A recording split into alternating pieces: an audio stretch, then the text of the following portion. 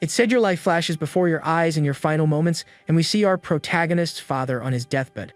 The man asks Shuichi to look after his mother and sister, then recalls his mom giving him a snack. She mentions getting a new job, telling him to just focus on his studies before we see his little sister with a lollipop. Advising her to always listen to their mother, the scene cuts to his school, where a bully stumps on his snack.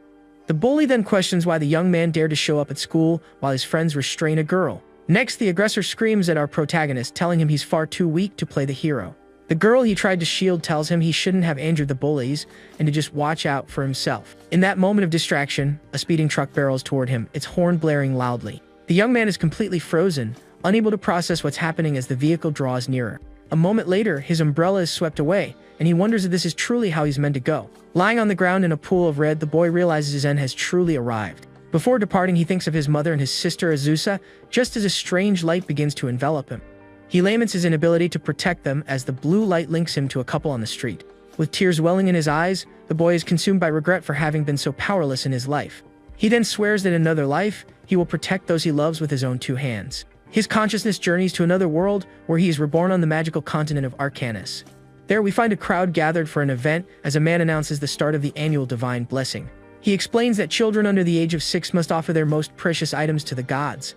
In return, a divine messenger will be sent to sense the child's hidden magical element and grant them an opportunity. A small boy then asks his mother if he can offer his candy, but she insists it must be something of value. To illustrate the point, we see a box holding 2 incredibly expensive and radiant blue jewels. A noblewoman named Lady Blank boasts that the more valuable the offering, the higher the chance of being blessed. Meanwhile, 2 men discuss the Ryan family, who apparently spent their entire fortune just for this blessing. At that moment, a noble family starts walking toward the altar with firm, confident strides. It's the Ryan family, and onlookers murmur that it would be tragic if they weren't blessed after everything. The head of the family, Holt Ryan, thinks to himself that he has placed a massive wager on his bloodline's future. He believes his children, Leica and Louise Ryan, are the brightest and will surely receive a high-level blessing. The priest leading the ceremony calls for the next on the list to present themselves before the crowd. Little Julia Ryan is called, and she walks timidly towards the altar to make her offering. With that, the little girl offers a small golden crown as her most precious possession to the deities. Immediately, a large blue magic circle flares to life on the floor, glowing with stunning intensity. Beams of energy start erupting from the circle, and everyone is astonished by the power being unleashed. Someone in the crowd wonders if this could be the legendary blessing of Kahai, the mighty god of thunder. To everyone's shock, the blessing is level 7, a feat unseen for at least 12 years. Her family erupts in celebration, feeling that with such incredible talent, they have truly been chosen by the gods. The magical energy then begins to slowly fade as the little girl remains in the center of the circle. After all the light vanishes, little Julia is left bewildered, not quite understanding what just transpired. People comment that her offering was the Crown of Thunder, but that item wouldn't cost an entire fortune. A man points out that there is still one child remaining, and the true legendary treasure will be offered by him. The father then turns to his son Lucas, telling him it's his turn, and the boy nods with a confident smile. A servant hands a box to Lucas, asking him to accept the offering held within. Upon opening the box, everyone recoils from the demonic energy radiating from the sword inside. As the boy holds the sword, the spirit of Volcano, the progenitor of magic and god of fire, materializes behind him. His little sister encourages him, telling him to give it his all and secure a powerful blessing. The priest watches the boy approach the altar, musing on his bravery for offering something so valuable. From this, he understands that the head of the Ryan family is truly betting everything on this boy. The boy places the sword upon the altar, and a fiery magic circle manifests with devastating force. Outside, the sky abruptly changes color, the clouds shifting to a menacing reddish tone. The boy's father is dumbfounded, wondering if this could possibly be the legendary level 9 blessing. Inside the hall, the torches illuminating the room begin to burn with an unnatural intensity. An instant later, a colossal wave of fire erupts from the altar, surging toward the terrified crowd. Amid all the heat, young Lucas appears drowsy, as if completely unaware of his surroundings. The demonic sword starts to float in the air, and the boy stares at it, utterly mesmerized. He then notices a small flame flickering in his hand and is confused, not understanding what it is. Suddenly, the flame erupts, engulfing his entire arm and sending the young man into a panic. The reflection of the inferno in his eyes reveals the intensity of the power about to be unleashed. In a flash, the boy's entire body is consumed by the flames, and he begins to scream in agony. He is completely swallowed by fire as the cursed sword floats serenely above him. From within the flames, strange orbs of fire begin to form and drip onto the floor. Following this bizarre event, the sky outside returns to normal, as if nothing had happened. The boy's father asks if the blessing is over and where the divine spirit is gone, his family looking on with concern. His little sister then points toward the altar, urging everyone to look in that direction. Suddenly, a body plummets from the sky, wreathed in blue flames and gray smoke. At that moment, the little girl's lollipop hits the ground and shatters into pieces. Lying on the floor, the boy appears confused and frightened, with no understanding of what happened to him. Seeing her brother in such a state, little Julia begins to sob desperately. Everyone rushes towards him, shouting his name and his family's name in utter despair. His parents kneel at his side, pleading for him to wake up, while wondering how this could have occurred. The priest then declares with a sullen expression that the god of fire has utterly rejected the boy.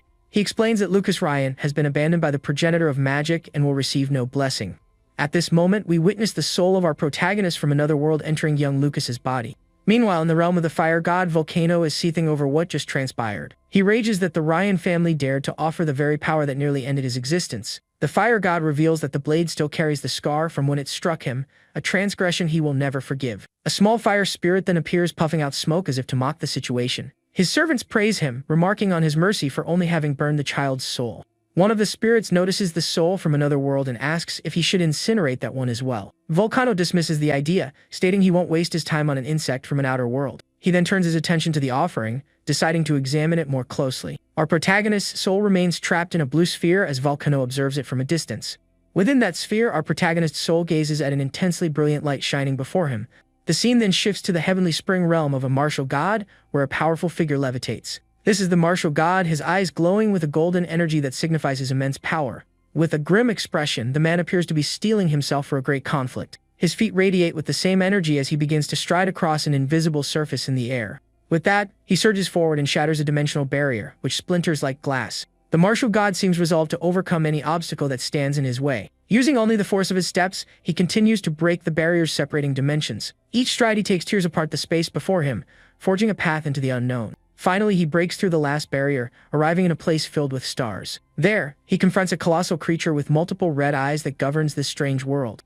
The martial god crosses his arms, questioning if the monster truly intends to block his path. The creature glares back with its terrifying eyes and opens a maw filled with razor-sharp teeth.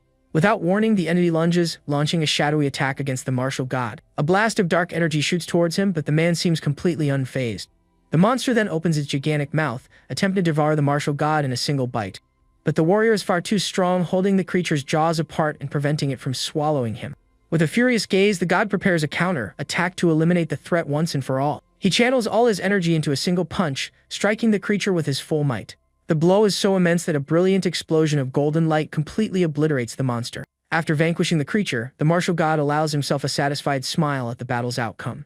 At that moment, a massive wormhole tears open in space, forming a portal of blue light. The man stands before the portal, observing the vast power that emanates from within. A confident smirk plays on his face as he seems to prepare to step through the portal. He then remarks that this source of power is nothing particularly special after all. Suddenly, a small golden light appears in the void and rapidly speeds toward him.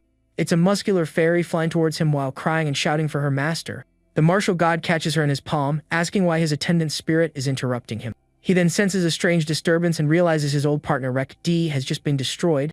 The warrior wonders what in the world could be happening on the continent of Arcanus for this to occur. He recalls that 1,000 years ago, martial arts were superior to magic, yet now Volcano is worshipped.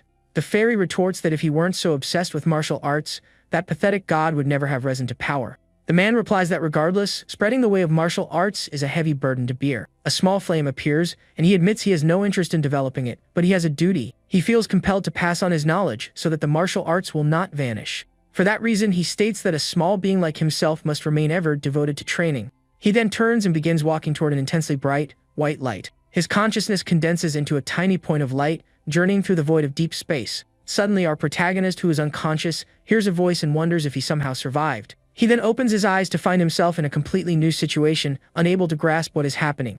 In his mind's eye, our protagonist sees himself surrounded by the martial god's numerous muscular faces. Wearing a headband, the young man is completely bewildered, failing to understand any of it.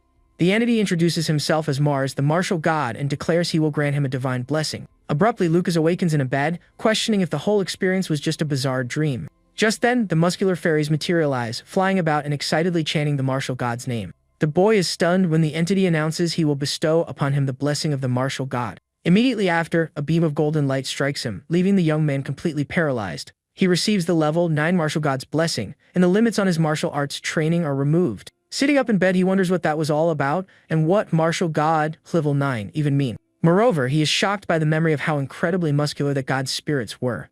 The young man is baffled, wondering what is going on, since he should have perished. He recalls the truck accident and cannot comprehend why he is still alive after everything that happened.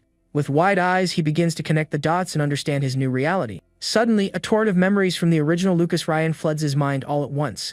The young man breaks into a nervous laugh, wondering if the gods are merely playing a cruel joke on him. He realizes he has been reborn into a world of magic as a boy forsaken by the gods. He thinks about his mother and sister, realizing they will now live on his insurance payout. Looking down at his hands, he still doesn't grasp the meaning of the martial god's blessing or martial arts.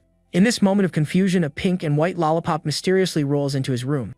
The boy turns toward the door, curious about who might have left the candy there for him. At the doorway, a little blonde girl calls to him, her eyes filled with tears and her expression deeply sorrowful. We get a close-up of her face as tears stream down her cheeks while she sobs uncontrollably. She then dashes forward and leaps onto the protagonist, who embraces her. She cries out that he's finally awake. The little girl explains that she overheard people saying he would never wake up, which made her incredibly worried. With a comforting smile, the young man reassures her that everything is fine, thinking to himself this must be his new sister, Julia. He then remembers his former sister, Azusa, and imagines the depth of her sadness at his passing. Because of this, he vows to protect the precious people in this new life, counting on the martial god to help him. Outside, the sun shines brightly on a pot of yellow flowers, symbolizing a new dawn of hope. The scene then cuts to an altar where a grand and imposing statue of an angel stands prominently. The statue appears calm and serene, but suddenly a strange aura begins to permeate the area. A dark liquid starts to trickle from the statue's eyes, resembling tears of blood. Soon after, the entire statue is coated in this substance and a malevolent figure materializes. A mysterious woman declares that the presence of that detestable man has finally vanished from the world. She then muses on whether he has passed on or simply abandoned this world for good. With a snake emblem on her chest, the woman laments that she now has very little power remaining. Her dark hair drifts in the air as she appears to be slowly recovering from her wounds. With a sinister smile, she proclaims that without him in her way, this world will soon be entirely hers. The story then advances 9 years, showing us the opulent mansion of the noble Ryan family. Outside, a young man whistles while dabbing sweat from his face with a white handkerchief. This is Lucas Ryan, now a young adult, who notes that the weather has finally cleared and Julia must have finished her practice. The protagonist decides to find his sister, but a thorny vine shoots out in his direction. He immediately senses the danger and braces for the surprise attack coming from his side. At that moment, the thorny whip ensnares him, immobilizing him in the middle of the garden. The young man grumbles in annoyance, thinking that only one person would pull such a childish prank. A moment later, his half-brother Jeremy appears holding a staff, revealing himself as the attacker. Jeremy greets him with sarcasm, as a nearby maid giggles at our hero's predicament. The blonde then warns him that this backyard is exclusively for the mages of the Ryan family. The thorns then constrict further around the young man's body, causing him significant pain. With a cruel smirk, Jeremy threatens to break a few of his ribs to teach him a lesson. But to the aggressor's astonishment, our protagonist simply lets out a bored yawn, leaving him confused. The young man then points out that his sister is finishing her magic training and will be back any moment. With a serious glare, he warns him to release him if he doesn't want to be fried by her lightning. Jeremy becomes flustered, calling him a coward for hiding behind his sister and claiming he isn't afraid of lightning. In that very instant, a bolt of purple lightning descends from the sky, striking him with a powerful electric shock. The boy is left completely charred as the maid screams in terror for her master. The protagonist then glances back to see his sister Julia approaching, her magic staff in hand. Her pink staff, adorned with cat ears, still crackles with purple sparks, showcasing its immense power. Julia, now older, warns him that if he bullies her brother again, she will not go easy on him. With an angry expression, she pouts, making it clear she is not playing around. She then turns to the protagonist, assuring him she will remove those vines immediately. With Julia's magic, the thorny vines crumble to the ground and slowly disintegrate into dust. At that, the protagonist affectionately pats his sister's head, and she gives him an adorable smile. The young man then turns to his half-brother, asking if he has finally learned his lesson about messing with him. His face flushed with rage, Jeremy just mutters incoherently, unable to form a response. Immediately after, he and the maid flee with their tails between their legs, terrified of the girl. Our hero remarks that she went quite easy on him with that last shock, as he appears to be perfectly fine. The young woman then asks why he didn't fight back, reminding him that his strength is a secret between them. The protagonist smiles, adding that besides, she is always there to protect him from any harm. With a confident grin, he shows he is merely teasing his beloved little sister. 9 years have now passed since his reincarnation into the body of young Lucas Ryan. He recalls that on the day he awoke, his father came to visit him, leaning on a wooden cane. At that time, the young man was certain he would be disowned for failing to meet their expectations. But to his astonishment, his father embraced him, saying he was just happy that he had woken up safely. The protagonist explains that Holt Ryan is the leader of a renowned order of knights within the kingdom. Because of this, he is rarely home to see his children, but he remains a loving father to them. When Holt learned he was training in martial arts, he sent him a letter containing some information. It mentioned that the family archives held several old tomes on martial arts for him to study. With that, young Lucas ventured into the archives with a candle to seek out the books his father had mentioned. Thanks to that letter, the young man was able to set a bold and ambitious plan for his future in motion. Back in the present, someone outside the mansion is shouting, calling for young Master Lucas. Two maids complain that Lucas, despite his youth, runs off every day to some unknown location. One of them reassures the other not to worry, as he'll be expelled for his lack of magic, just before they feel a tremor. They wonder if someone is practicing earth magic, oblivious to its true source. The scene cuts to the protagonist, who is training by punching a solid stone wall with immense force. We then see young Lucas inside a cave he personally excavated to train in secret. He reveals that the hideout is located directly beneath his room, and that he built it with his own hands. The young man explains that he spent 6 months digging out the space, dividing it into 4 distinct areas. A study area, a storage space, a training ground, and a makeshift bathroom with an inexpensive tub. Ever since completing the training area, he has practiced in secret every day to grow stronger. After another day of grueling training, the young man prepares to soak in his medicinal bath. The purple water splashes about, with spectral forms rising from it, indicating its powerful properties. He relaxes in the tub, noting that the medicinal bath is the most effective method for martial arts training.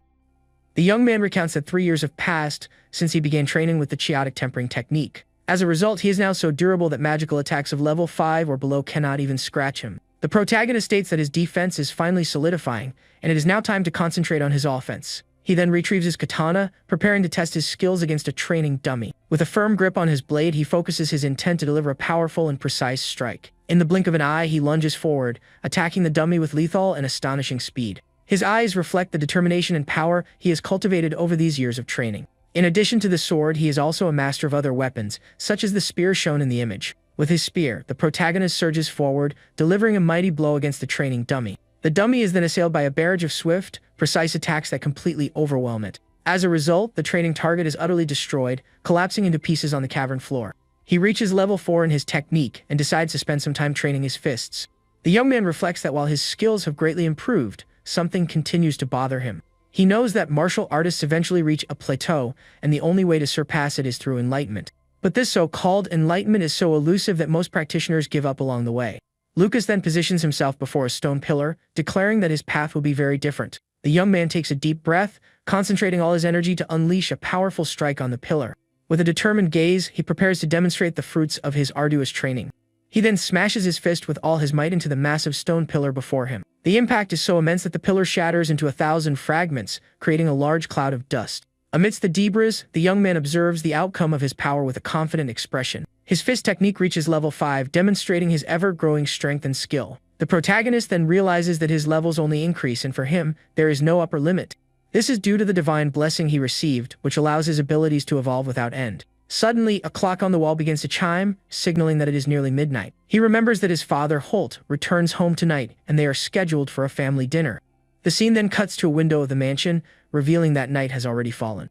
Now fully dressed, the young man walks down the corridor toward the mansion's dining hall. Upon opening the door to the hall, the protagonist finds his family assembled for the special dinner. His father, Holt, notes that it's been half a year since they last saw each other and invites him to take a seat. With a smile, the young man agrees and makes his way to his place at the grand dining table. The patriarch announces that Allen Academy is establishing a martial arts department and that he has already been enrolled. The man encourages him, acknowledging the difficulty but expressing faith in his son's potential to pass the exam. The protagonist offers his thanks while his sister, Julia, eats calmly at his side. The young man thinks that he must grow stronger to protect what's important, but without attracting undue attention. Gazing at his hand, he contemplates how he will balance his power without causing problems. His sister then raises her hand, declaring that she also wants to attend Alan's Magic Academy with him. Her father says she is too young, but the girl counters that the elite class has no age restriction. The young woman then reveals she has already received an offer from the academy for the elite class and presents the letter. Intrigued, the man takes the letter to confirm if his daughter's claim is true. He praises the girl, remarking that her reputation as a prodigy has reached the renowned Allen Academy. Our protagonist's sister is beaming with joy, while Jeremy looks on with intense jealousy. The blonde wonders why Lucas is receiving special treatment and how this will affect his own standing. At that moment, a hand in a purple glove rests on his shoulder, attempting to soothe his anger and envy. The woman tells him to remain calm, and the young man is slightly startled by the unexpected touch. With a serene look, she advises him not to concern himself with our hero's situation. This is Jessica Ryan, Jeremy's mother, who adds that there's no guarantee Lucas will even pass the exam. A malicious smile plays on her lips, suggesting she is plotting something against the protagonist. A week later, the day of their departure arrives, and the family gathers at the gate to say their goodbyes. The mother of Lucas and Julia tells them to take care of themselves, promising to visit with their favorite pudding. She then gives them each a gold coin, reminding them not to forget their good luck charm. The coin belongs to the Buon dynasty, which unified the world approximately 10,000 years ago. Their father explains that the coin features the first emperor, Mars, on the front and his weapon on the back. The protagonist immediately recognizes the face of Mars as the muscular spirit who had blessed him. His parents urge him to keep the coin on him at all times as a charm for good fortune. The young man feels incredibly fortunate to have had a wonderful family in both his past life and this one. With that, the two siblings bid farewell to their family and embark on their journey to the academy. A few hours later, the coachman announces that the sun is setting and they will make camp for the night. Night descends and a full moon illuminates the clearing where the group has decided to spend the night safely. The coachman, Forden, states that if they leave early, they will arrive in Daku, the academy's location, the following day. Julia grows excited at the news and asks if there is anything interesting to do in the city of Daku. Forden replies that the city is renowned for its annual magical dodgeball tournament held in the spring. He also mentions that the area is a foodie's paradise, boasting many delicious local cuisines. The girl's mouth begins to water, and her brother teases her, pointing out that she's even drooling. Suddenly, the protagonist senses something amiss in the air, and his expression turns serious and alert. His heightened senses detect 12 horses and 13 individuals approaching at great speed. The young man then asks Forden if this area is known for having bandits. He believes his technique has sharpened his senses and is certain he isn't imagining things. The protagonist then realizes he must be cautious as they are outnumbered in the forest. With that, he warns that a mysterious group is approaching quickly and everyone needs to prepare. Forden and the others are confused, unable to hear anything beyond the ambient sounds of the forest. Despite the uncertainty, one of the guards readies for combat, drawing his sword with a firm grip. Forden then yells for his men to arm themselves and prepare for the imminent battle. The coachman is unsure of the source of the young man's information, but prefers to be safe rather than sorry. At that moment, a group of bandits on horseback bursts from the woods, charging toward them at high speed. One of the guards is stunned, unable to believe the bandits actually appeared just as the young man predicted. The bandit leader celebrates finding more prey, while one of his men praises the chief for being right. Another one remarks that the little girl will fetch a good price and the boy will be popular with certain clients. Forden confronts them, demanding to know if they have any idea of the consequences of messing with nobility. The bandit leader is unconcerned and orders his men to eliminate everyone except the two youths. As the enemies advance, one of the guards shouts that he will provide cover for Forden in the fight. A bandit with a cruel smile raises his sword, preparing to strike down the family's guards. A moment later, swords clash, the sound of steel ringing through the dark and quiet forest. One of the mounted guards manages to impale a bandit with a spear and a clean strike. Seeing his man fall, the bandit leader's expression twists into one of pure rage. Forden also demonstrates his skill, his sword becoming stained after felling several enemies. With a determined look, he turns to Julia and tells her to leave the rest to him. He then charges at the remaining bandits with all his might, displaying immense bravery in the fray. Forden urges the young master to take Julia and flee as quickly as possible to ensure their safety. Suddenly, the protagonist hears a cry of pain, and his expression instantly darkens. One of the bandits unleashes fire magic, incinerating the family guards with a powerful fireball. The bandit leader reveals himself to be a mage, and Forden is horrified to see fire magic in action. The coachman then screams for the two youths to run into the forest while he creates a diversion. But in a moment of carelessness, Forden is struck by a decisive blow and crimson liquid erupts. Seeing his friend wounded, our protagonist cries out Forden's name in utter despair. Surrounded by bandits, the injured coachman kneels on the ground, his strength to fight completely gone. The bandit leader then threatens him, vowing to burn him for having taken out his comrade. Even injured, Forden pushes himself to his feet, swearing to protect the young masters even if it costs him his life. Lucas knows Forden is outmatched and decides he can no longer conceal his true power if he is to protect him. He remembers the coachman's kindness and realizes he has become like family to him. With a clenched fist, the young man tells his sister to hide, as the situation has grown far too dangerous. He then declares with a determined gaze that he is joining the battle to aid his friend Forden. The girl nods in understanding, pleading with her brother to be extremely careful during the fight. With that, the protagonist sprints towards the battlefield to save his friend. Meanwhile, Forden is being assaulted by multiple bandits at once and cries out in agony. Completely exhausted and wounded, the coachman collapses to his knees, unable to fight any longer. The bandit leader then raises his sword, preparing to deliver the final blow to the unfortunate man. Forden looks up with an expression of despair, accepting that his end has finally come. But before the final strike lands, a mysterious shadow intervenes, blocking the attack and saving the coachman. The bandits are stunned by the interruption, wondering what just appeared before them. Next, projectiles of golden light streak through the air, striking the bandits with deadly accuracy. Each shot hits the enemies squarely in their vital points, felling them instantly. With that, the remaining henchmen are defeated in a flash by these mysterious light-based attacks. The camera then reveals our protagonist's hand, glowing with a radiant golden energy. He remarks that training was a good idea, as dealing with weak bandits is incredibly easy.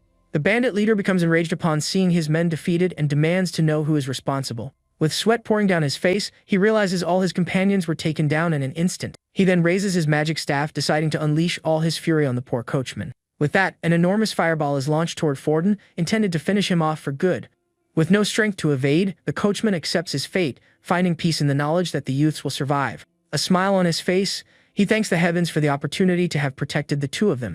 But our hero materializes in front of Forden, extending a hand to intercept the fireball. He then leaps, and with a swift motion of his hand, redirects the attack far into the distance.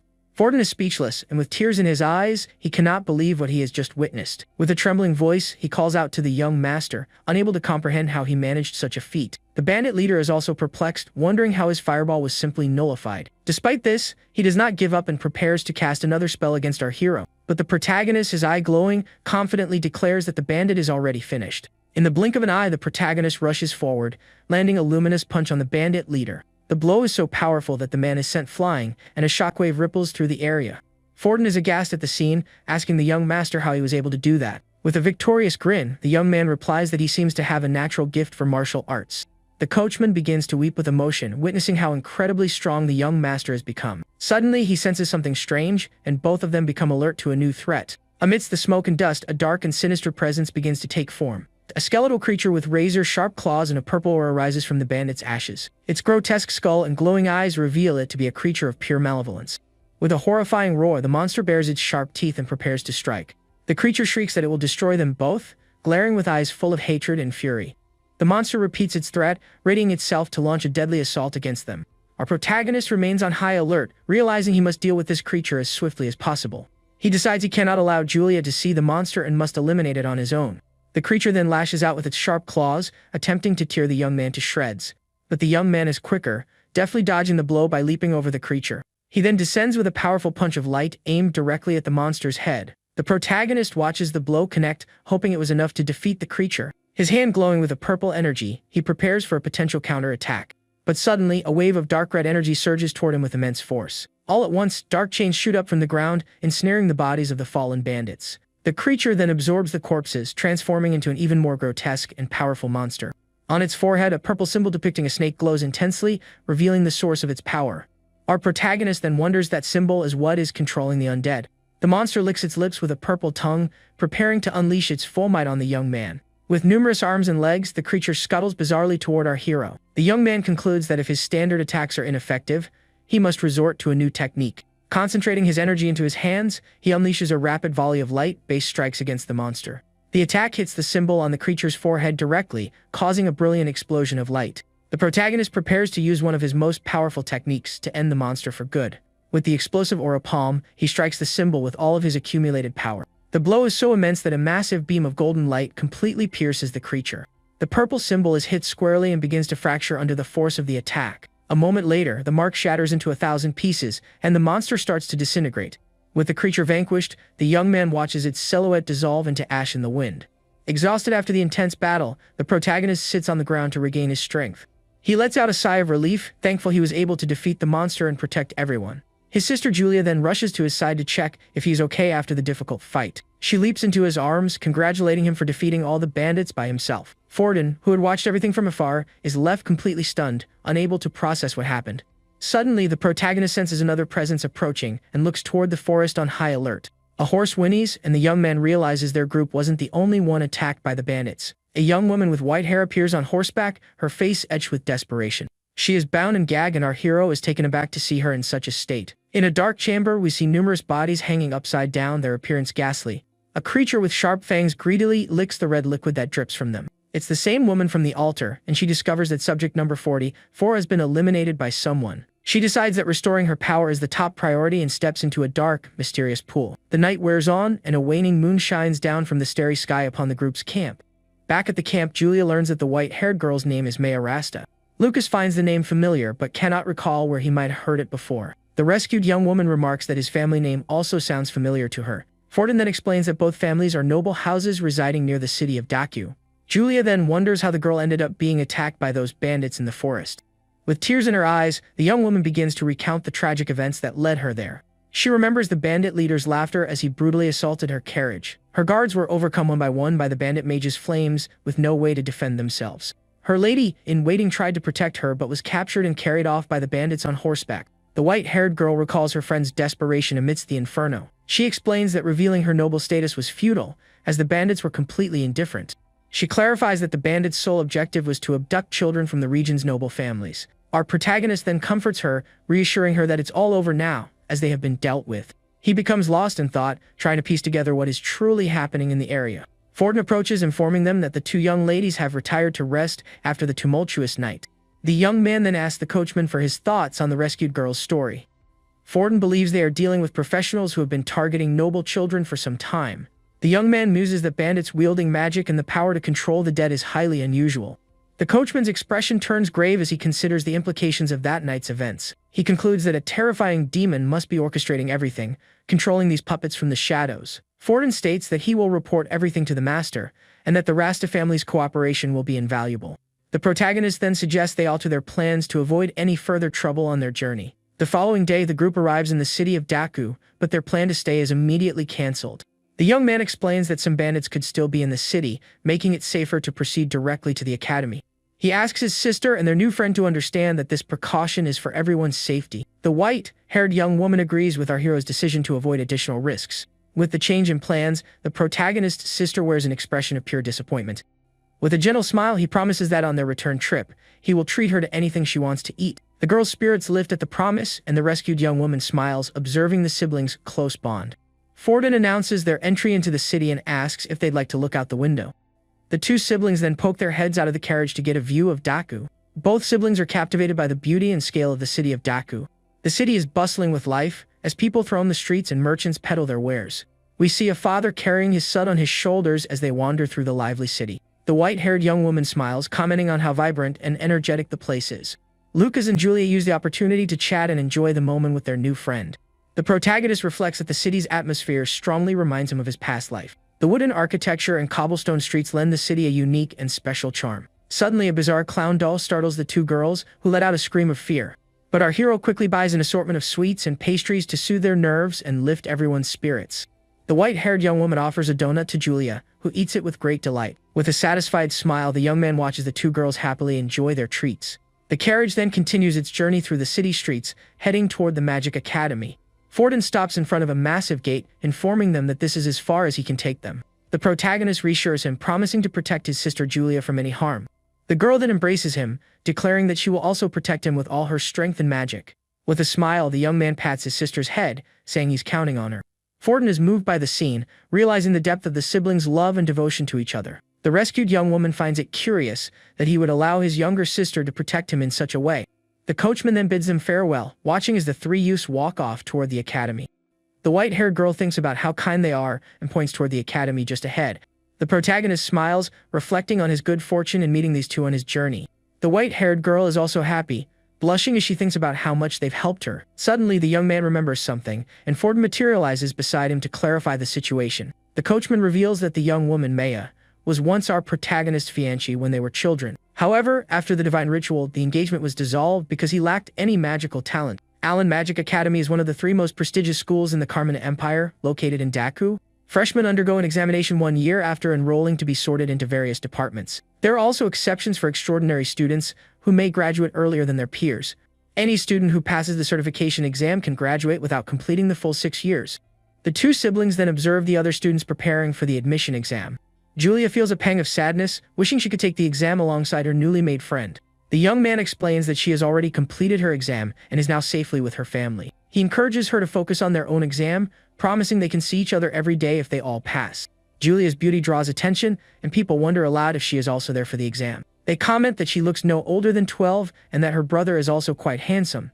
One of the young men remarks with envy that he wishes he had such an adorable little sister. Suddenly, a woman with purple hair approaches, catching little Julia's eye. She introduces herself as Mina, the vice president of the student council at Allen Magic Academy. With a smile, the woman asks if the little girl snuck in to follow her older brother. Julia firmly denies it, proudly stating she is there to take the admission exam with him. The woman wonders if this could be the same girl who received the offer for the elite class. With a knowing smile, she realizes the young girl is indeed a prodigy and will make an excellent student. She then kneels down, asking if she is Julia from the esteemed noble Ryan family of the region. Surprised, the girl asks how she so easily knew her name and that of her family. Mina invites her to the registration area, completely overlooking our protagonist.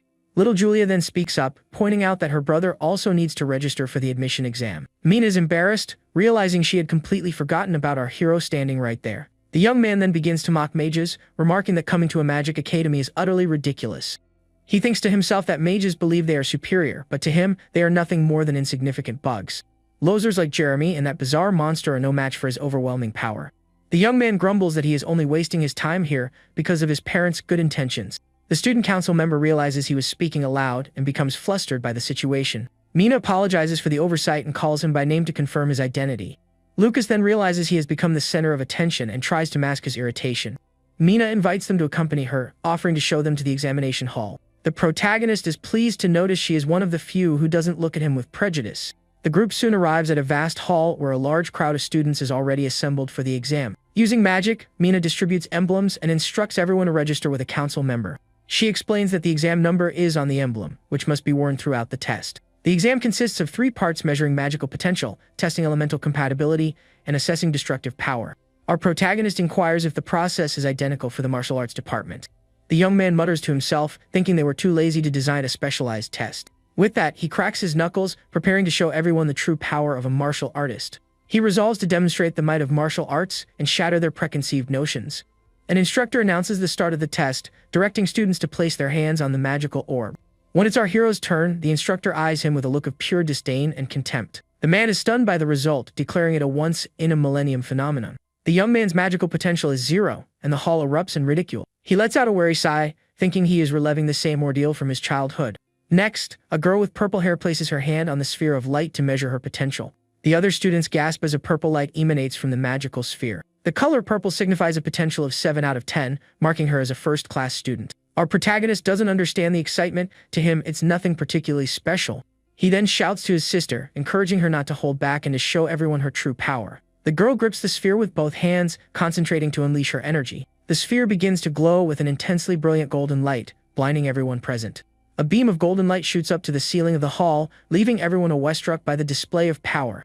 The other students are in disbelief, unable to accept what they are witnessing. A number 10 materializes in the light, indicating the girl possesses the absolute maximum magical potential. Everyone is mesmerized by the young girl's talent, hailing her as a prodigy among prodigies. After the test, the girl smiles, pleased with her result, and looks at her brother with pride. She bounds over to him, asking if she was incredible during the potential test. The young man praises her, saying that one day, with her talent, she will become a great archmage. 2 envious students begin to mock our protagonist, but are quickly shushed by a friend. The protagonist thinks to himself that everything is proceeding as planned, and it isn't worth starting a fight.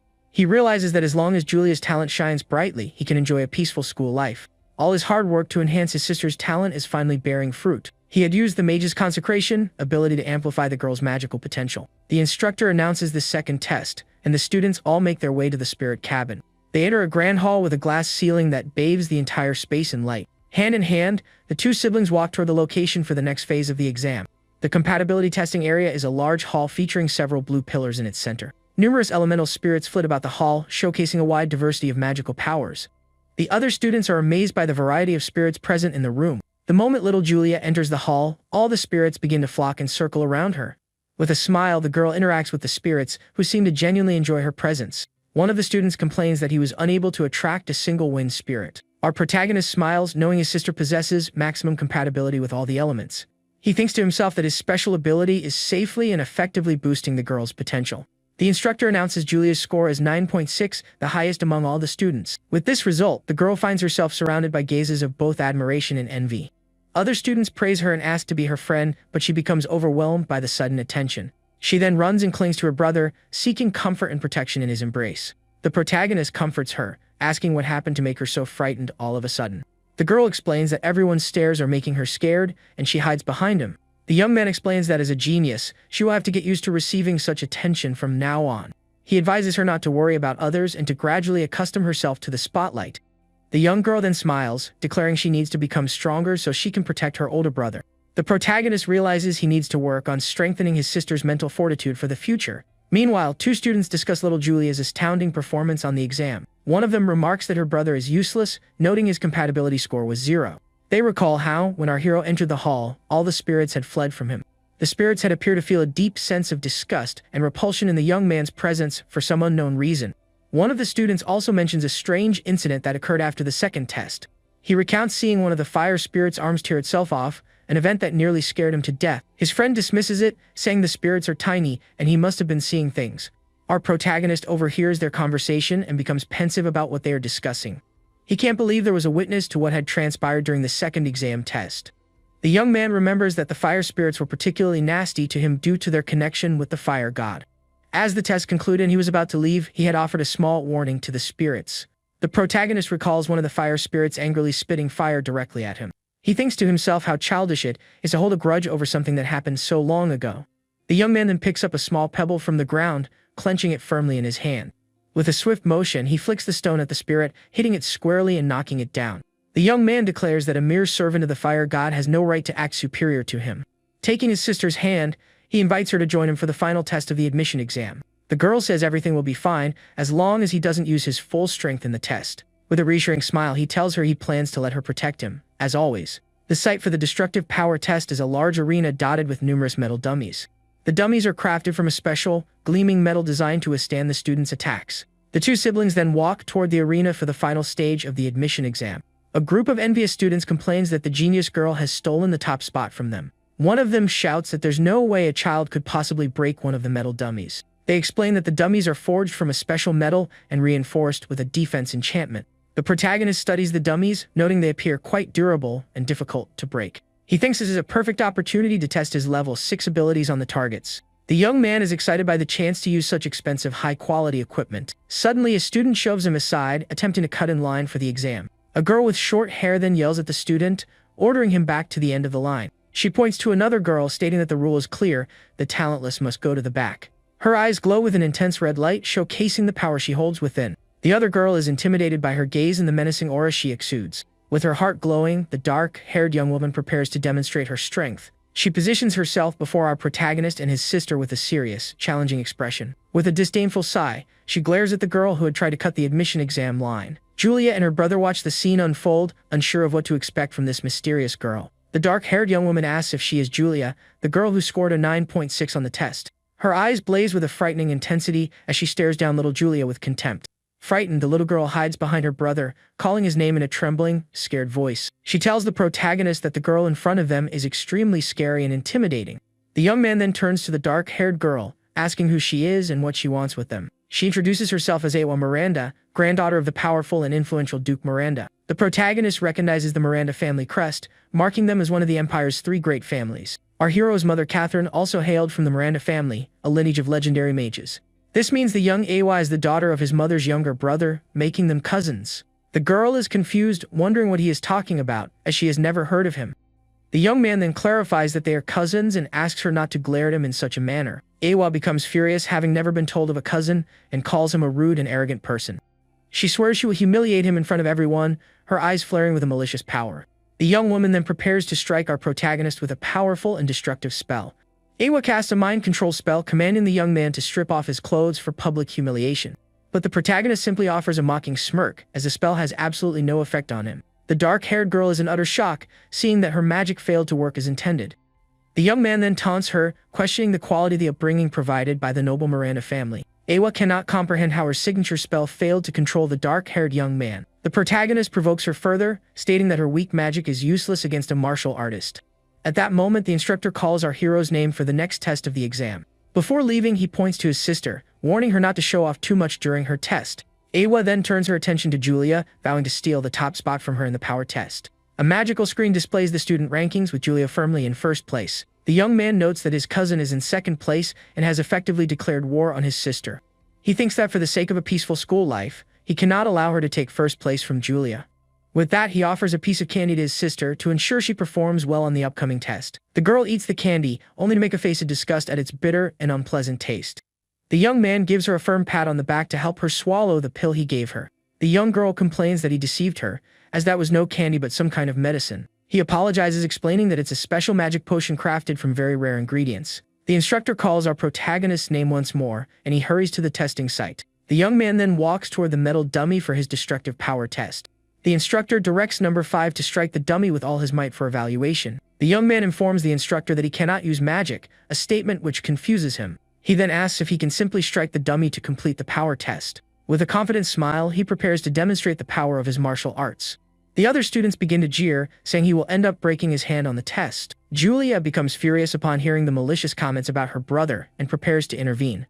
She thinks that if her brother hadn't told her to behave, she would have already taught them a lesson. Iwa asks if her brother truly cannot use magic, intrigued by the situation. She recalls her mental magic having no effect on him and finds it difficult to believe. The protagonist's sister proudly defends her brother, declaring him an incredible person. But the dark-haired young woman is skeptical, suspecting she is being deceived by her older brother. Suddenly, a massive crash hit goes through the arena, and everyone turns to the screen in shock. Our protagonist's cousin is stunned by what transpired during the young man's test. One of the students asks what just happened, but no one can make sense of the scene. The young man had asked if he could deliver just a single blow, and the instructor had readily agreed. The man had said he didn't care about the method of attack, as long as he performed it. With a determined gaze, our hero prepares to reveal his true power to everyone. He explains that his abilities grow exponentially every 3 levels of power. With his power now at level 6, he readies himself to use one of his strongest techniques. The young man stumps his foot hard on the ground, concentrating all his energy for a devastating attack. His eyes glowing, he rushes at blinding speed toward the metal dummy. With a punch wreathed in golden flames, he squarely strikes the metal dummy before him. The dummy beeps a red circle indicating the blow was successfully registered. The impact is so immense that the dummy is sent flying, crashing into the arena wall. A large cloud of dust billows up, and the entire arena trembles from the force of the attack. As the dust settles, the metal dummy is revealed to be completely destroyed, a gaping hole in its chest. Our protagonist then turns to face the crowd with an expression of pure confidence. A was shocked, realizing his attack was as swift as high-level wind magic. She also notes that the dummy had glowed gold, a sign of devastating attack power. The dark-haired young woman realizes she is the only one who grasped the young man's true strength. The instructor congratulates him, noting it's the first time in a decade a dummy has been broken. The young man smiles and offers his thanks as his sister celebrates his success in the power test. With a victorious smile, the girl flashes her brother a peace sign, celebrating his triumph. The protagonist thinks he managed to avoid a 0 and conceal his true strength, thanks to those who underestimated him. As time passed, the students ceased to pay attention to the young man's destructive power. Everyone was far more captivated by the rare and astonishing talent of the small yet powerful Julia. The girl then focuses, beginning to gather a massive amount of magical energy around herself. Purple lightning arcs from her hands, and her staff glows with a frightening intensity. A purple magic circle forms on the ground as she prepares to unleash her most powerful attack. Her hair whipping around her, she shouts the spell's name and unleashes a barrage of red lightning. The red bolts rain down from the sky with devastating force, striking the metal dummy. The dummy beeps red, indicating the attack was red lightning, the second most powerful type. The other students are in awe of the girl's power, praising her as an honor roll student. But after the attack, Julia slumps to the ground, and others wonder if she was shocked by her own spell. The girl is confused, not understanding how she suddenly managed to wield such immense power. The instructor announces a score of 9.5, and the dummy crackles with a few red sparks. The young girl tells her brother she was startled when the red lightning appeared out of nowhere. She explains that previously, she could only produce purple lightning, even at full power.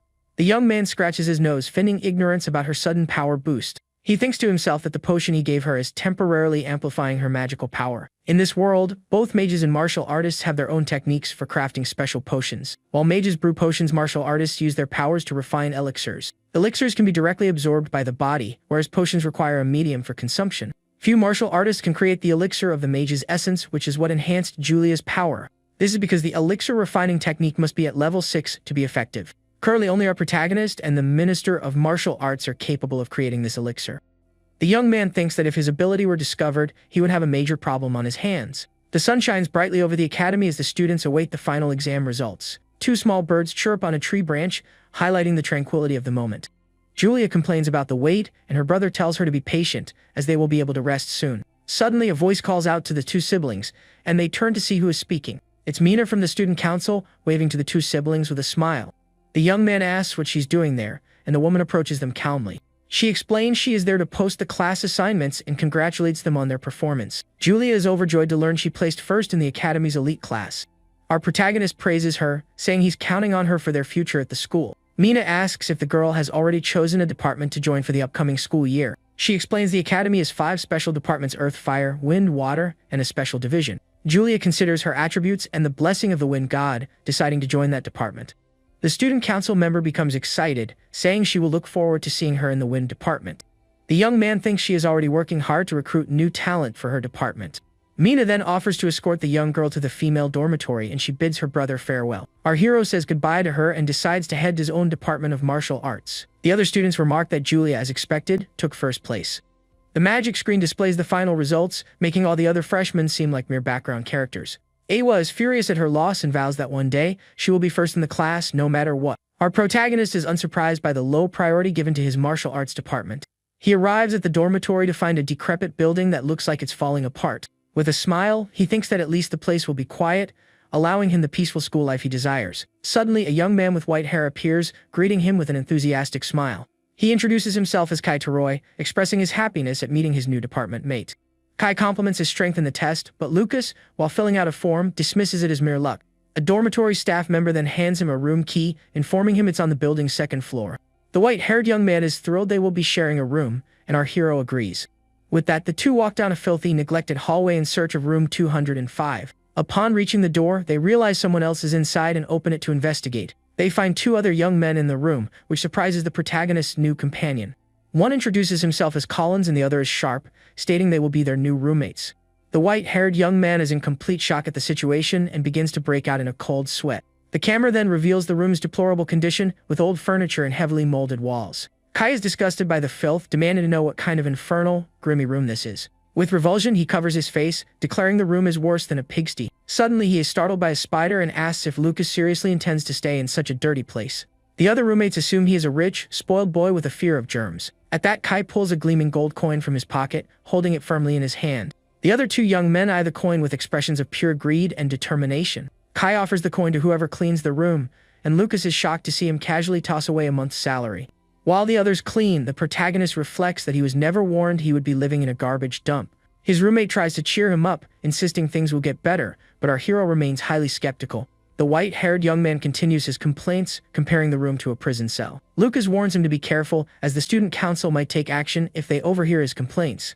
After a great deal of work, the dormitory building finally appears somewhat more respectable from the outside.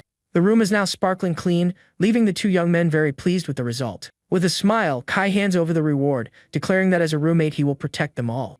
The other two are amazed by the reward, and our protagonist also holds his coin.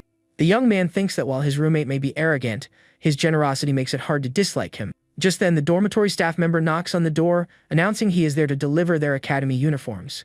He informs them that the entrance ceremony is about to begin and they need to change. Kai is appalled by the tattered uniform, complaining that he will look like a beggar if he wears it. Lucas then mentions the school has a request system for improving student treatment. He adds that they might even be able to request a new, undamaged uniform. Hearing this, Kai excitedly leaps out the window, head to the hall, and the protagonist finds him incredibly naive. The scene then cuts to the academy's main hall, which features a large statue of a witch at the front. Now in his uniform, our hero walks with confidence toward the ceremony hall. His determined expression shows he is ready for whatever the academy throws at him. He then enters the immense hall, which is already filled with students for the entrance ceremony. His roommates find the hall luxurious, but Kai claims his own house is even more impressive. The protagonist scans the crowd for his sister, and Kai points to the front, explaining that the elites sit there. Julie is seated at the front wearing the beautiful white and gold uniform of the elite class. His roommate then informs him that their department's seats are located at the very back of the hall. With a smile, Lucas says he doesn't mind, remarking that the elite uniform suits Julia perfectly. The other students from their department complain about the distant seats, feeling discriminated against. A girl seated next to the protagonist also seems dazed with the situation, observing everything in silence. Suddenly, the hall's candles ignite with a magical, golden flame, capturing everyone's attention. Following this, a massive lotus flower made of fire materializes in the center of the hall in a dazzling display of power. A hand then grasps a small flower of fire, demonstrating an impressive mastery of magic. Floating in the air, a young man declares that the new student should feel honored by his presence. He then introduces himself as the president of the student council and a future great mage. His name is Theodore Folomel, and he announces he will now explain the academy's point system. The other female students are completely captivated by him, commenting on his powerful aura. They hail him as a genius for being a level 6 mage, while the protagonist simply observes. Theodore begins his speech, explaining that the point system is the foundation of everything at the academy. He states that any resource, from rare books to magical beasts, can be acquired using these points. However, points earned through ordinary work are minimal, yielding at most 5 per hour. For this reason, he explains it is more efficient to earn points by participating in departmental events. Our hero then understands why Mina was so friendly to them before the entrance ceremony. The president reveals that his position on the council grants him a monthly income of up to 500 points. Finally, he mentions one last method for acquiring points, but one that involves a certain degree of risk. With a sinister smile and glowing purple eyes, he reveals that the final method is monster hunting. He explains that behind the school lies a mountain range teeming with magical beasts ripe for hunting. The protagonist then clenches his fist, his interest piqued by the magical Beast Mountain range. The protagonist smiles, thinking that place is a training ground perfectly suited for him. A few hours later, night has fallen, and we see the dormitory from the outside, bathed in moonlight. Inside the room, our hero's roommate is sound asleep in his bed. A tranquility incense burns slowly, ensuring that everyone remains in a deep slumber. With that, the young man slips out of the dormitory, preparing to head to the magical Beast Mountain range. He recalls that the martial arts building is located at the back of the campus, very close to his destination. Soon, the young man arrives at a massive wall, knowing the mountain range lies just beyond it. He then crouches, gathering his strength for an impressive leap. In the blink of an eye, the martial artist soars over the wall with incredible agility. The young man clears the wall, landing softly in the forest on the other side of the campus. As soon as he lands, he is ambushed by several shadowy creatures that attack without warning. But our hero deftly dodges and leaps to attack a giant purple frog with a powerful kick. The creature is taken aback by the young martial artist's speed and strength. With a precise strike, he smashes the monster's horn with all his concentrated force. The impact is so powerful that the creature's horn shatters, causing a large explosion. Thrown to the ground, the giant frog is immobilized, defeated by our protagonist. With that, the young man removes the creature's horn, which he can exchange for points at the academy. He then looks at the giant black, horned frog lying motionless on the dark forest floor. The young man explains that the horns are venomous and highly valuable for crafting magic potions. He needs points to acquire the legendary books the martial god used in his battles. He surveys the mountain range, realizing he needs to quickly pinpoint the monster's locations. With that, the young man activates one of his abilities, and his eye begins to glow with a golden light. Weaves of golden energy radiate through the forest, scanning the entire area for creatures. His ability soon locates a monster with a massive, drooling mouth full of sharp teeth. The creature is a level 1 giant rat with red eyes and a back covered in sharp spines. Without wasting a moment, our protagonist lunges forward, striking the creature with a powerful hand chop. With a cold gaze, the young man simply tells the creature to go to sleep, defeating it instantly. Immediately after, a level 2 bat attacks him, but he fells it with a single, decisive punch. He then faces off against a level 3 magic panther, showcasing his exceptional combat prowess. A series of explosions rock the forest as the young man defeats every monster he encounters. With a smile, he celebrates having gathered a wealth of materials for both his elixirs and for points. Carrying a massive sack, he notices that the forest has become unnervingly silent for his taste. The young man then touches the ground, noting the near absence of any traces of other magical beasts. He wonders if this indicates the presence of a very powerful creature living nearby in the area. To confirm his suspicion, the young man sits down and uses his perception to sense the surrounding energy. His ability guides him down a strange path in the middle of the dark and quiet forest. The path leads him to the entrance of a dark cave, from which a powerful energy emanates. From within the darkness, a giant wolf with glowing purple eyes snarls at our hero. But the protagonist is unfazed with a confident smile. He declares he has finally found his target. The creature attacks him from a distance, but he dodges, realizing it sensed him from a kilometer away. From the cave's entrance, a bluish smoke begins to seep out, signaling the creature's presence. A giant wolf with white fur and red paws emerges from the cave, confronting our protagonist. It is a level 6 fire and ice wolf, and it snarls at the young man with its glowing purple eyes. The young man now understands why the creature is so territorial and smiles, preparing for the fight. Fearlessly, our hero advances toward the giant wolf to begin the battle at once.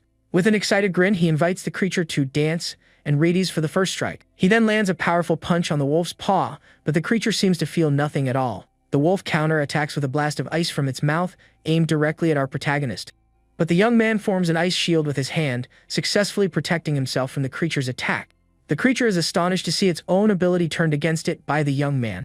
Seizing the opportunity, the young man lands an ice-infused punch on the giant wolf's eye. He then uses his other hand to pummel the creature's head with a series of icy blows. The wolf then strikes with its tail, but our hero manages to block the attack with his arms. The young man laments not having trained harder, as he could have torn off the creature's leg with that blow.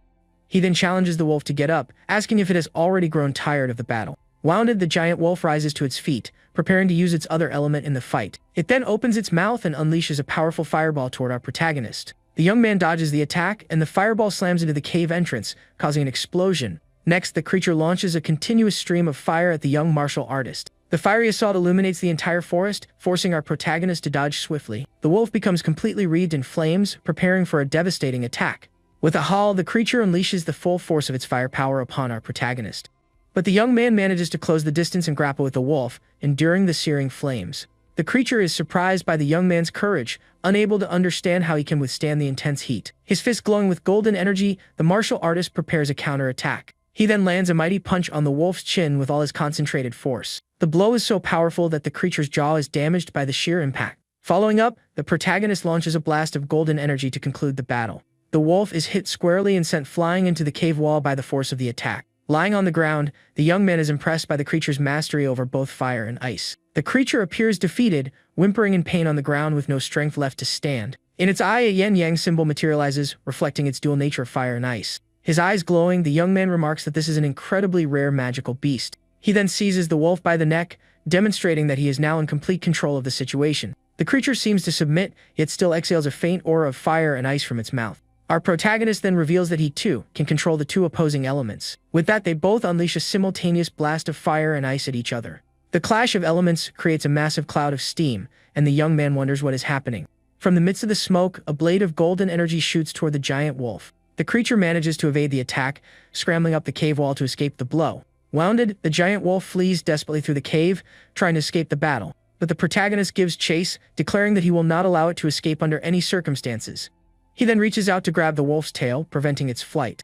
With that, the young man catches the creature and slams it forcefully against the cave wall. The wolf hits the ground with a heavy thud, and our hero prepares for his next move. The young man thinks that fighting a giant magical beast is highly entertaining, and it is surely worth a lot of points. Suddenly, he notices the creature has risen again and prepares for another confrontation. The wolf then curls into a ball of fur and hurtles toward the young man with full force. But our hero manages to dodge the attack, and the wolf crashes into the cave wall. The creature then turns and unleashes a massive blast of fire in an attempt to hit the young man. Our protagonist leaps to evade the attack, realizing the wolf is now using shadow fire. The creature then attacks him with shadow fire from one side and ice from the other in a combined assault. But the young man dodges and descends with a powerful punch, intending to end the battle once and for all. He then channels all his energy into a single punch, preparing for the final blow. With that, a massive explosion of golden light occurs, and the cave floor begins to tremble violently. The creature then bites down hard, and the young man wonders if this is truly his end. He decides he has no choice but to use his last resort to survive. Suddenly, the wolf attacks with its giant red paws, attempting to crush him in one fell swoop. Our protagonist's expression turns serious as he prepares to unleash one of his most powerful techniques. With that, the giant wolf charges toward him for the final clash between the two. The wolf then reveals two magic cores, one of fire and one of ice, to our protagonist. The young man wonders if that is a beast core and is awestruck by the sight. He recalls that some beasts are born with a core that houses all their magical power. The young man then realizes that if his blood touches the core, the creature will become his loyal servant. With a confident smile, the martial artist accepts the creature's offer, making it his subordinate. He thinks this is an unexpected windfall, noting that not even mages possess a level 6 beast. However, he remains suspicious of the wolf's behavior, as powerful beasts would never willingly submit to a human. With that, the young man cuts his finger, allowing his blood to drip onto the two magic cores. The blood then spreads across the cores, and intense light begins to illuminate the cave. The wolf then swallows both cores and kneels before its new master in a display of respect. Next, the cores fuse with the creature's body, and it begins to transform. The protagonist then hears a voice in his mind, realizing it's the wolf addressing him as master. The young man is confused, unable to understand how he can hear the creature's thoughts. He realizes he can now comprehend what the creature is saying, and is taken aback. The martial artist then names it Ol, and the wolf joyfully accepts its new name. The young man wonders if the wolf's territory now belongs to him, and if there might be any hidden treasures. With an intelligent look, the creature seems to perceive its new master's thoughts.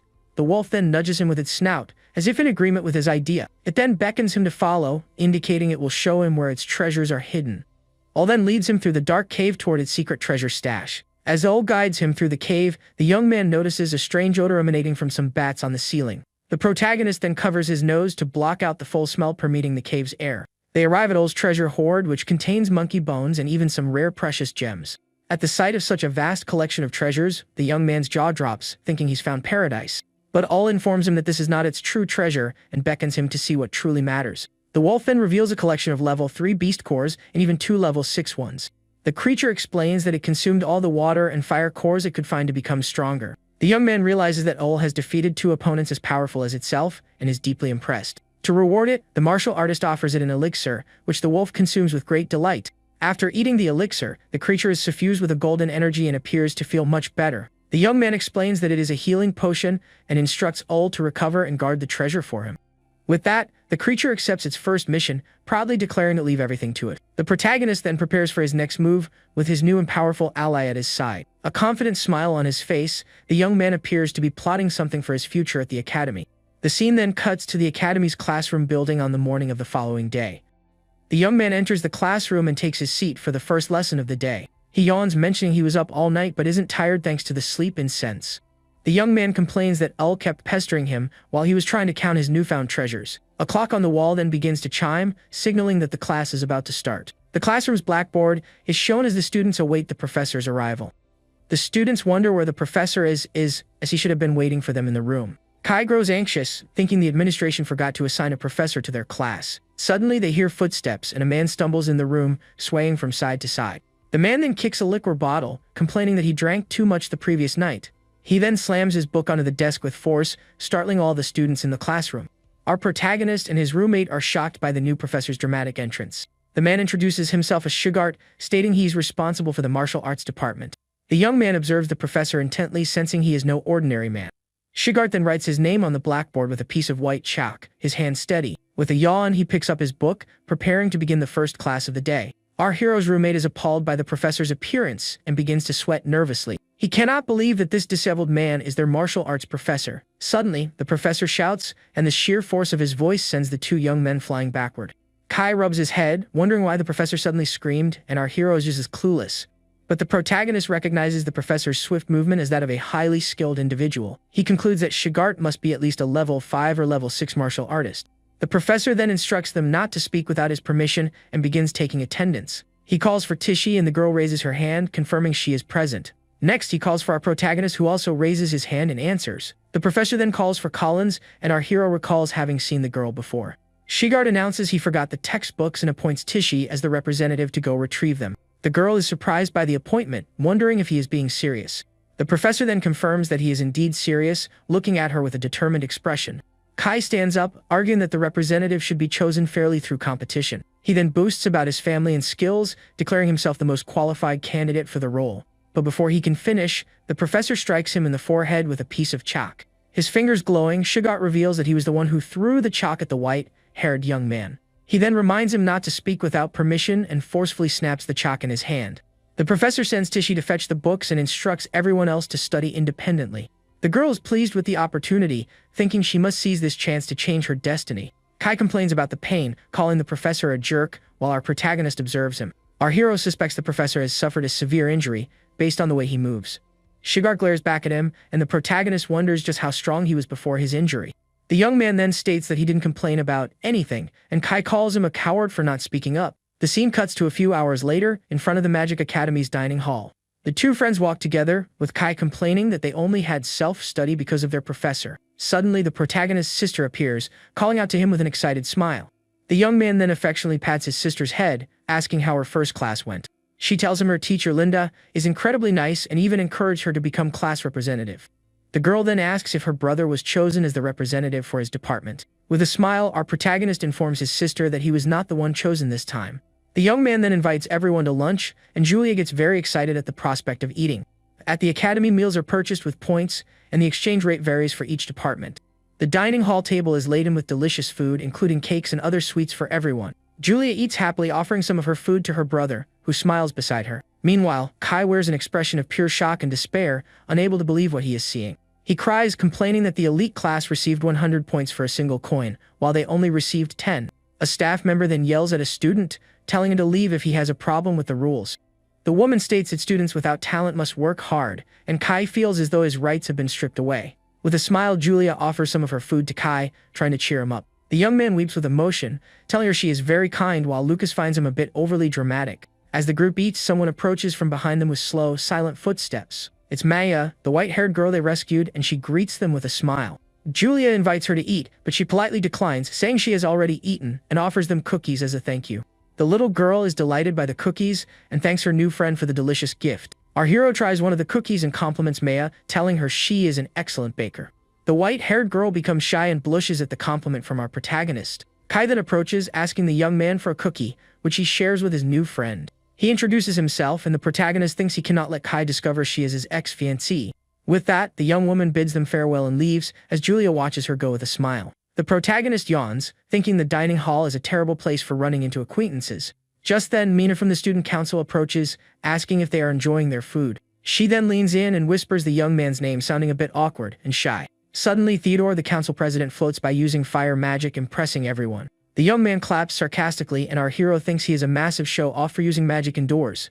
Alone, Theodore drinks a potion, complaining that he nearly lost control of his level 6 magic. The protagonist eats a sweet, remembering he had overheard the president muttering after the ceremony. At that moment, Professor Shugart walks past their table, accidentally knocking over a bottle. Lucas notices the movement and pays close attention to what the man is doing in the dining hall. The master then exits the dining hall, still drinking, and the young man wonders where he is headed. With tears in his eyes, the professor continues to drink from his bottle, his expression one of deep sorrow. He then staggers toward a very tall and imposing clock tower. Stumbling, the man fumbles with a door, appearing to have great difficulty opening it. Two men observe him, and one asks if Shigart is the last to arrive at the meeting yet again. The other remarks that you can't blame him after what happened, and his companion laments the situation. Inside the meeting room, the professor stretches and yawns, looking utterly exhausted.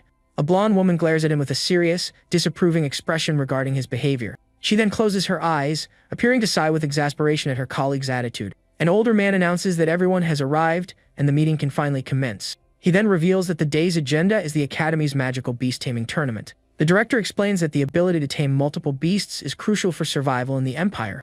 Thus, the tournament is an annual tradition, and over 2,000 level 1 beasts have been prepared. A man in a green suit then suggests that the martial arts students be excluded from the tournament.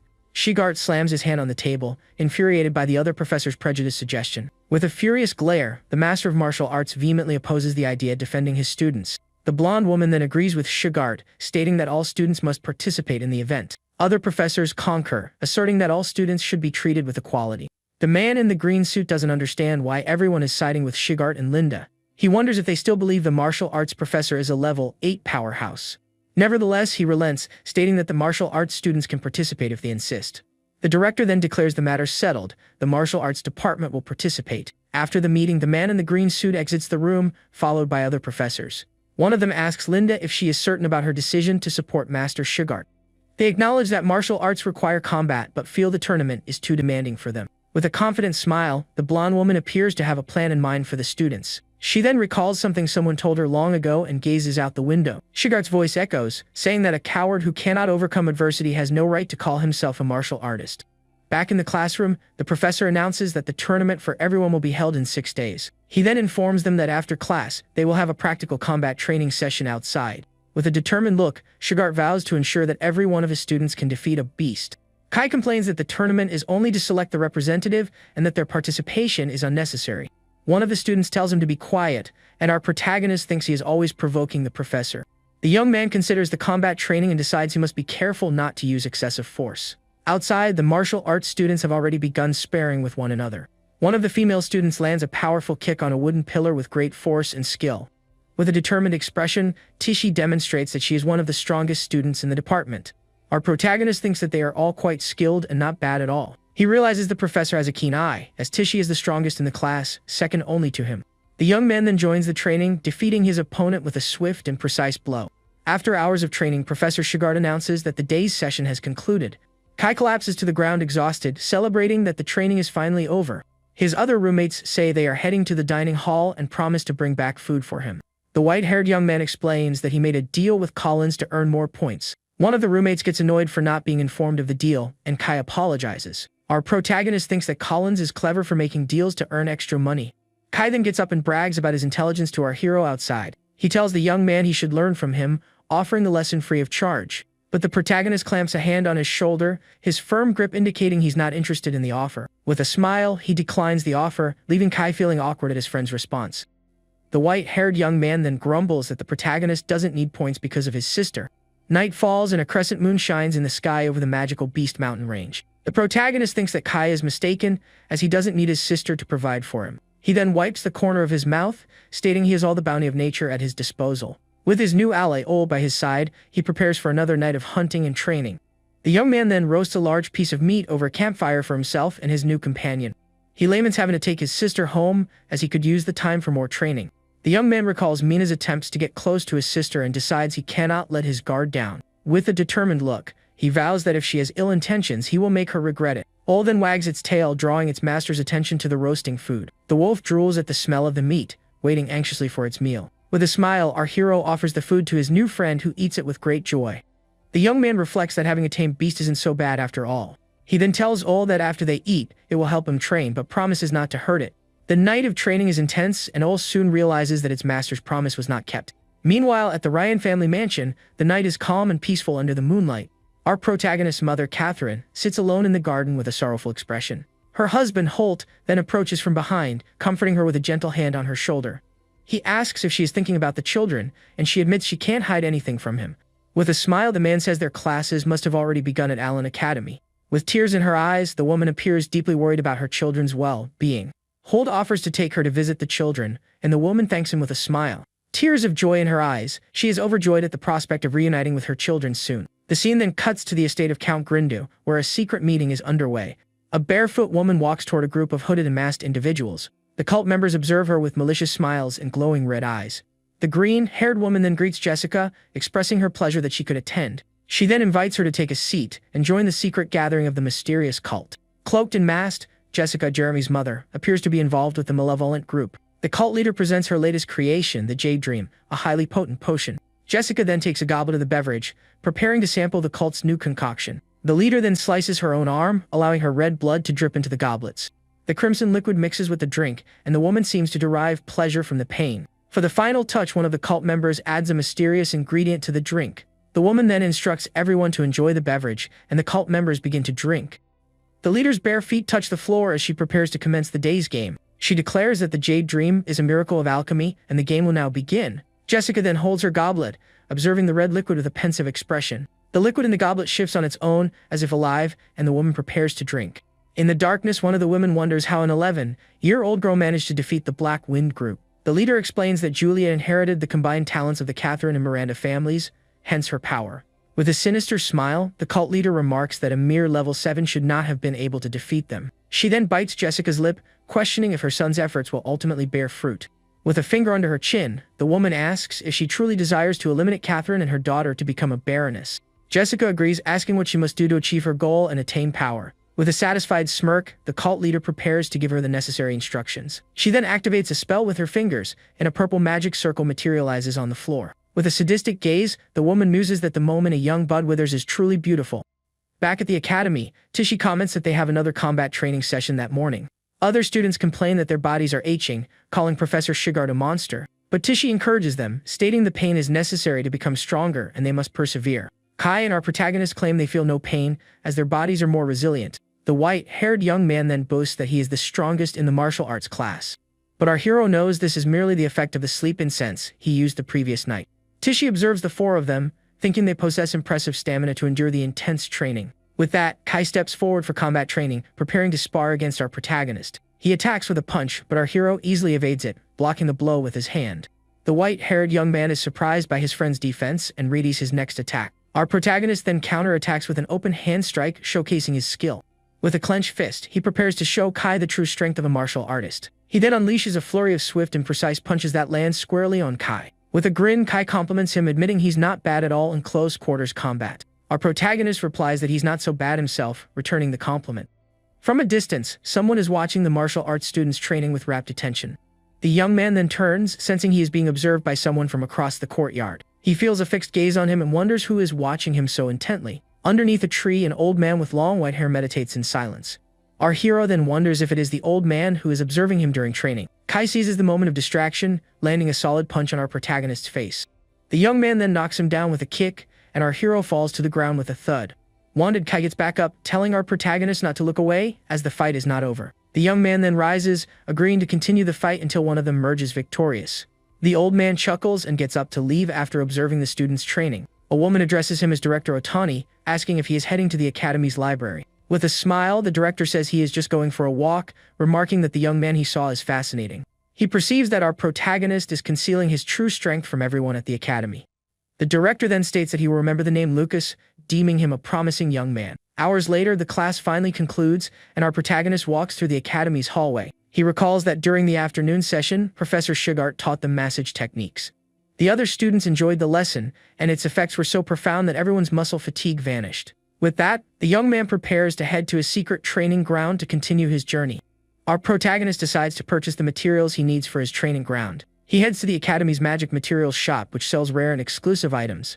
The young man is impressed by the shop's size, comparing it to a shopping mall. In the shop, everything is paid for with points, and a high-quality training dummy costs 30 points. The young man thinks the selection is excellent, but the prices are exorbitant, and he will spend a great deal. He is unwilling to depend on his sister, as he would feel guilty if she lost her snack money. Therefore, he decides to buy only the magic potion and exchange his materials for points later. At the counter, a clerk is asleep, and our hero tries to get her attention. The woman awakens with an irritated expression, preparing to assist the new customer. The young man then presents his academy card, requesting to purchase the magic bath potion. The clerk states the price is 5 points and prepares to complete the transaction. Our hero's card glows with a purple light, and the number 5 appears on the magic sphere. The woman then realizes he is a martial arts student and judges him for spending his points. With a smile, the young man thanks her for the purchase, and the clerk hands him a bag of potions. She advises him not to waste his points, but he replies that this won't be enough. The clerk becomes annoyed, thinking he is a spoiled noble who doesn't understand the value of money. She then grumbles that she hates nobles, and our protagonist leaves the shop unfazed. Back in his hideout, the young man prepares to take his medicinal bath in the cave. He then steps into the tub of purple water, relaxing after a long day of training and classes. With a sigh of relief, the young man appears to be savoring this moment of rest. He thinks that while the medicinal effect doesn't diminish, it's a waste to simply discard the bathwater. Suddenly, he hears a noise and sees a pair of purple eyes watching him from the darkness. A giant mouth full of sharp teeth then appears, growling at our protagonist. After his bath, the young man decides to gather some materials to exchange for points at the academy. To avoid attracting attention, he decides to sell only common level 2 materials. Suddenly, he hears a noise and turns to see what is happening in the cave. He finds all eagerly lapping up the water from his medicinal bath. The young man is shocked, demanding to know what his servant is doing with his bath water. Our hero and his servant stare at each other in silence for a moment, neither knowing what to say. The young man then says it's alright, concluding that the water will also strengthen the wolf's body. With that, the problem of waste is solved, and our hero prepares for his mission. He decides to exchange the materials gradually to avoid drawing the attention of others. At the materials shop, the clerk offers to carry his items with magic, but he declines.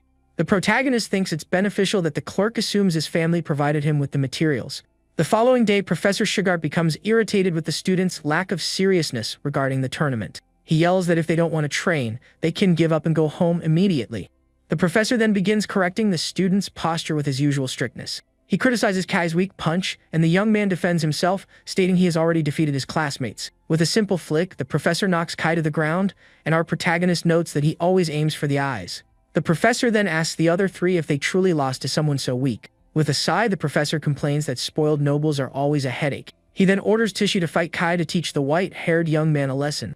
The two take their positions on the training field, preparing for the impending confrontation. With an arrogant smirk, Kai declares he will prove who is superior through his skills.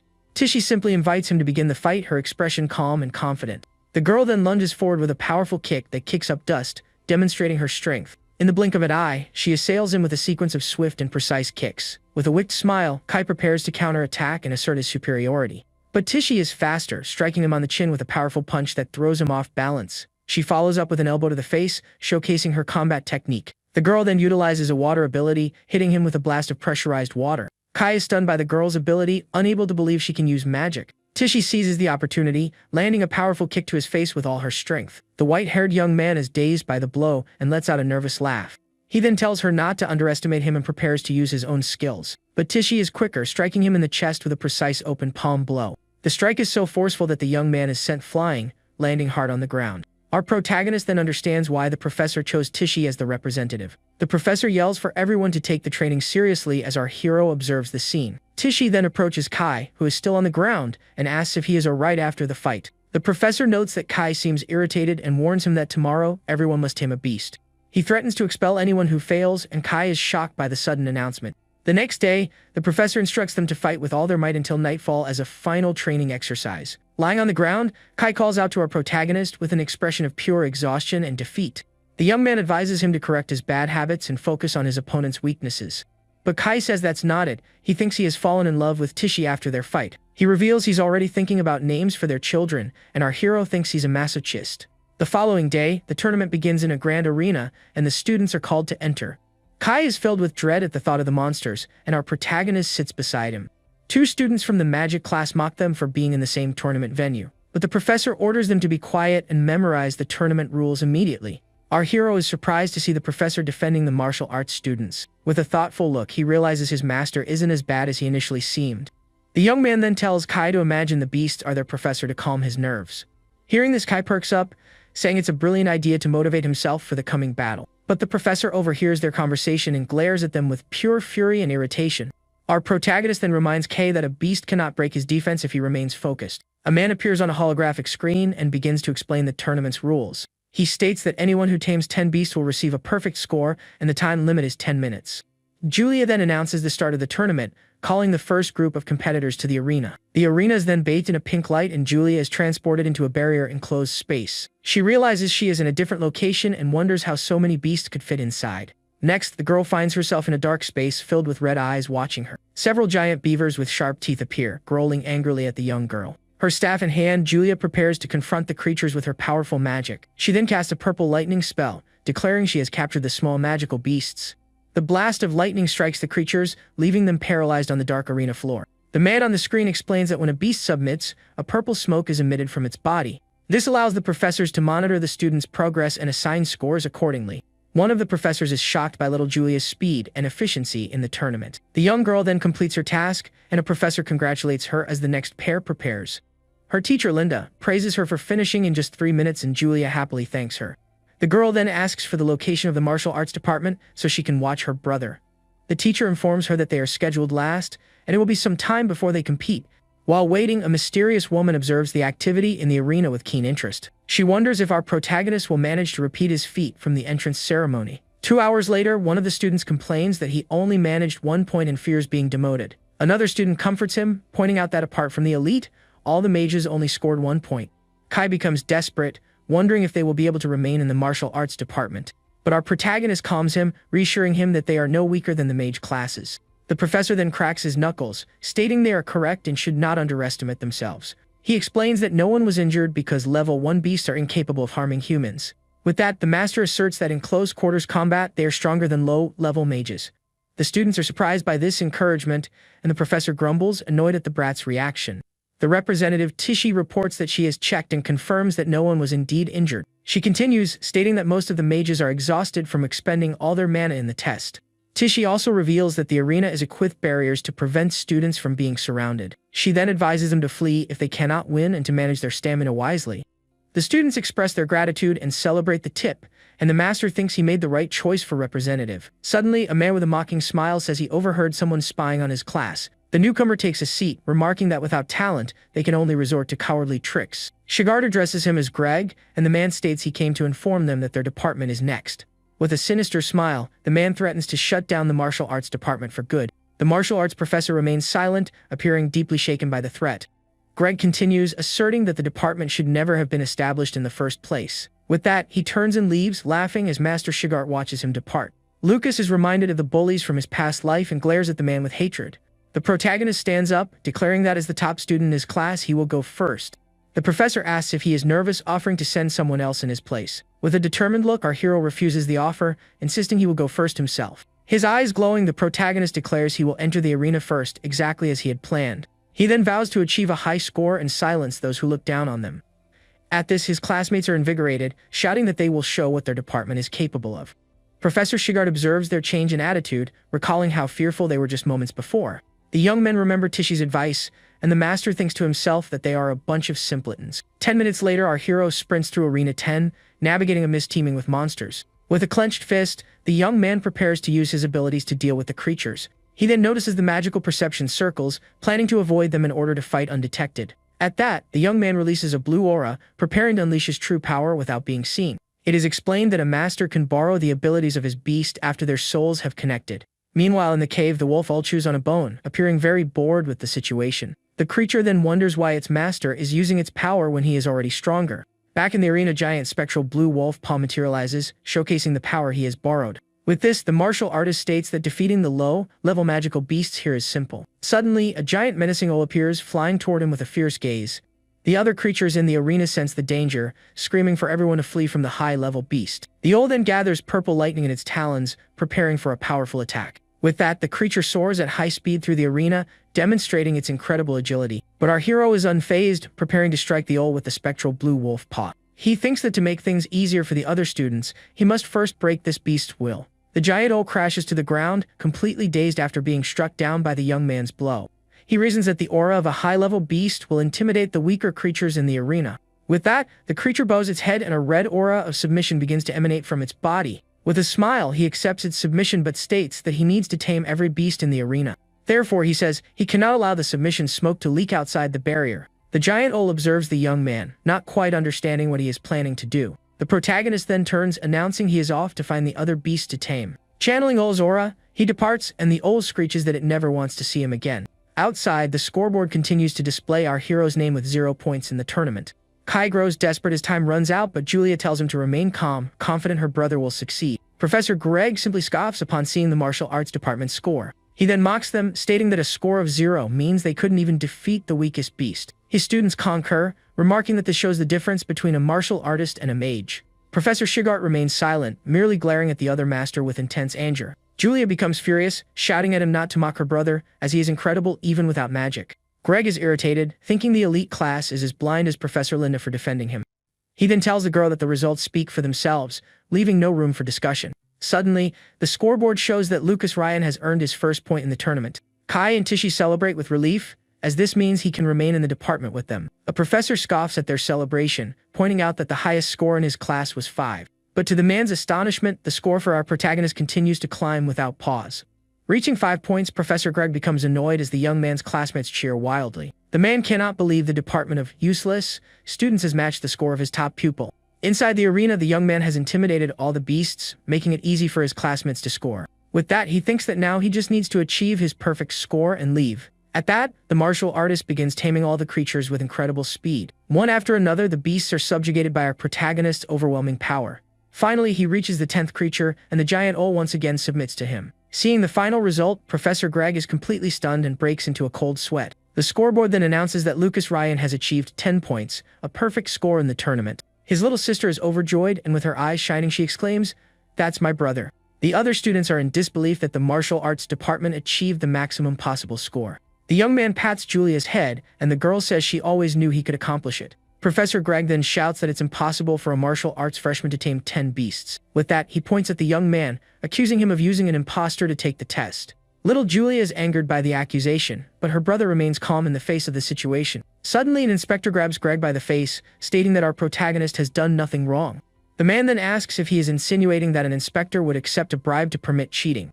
Greg is terrified, having forgotten about the inspectors, and knows that confronting them would be a grave mistake. He apologizes, and the inspector announces he will investigate the barrier to get a definitive answer. Kai complains that they are making a mockery of the judging, but our hero tells him to calm down.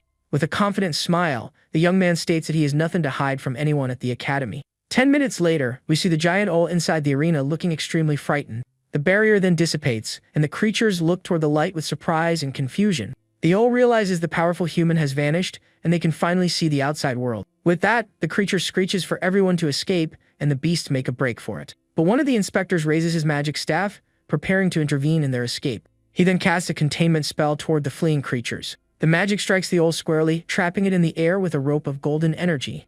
The inspector notes that the beasts are agitated, but not weak enough to warrant being replaced. One of the men then asks his colleague if he believed the students scored fairly. The head inspector replies that he found no evidence of wrongdoing, but something strange has happened to the creatures. They then decide to send the 10 beasts for a full inspection and resume the tournament. An announcement is made stating that no problems were found and the next competitors should prepare. The protagonist finds it interesting that even without proof, they still refuse to believe in his abilities.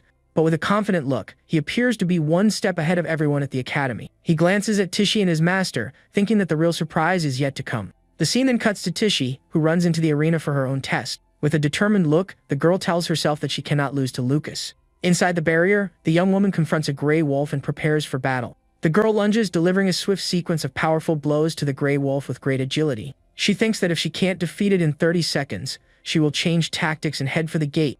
She then leaps onto the creature's back to continue her assault and attempt to finish it. The wolf then catches our hero's scent and wonders if he is still somewhere in the arena. The representative prepares another strike with her clenched fist, aiming to end the battle. But the creature submits instantly, and the girl is greatly surprised by the wolf's reaction. She wonders how a level 3 shadow wolf could have submitted so easily and quickly.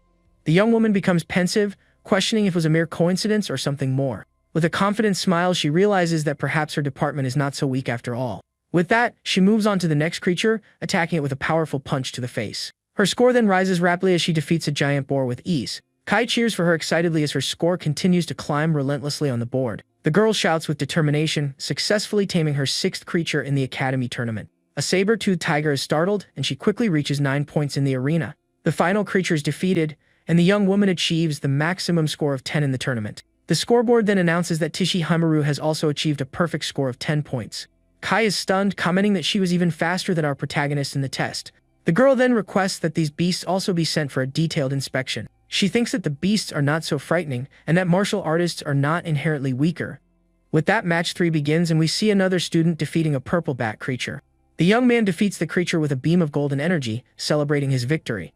With a smile, he boasts about achieving the perfect score of 10 in the tournament. In match 4, a young man with green hair strikes a giant gorilla with a powerful kick. A confident smile on his face, he also celebrates his perfect score of 10 points. Next, Kai attacks a saber-toothed tiger with a potent and accurate punch to the face. The creature submits, and the white-haired young man joyfully celebrates his victory. He then gives a thumbs up, showing that he too achieved the maximum score. The scoreboard then reveals that every single martial arts student has achieved a perfect score.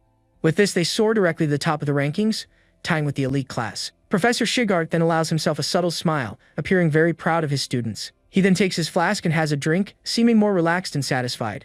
The inspection reveals no issues with either the beasts or the tournament's barrier. Director Otani wonders why the scores for the martial arts department are so uniformly high. One of the inspectors theorizes that the beasts were frightened by the mage's attacks. The director then counters that the martial artists seem to frighten the creatures even more. With that, he decides that in the following year, the martial arts department will compete first in the tournament.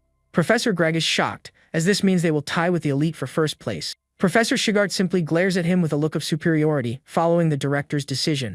Calmly, the director asks if he has any objection to the decision he has just made. Greg then questions the fairness of the decision, believing they won through sheer luck. The director replies that luck is also a component of skill, leaving Greg stunned by the response. Another man concurs, stating they cannot discard the scores as the students are not at fault. With that, the director orders the results to be announced, and Greg agrees with immense anger and frustration. The professor then watches Shigart and Linda depart, vowing to keep a close eye on both of them. With a furious expression, he appears to be plotting something against the rival department. After Greg's departure, the director and another man discuss the tournament's outcome. The man states that the matter affects the department's very existence, and that the director must know something. Director Otani says he cannot share the details of what he knows about the situation, but he promises it is nothing detrimental to the school and that he will feign ignorance for now. The scene then cuts to the martial arts students' dormitory building at the academy. Kai celebrates his perfect score, exclaiming that he must tell his father immediately. His roommates celebrate as well, remarking on how much stronger they've become since the entrance exam. Our protagonist thinks to himself that no one suspects him, and his plan has worked perfectly. Kai then asks how they will spend the 20 bonus points they received for placing first. One of the young men says he will save his, adding that he still owes our hero a meal. Kai then states the obvious answer is to buy materials for the following month's combat training. Our protagonist's interest is piqued, and he asks about the combat training. They then explain that the training takes place in Allen Tower, the Academy's official proving ground. Within it lies an illusory world populated with various races and beasts for the students to confront. However, only 100 freshmen are allowed entry, and the 12 from the elite class have their spots guaranteed. Kai becomes excited, stating that since they all scored a 10, they are certain to get into the tower training. At that, his other classmates ask where he is going, and the young man says he is off to buy equipment. With that, the two of them dash off, and our hero muses that every martial artist yearns to become stronger. Sipping his tea, the young man reflects that ensuring everyone scored in the tournament was the right decision. Kai then invites him to the materials shop, but our protagonist declines the offer. Suddenly, his roommate becomes hypnotized by a strange pendant dangling before him. Our hero reveals that Professor Shigart gave him the pendant, and that he wishes to examine it. Looking at the pendant he won, the protagonist wonders if it's the prize for a perfect score. Kai grows annoyed as the prize was meant for Tishi, but Shuichi just claims his only strength is luck. Hearing this, his white-haired friend sighs in defeat, seeming to accept the situation reluctantly. He then says his goodbyes, mentioning he's off to the supply store to find the others before leaving. Moments later, a large screen announces that everyone from the martial arts department achieved perfect scores. This news shocks the crowd, as the martial arts department has just secured the tournament's maximum score. Seeing this unexpected outcome, students from the other classes are left completely stunned and speechless. At that instant, a girl stomps her foot hard on the ground, showing all her pent-up anger and frustration. This is Leela, and she furiously complains that they were supposed to be the top class after the elites. With a furious glare, she speaks of the effort her father invested for over 10 years. Filled with rage, the young woman hurls a dagger of magical energy toward the results board. She complains that because of this, the martial arts group claimed 20 spots for Allen Tower. One of her companions agrees, stating angrily that those spots should have gone to the mages. However, another student recalls the basis teachers confirming they hadn't cheated on the test. Unexpectedly, a pink magic dagger flies at high speed right for the tournament scoreboard. A young man catches it mid-air, accusing the martial arts department of bribing the masters. Another young man suggests that the son of the wealthy Toroi family could have easily paid the bribe. The same young man with glasses adds that he saw two of the Taroi here's lackeys earlier. Andrew, one of Greg's students, reveals the pair bought all the remaining training equipment in the store. He warns that with the bonus, their precious materials will all be taken by the other department. Leela grips her staff, remarking that a martial artist's meridians are as fragile as glass. A wicked smile crosses her face as she suggests they correct the other student's growth rate. Suddenly, a dagger is thrown forcefully through the air, heading towards some trees. It strikes the ground near 3 students, one of whom questions the reason for the sudden attack. Then, one of the blonde young men collapses injured with a strange red symbol on his back. His friend realizes it's poison and insists they need treatment immediately. The green-haired boy kneels down, sarcastically offering his points to the injured students. Seeing this mockery, Leela mercilessly unleashes a powerful green magic spell on the two. The attack strikes one of the youths head-on, who screams in pain as the magic pierces him. The other young man also agonizes with a purple mark on his face as ice spikes run him through. As she and her group approach, she says with contempt that she has no need for their points. Badly injured, the blonde student asks why she attacked if she didn't want his points. Stepping on the young man with her heel, she says her demand to spare them is actually quite simple. Holding up a potion, she demands they crawl back to the martial arts department. With a sadistic look, she tells them to inform everyone their lives are worth less than insects. As the sun sets, a scream of pure despair echoes through the forest, startling everyone nearby. Hours later, the protagonist and Kai are searching for their roommates, calling out their names. His white-haired friend asks why he's so panicked, since they're always late anyway. With a serious expression, the hero replies that today's situation is entirely different. He stops before a tree stained with red, saying he's never smelled something so strong there. As the scent of blood hangs in the air, the protagonist's expression turns grim, and a red aura surrounds him. Completely confused, Kai asks what's happening as he watches his friend dash into the forest. The white-haired young man sprints after him, demanding to know why he took off like that. They soon find their roommates collapsed on the ground, covered in red stains. The 2 young men lie completely motionless and gravely injured, appearing to be on the brink. Seeing the horrific scene, Kai grows furious, wondering who in the world could have done this. The protagonist kneels beside one of them to check for vital signs. With his last ounce of strength, the young man reveals it was Leela from Professor Greg's class. He manages to explain that she and her group severed their meridians before leaving. Hearing this, the hero's face darkens and a sinister blue aura begins to emanate from his body. In despair, the white-haired friend shouts his colleague Dizio's name, fearing the worst. But after checking his pulse, he realizes the young man is still alive, merely unconscious from the attack. Shuichi tells Kai to find medicine, while he tries to stop the bleeding for both of them. The young man agrees instantly and dashes off at high speed to get help for his friends. Analyzing the wounds, the hero realizes they were cursed to have every bone in their bodies broken. He recognizes the cruel technique of assassins and vows to destroy whoever is responsible. With his face shadowed, he concludes this wasn't just bullying, but a clear attempt to end them. One of the injured young men begins to hallucinate, calling for his parents and crying out in pain. The protagonist grits his teeth in rage, appearing to make a very serious decision. Kneeling beside his friend, he promises with a cold gaze that he will certainly avenge him. At that moment, Kai and Tishi arrive at a run, calling out to the protagonist as he tends to the injured. Shocked, they ask if their friends were attacked, and Kai explains he ran into Tishi on the way. Shuichi stands, explaining they aren't in mortal danger but will need to rest for several days. Relieved but still furious, his white-haired friend vows he will never forgive those responsible. Kai announces he's going to the student council, but Tishi warns they won't be taken seriously there. With a cold smile, the hero states that he couldn't care less about the student council's opinion. The class representative is taken aback by her classmate's dark and unfamiliar expression. Enveloped in a blue aura, he looks like a completely different person from his usual gentle self. With eyes full of hatred, the young martial artist vows to see this vengeance through himself. The next day, the group makes its way to the student council room to file a formal complaint.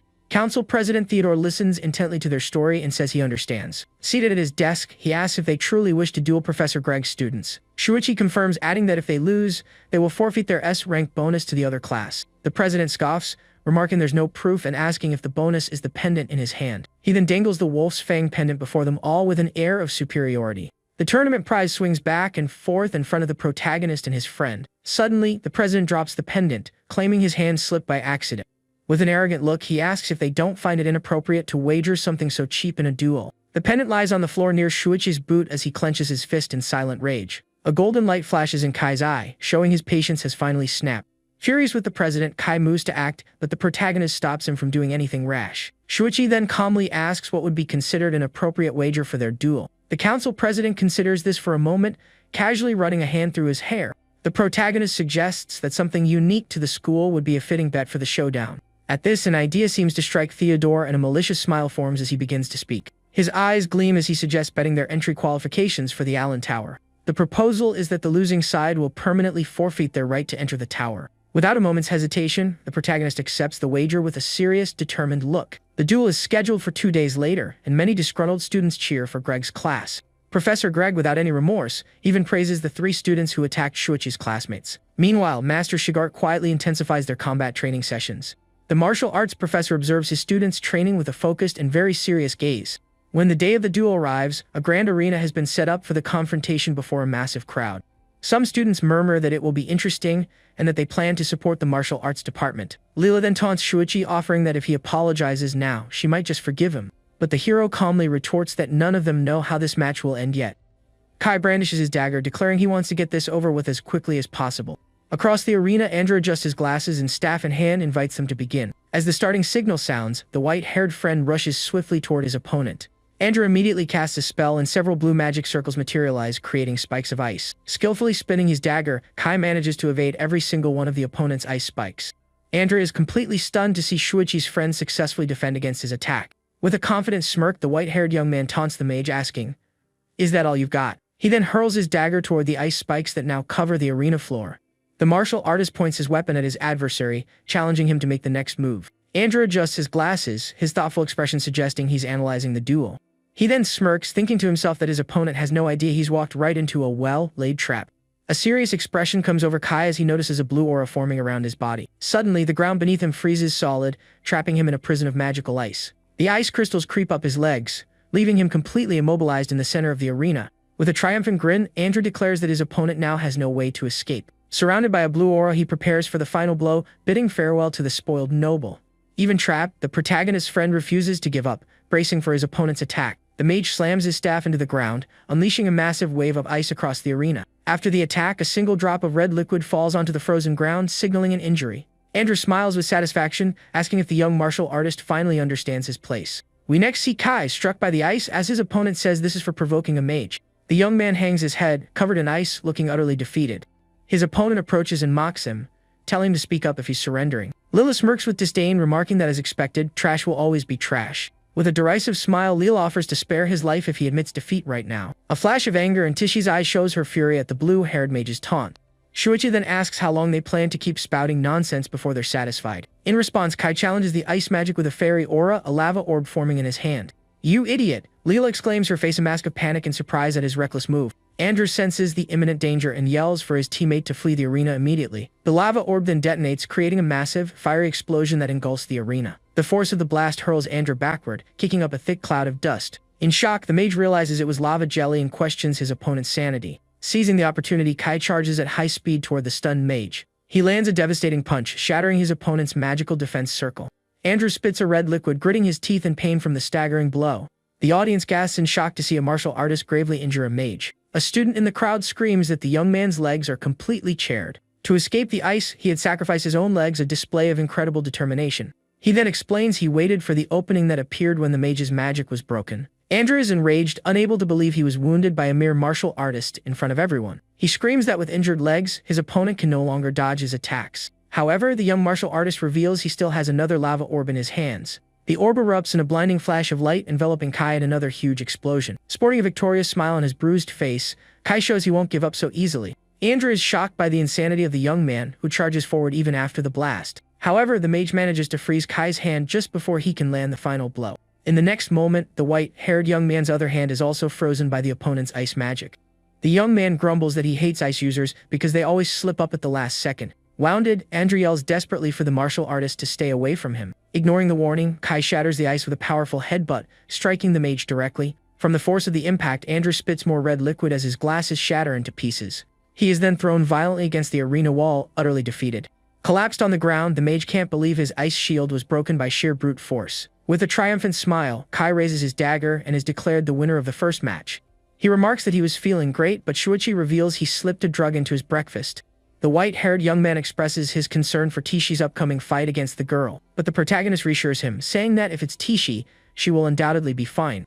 In the crowd, someone comments that Andrew only lost because he went easy on Kai for being from a wealthy family. Tishi becomes irritated, knowing he won through his own skill, which they refuse to admit. As the match begins, the girl advances with incredible speed toward her opponent. Leela summons spikes from the ground, attempting to defend against the martial artist's swift attack.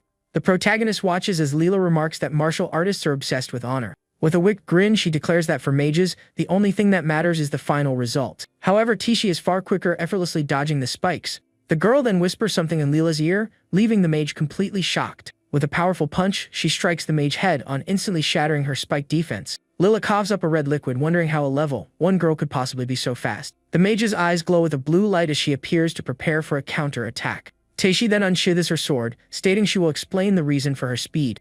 Grabbing Lila by the arm, she says there is a core teaching in the martial artist's code. Her eyes glowing within a fiery aura, she proclaims they must protect human life. Shocked, the mage uses her plant magic to try and break free from her opponent's grasp. The martial artist then strikes Lila's mana meridians with a series of lightning-fast blows.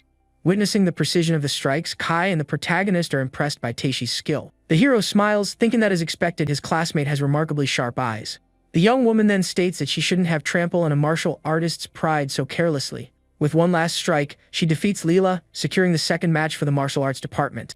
After the fight, several poison needles fall from Lila's sleeve, revealing her hidden weapon. In another room, a woman questions Theodore for allowing something so dangerous in the students' duel. But the council president dismisses her concerns, saying she's overthinking it and no one was harmed. Professor Greg is furious, stating there was a reason Shigart chose Tishi for the match. He complains that their goal was to crush the other's spirit and claim the tower spots. Andrew interjects that they still have a chance and he will use that technique again. The protagonist prepares for the third and final match of the duel with a serious expression. His opponent, Andrew, enters the arena holding a pink magic dagger and takes his fighting stance. A magical barrier forms around the arena, and a third confrontation finally commences. Without wasting a second, the mage launches a swift attack with his blade toward the martial artist. Yet the hero observes the attack with a focused gaze, seemingly unfazed by the magic. Andrew then moves at high speed, creating multiple clones to disorient the protagonist. He boasts that some mages like himself also train in physical techniques. Taishi notes that he's defending from a distance and wonders how Shuichi will respond. The protagonist thinks to himself that he doesn't need to reveal his full strength, but decides to test his opponent. With that, he lunges forward and hits one of the clones with a potent punch to gauge its abilities. Andrew is shocked, not having expected the young man to locate him so easily among the clones. The hero continues his assault with astonishing speed, completely surprising the mage. Andrew wonders if his eyes deceived him, questioning if he imagined the hit. The mage then counter-attacks with his magic sword, attempting to strike the martial artist. He then realizes that for a fleeting moment, the young man exuded a completely terrifying presence. With a smirk, he says what a shame and prepares a spell with his magic staff. Shuichi sees the attack coming, his eyes narrowing in pure concentration for what's to come.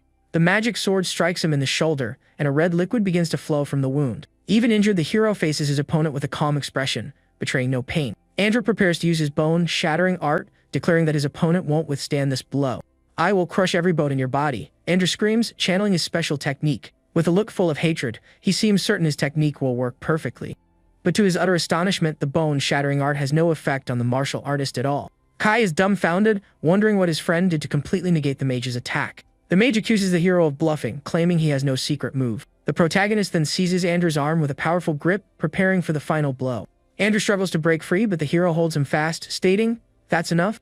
With a calm gaze, the martial artist announces that it is now his turn to attack. He stomps forcefully on the arena floor, preparing one of his most powerful moves. The stomp creates an immense shockwave, kicking up a thick cloud of dust and debris. The mage is shocked that a level 1 martial artist could create such a wave with a single leg. The hero states that now no one can see them and asks if his opponent is ready for the end. Andrew screams in terror as the protagonist attacks with a sword of purple magical energy. With a swift and precise blow, the hero strikes the mage, sending him crashing to the arena floor. The energy sword hits him squarely and a red liquid begins to stream from the wound. Lying on the ground with no strength left to fight, the mage finally admits defeat. The protagonist observes his defeated opponent with a serious expression, not uttering a word. In the audience, Professor Greg furiously shouts that with his skill, he could have won easily. Master Shigart observes that the other professor doesn't even realize how badly his student is hurt. With a concerned look, he thinks that this whole situation could still escalate into a major problem. Kai celebrates that the martial arts department has swept all matches in the duel. The other students from the class also cheer for their unexpected victory against the mages. Teishi senses a new danger and shouts for the protagonist to watch out for an incoming attack. Andrew lunges forward in a rage, his magic sword ready to strike Shuichi from behind. In the crowd, a black-haired girl is shocked, whispering that what just happened is impossible. She recognizes the move as the advanced meridian burning technique from the ancient texts. Her eyes turn red as she notes that no martial artist has been capable of using that for 100 years. She then wonders who the protagonist truly is, observing him from a distance with great curiosity. The other students celebrate the win, calling the mages cowards for using surprise attacks. One female student gets carried away, declaring that from now on, she'll challenge any mage who looks at her the wrong way. Teishi tries to calm everyone down, saying she just had a better than average performance. With a smile, she gives her friend a hearty slap on the back, making him cringe from the force. Professor Shigart appears and scolds his students for getting so easily carried away by victory. One of the female students becomes angry, vowing to get stronger and make them regret it. The hero reflects that the master is right, they need to have confidence, not arrogance. A blonde woman approaches the professor, commenting that he's starting to sound like a true master. The master replies he just doesn't want his students to end up like him, and asks what she wants. The woman hands him an envelope, speaking of the ancient, forbidden art of the Meridian Smasher. Shigart's hand begins to tremble, revealing the dark veins that indicate his poor health. In the infirmary, Andrew lies in a bed, apparently recovering from his injuries. A carriage pulls up to the academy, and a man with a very serious expression steps out. He clenches his fist tightly, a clear display of his anger and frustration with the situation. Professor Greg wonders how a simple freshman duel escalated into such a huge mess. A white-haired man laments that his son's magical meridians have been destroyed. Greg then demands a severe punishment and the immediate disbandment of the martial arts department. At that moment, Master Shigart angrily smashes a bottle on the floor upon hearing the accusations. He agrees that the culprit deserves a severe punishment, then glares at the other professor. The master proceeds to accuse the trio of mages of having gravely injured two of his own students. With a furious look, he asks the director to punish Greg and the others according to the rules. Professor Greg wonders if the other side was planning to eliminate them during the duel all along. He doesn't understand why the martial arts master is only bringing this up now.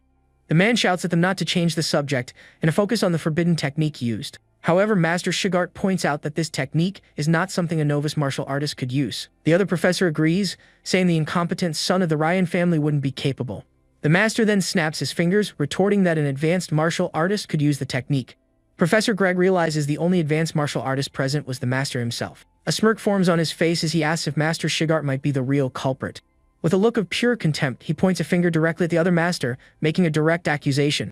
But the martial arts master calmly replies that if he could use it, he would have used it on him long ago. The director then asks how he explains his student's current condition if the technique wasn't used. Master Shigart ironically suggests that perhaps it's all just karma coming back around. He explains that he asked the protagonist, who denied using any forbidden techniques in the fight. The hero theorized that Andrew paid black market assassins to learn how to torture people. The young martial artist also suggested he was worried about this information getting out. Therefore, the master concludes, someone powerful from the underworld used the duel as an opportunity to act. The academy's director listens to the theory with a thoughtful expression, stroking his chin. Furious, Professor Greg shouts that they can't dismiss the issue with baseless rumors. Another professor agrees, stating it's all just speculation with no evidence. But Shigart argues his hypothesis is far more credible than a novice using an ancient technique. The master then warns that if they earn this person's resentment, things will become very serious. Night falls over the academy as the crescent moon illuminates the sky with its soft glow.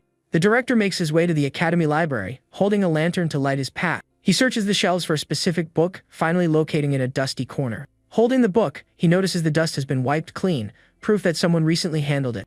The man opens the book and begins to carefully flip through its pages. He studies an illustration that shows the correct hand form for using the forbidden technique. With a satisfied smile, the director seems to have discovered something important about the case. He continues to read the ancient tome by lantern light in the middle of the dark library. The scene then shifts to a hot spring located in the region's magical Beast Mountain range. The protagonist is preparing a glowing potion for the final treatment of his injured friends. The two injured young men step into the water, and a blue energy immediately begins to heal their wounds. The hot spring's water glows intensely as the healing process continues within the cave. One of the young men grits his teeth in pain as he feels the healing energy course through his body. The blue aura envelops the young man's bandaged arms, regenerating his tissues and bones. The healing energy also flows through the other young man's legs, restoring his strength and vitality. The second young man also feels the pain of the process, groaning as his injuries are mended. The blue aura concentrates on his back, healing the wound and removing the mage's curse. The protagonist watches, telling them to endure the pain just a little longer to be fully healed. He then reveals that martial artists like mages can also use healing techniques. Several days later, in the city of Dak, Shuichi's parents arrive to visit their children. Their carriage stops, and they alight, eager to see their children after so much time has passed.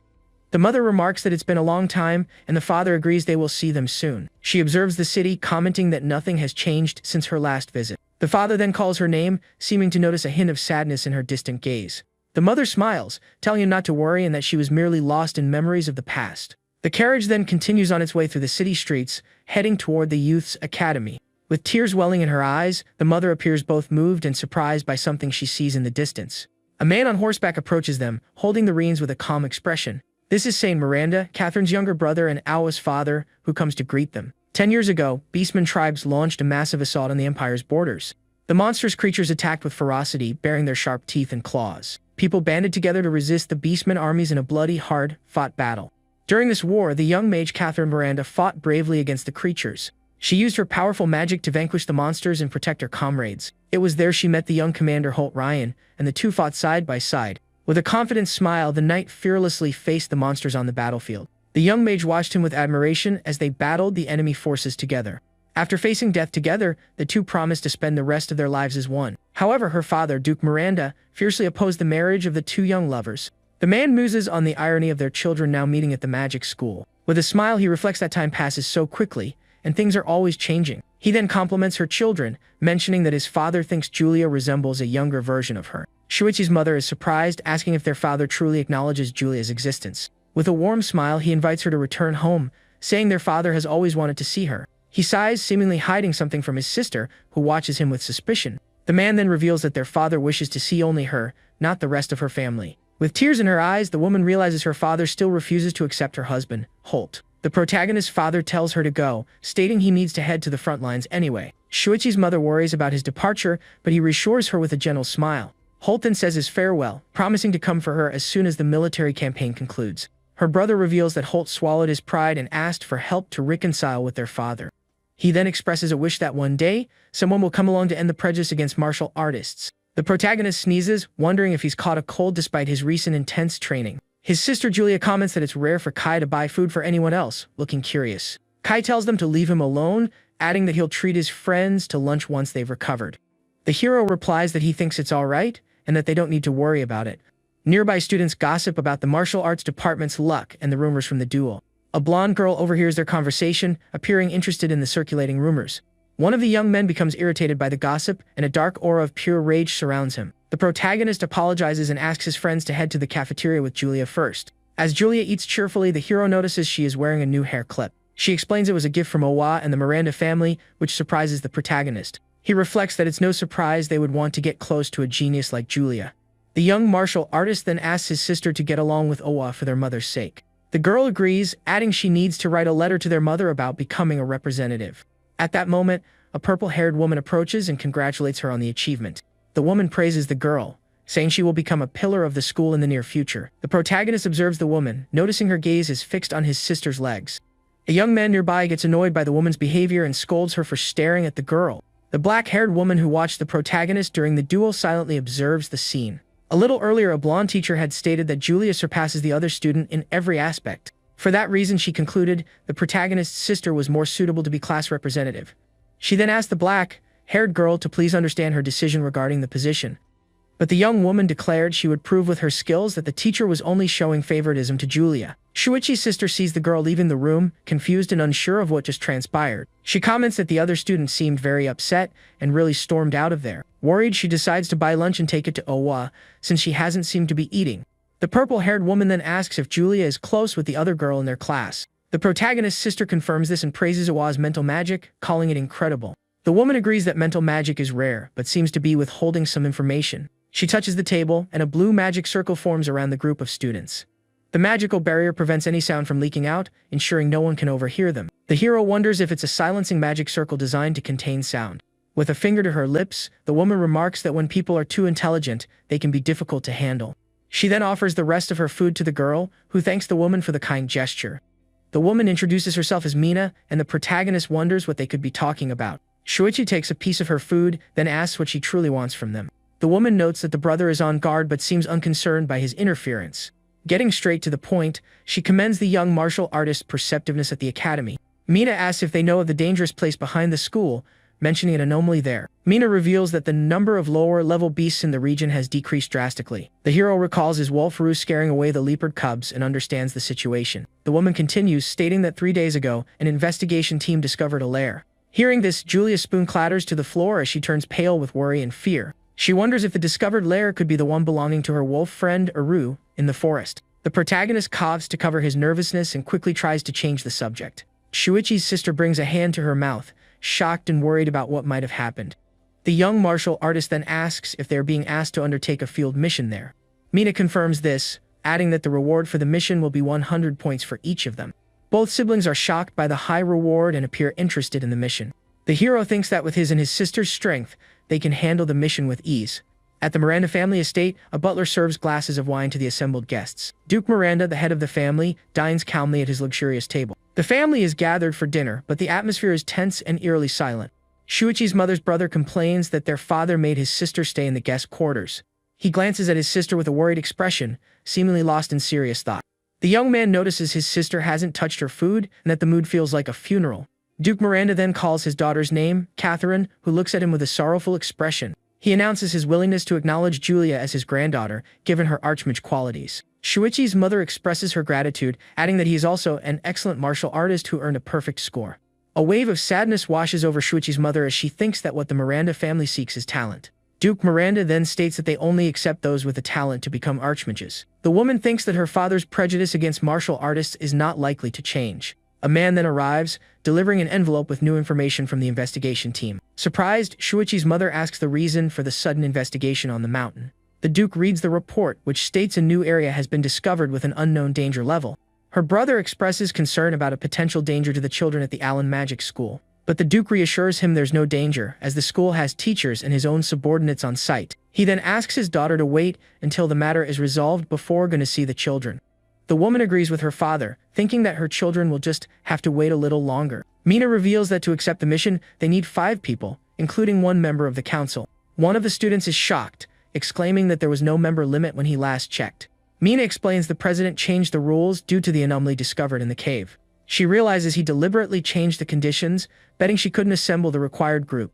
The hero then concludes that this is why she has been getting close to Julia since the entrance exam. Mina apologizes, saying it seems they will have to abandon the mission for now. But the protagonist and his sister offer to help recruit the necessary people for the mission. With tears in her eyes, Mina thanks them for their help, privately feeling guilty for using them as pawns. A determined look on her face suggests she is formulating a plan to get what she wants. Suddenly, a knight in shining armor appears, sword in hand, and calls out to her. The knight announces that since his best friend is going on a field mission, he will lend his aid. With a confident smile, Kai says he will use the advanced equipment his parents bought for him. A white-haired girl joins them, introducing herself as a specialist in healing magic. Mina then thinks to herself that she takes back what she said.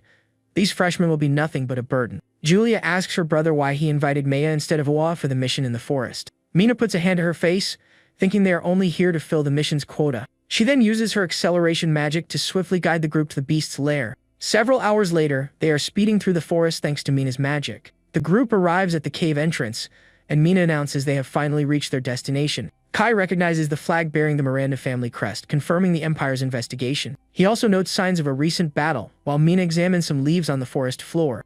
The hero and his sister are relieved to see that their wolf's den has not been discovered. Suddenly, the protagonist senses imminent danger, and his eyes widen in alarm. A winged creature dives from above, and the young man shouts for his friends to prepare for a fight. Mina casts a wind spell, crying out, "Storm, become a blade." The attack strikes the creature head-on, causing it to spit a red liquid as it crashes to the forest floor. The hero easily dodges as several creatures swarm him with their sharp claws. He then notices another creature about to ambush Mina from behind, unseen by her. With a focused expression, the woman appears unfazed by the approaching danger. Kai quickly deploys his magic shield, protecting Mina from the winged creature's attack. With a confident grin, Kai tells them to leave the close quarters combat to them. He uses his shield to fend off the sharp claws of another one of the winged creatures. The hero takes down a monster with a powerful punch, earning an impressed call from his friend. Kai playfully challenges him to keep up with his speed during the battle. Mia creates a barrier of water spirit, telling the group to leave the support to her. The creatures continue their assault from above, attacking with sharp and dangerous claws and beaks. Mina thinks to herself that it's been a while since she felt everyone coordinating so perfectly together. She explains that the beast dislikes wind and lightning magic, then instructs Julia to attack.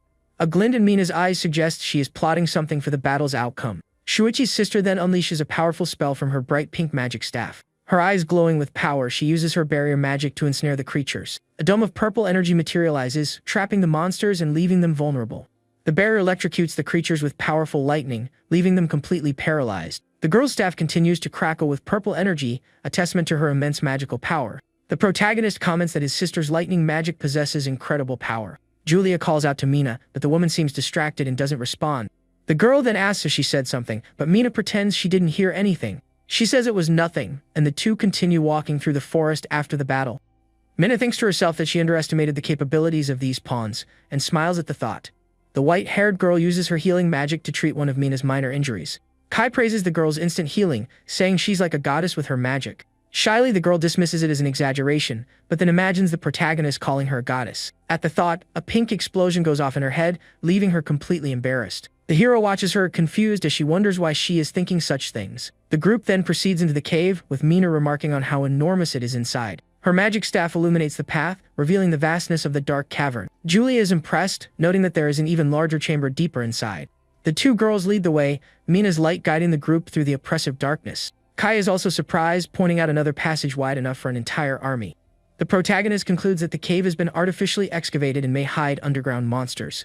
He warns the group to stay alert, as the deeper they venture, the more dangerous it will become. Without warning, several goblins leap from the shadows, attacking the group with sharp axes. Julia immediately launches a sphere of purple energy, electrocuting the creatures with powerful lightning.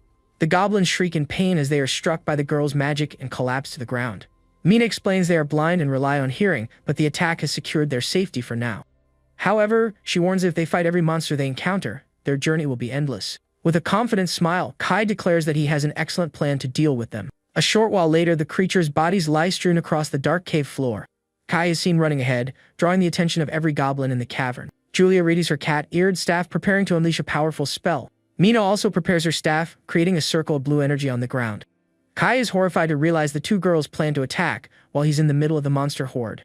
The two then launch their combined spells toward the swarm of creatures in the cave. Their magic strikes the goblin's head on, creating a powerful explosion of light and purple energy. The girls' combined explosion generates an immense shockwave that devastates everything in its path. The protagonist and Maya observe the scene, with him commenting on the plan's efficiency. Kai then boasts about his brilliant strategy of luring the enemies into a single location. He claims that only someone with his top-of-the-line equipment could pull off such a feat. Thanks to Kai's idea, the group successfully eliminates the monsters in a quick and efficient manner.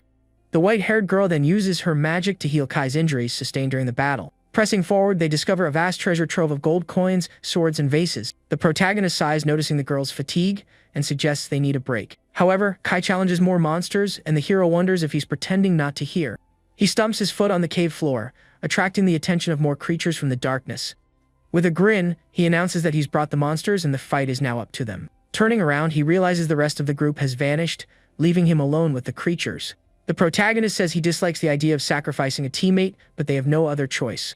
Maya then promises that if he survives, she will certainly return to save him from the monster horde. Suddenly, the cave trembles and the white-haired girl looks up, startled by the noise. She asks if the sound came from Kai, but the hero clarifies that it came from the center of the monster nest. Mina asks if they should investigate the area, and the group seems to agree. The hero comments that the smell of blood is overwhelmingly strong, and a red aura emanates from the location. The woman then offers Julia a healing potion to drink before they proceed. She states they probably won't need to intervene, but it's better to check as a precaution. Upon reaching the site, they discover the bodies of several knights scattered across the cave floor. The girls are horrified, and Mina wonders if the entire investigation team has been wiped out. The protagonist senses something is terribly wrong as a tremor begins to shake the entire cavern. The cave walls start to crumble, and rocks rain down violently from the ceiling. Suddenly, the body of one of the knights is hurled forcefully in the group's direction. Mina watches the scene in horror, realizing they are in grave danger. A giant Minotaur emerges from the shadows, wielding an enormous axe, its eyes glowing menacingly. The creature bares its sharp teeth and lets out a ferocious roar at the group of students. Mina wonders why a Calamity-class monster would be found in a place like this.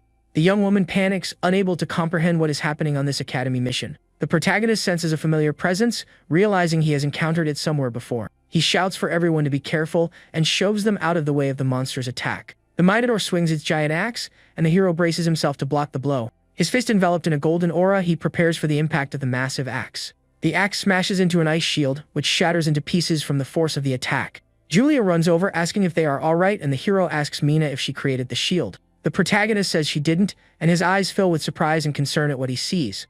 He explains that the person in the Minotaur's grasp was the one who created the ice shield for them.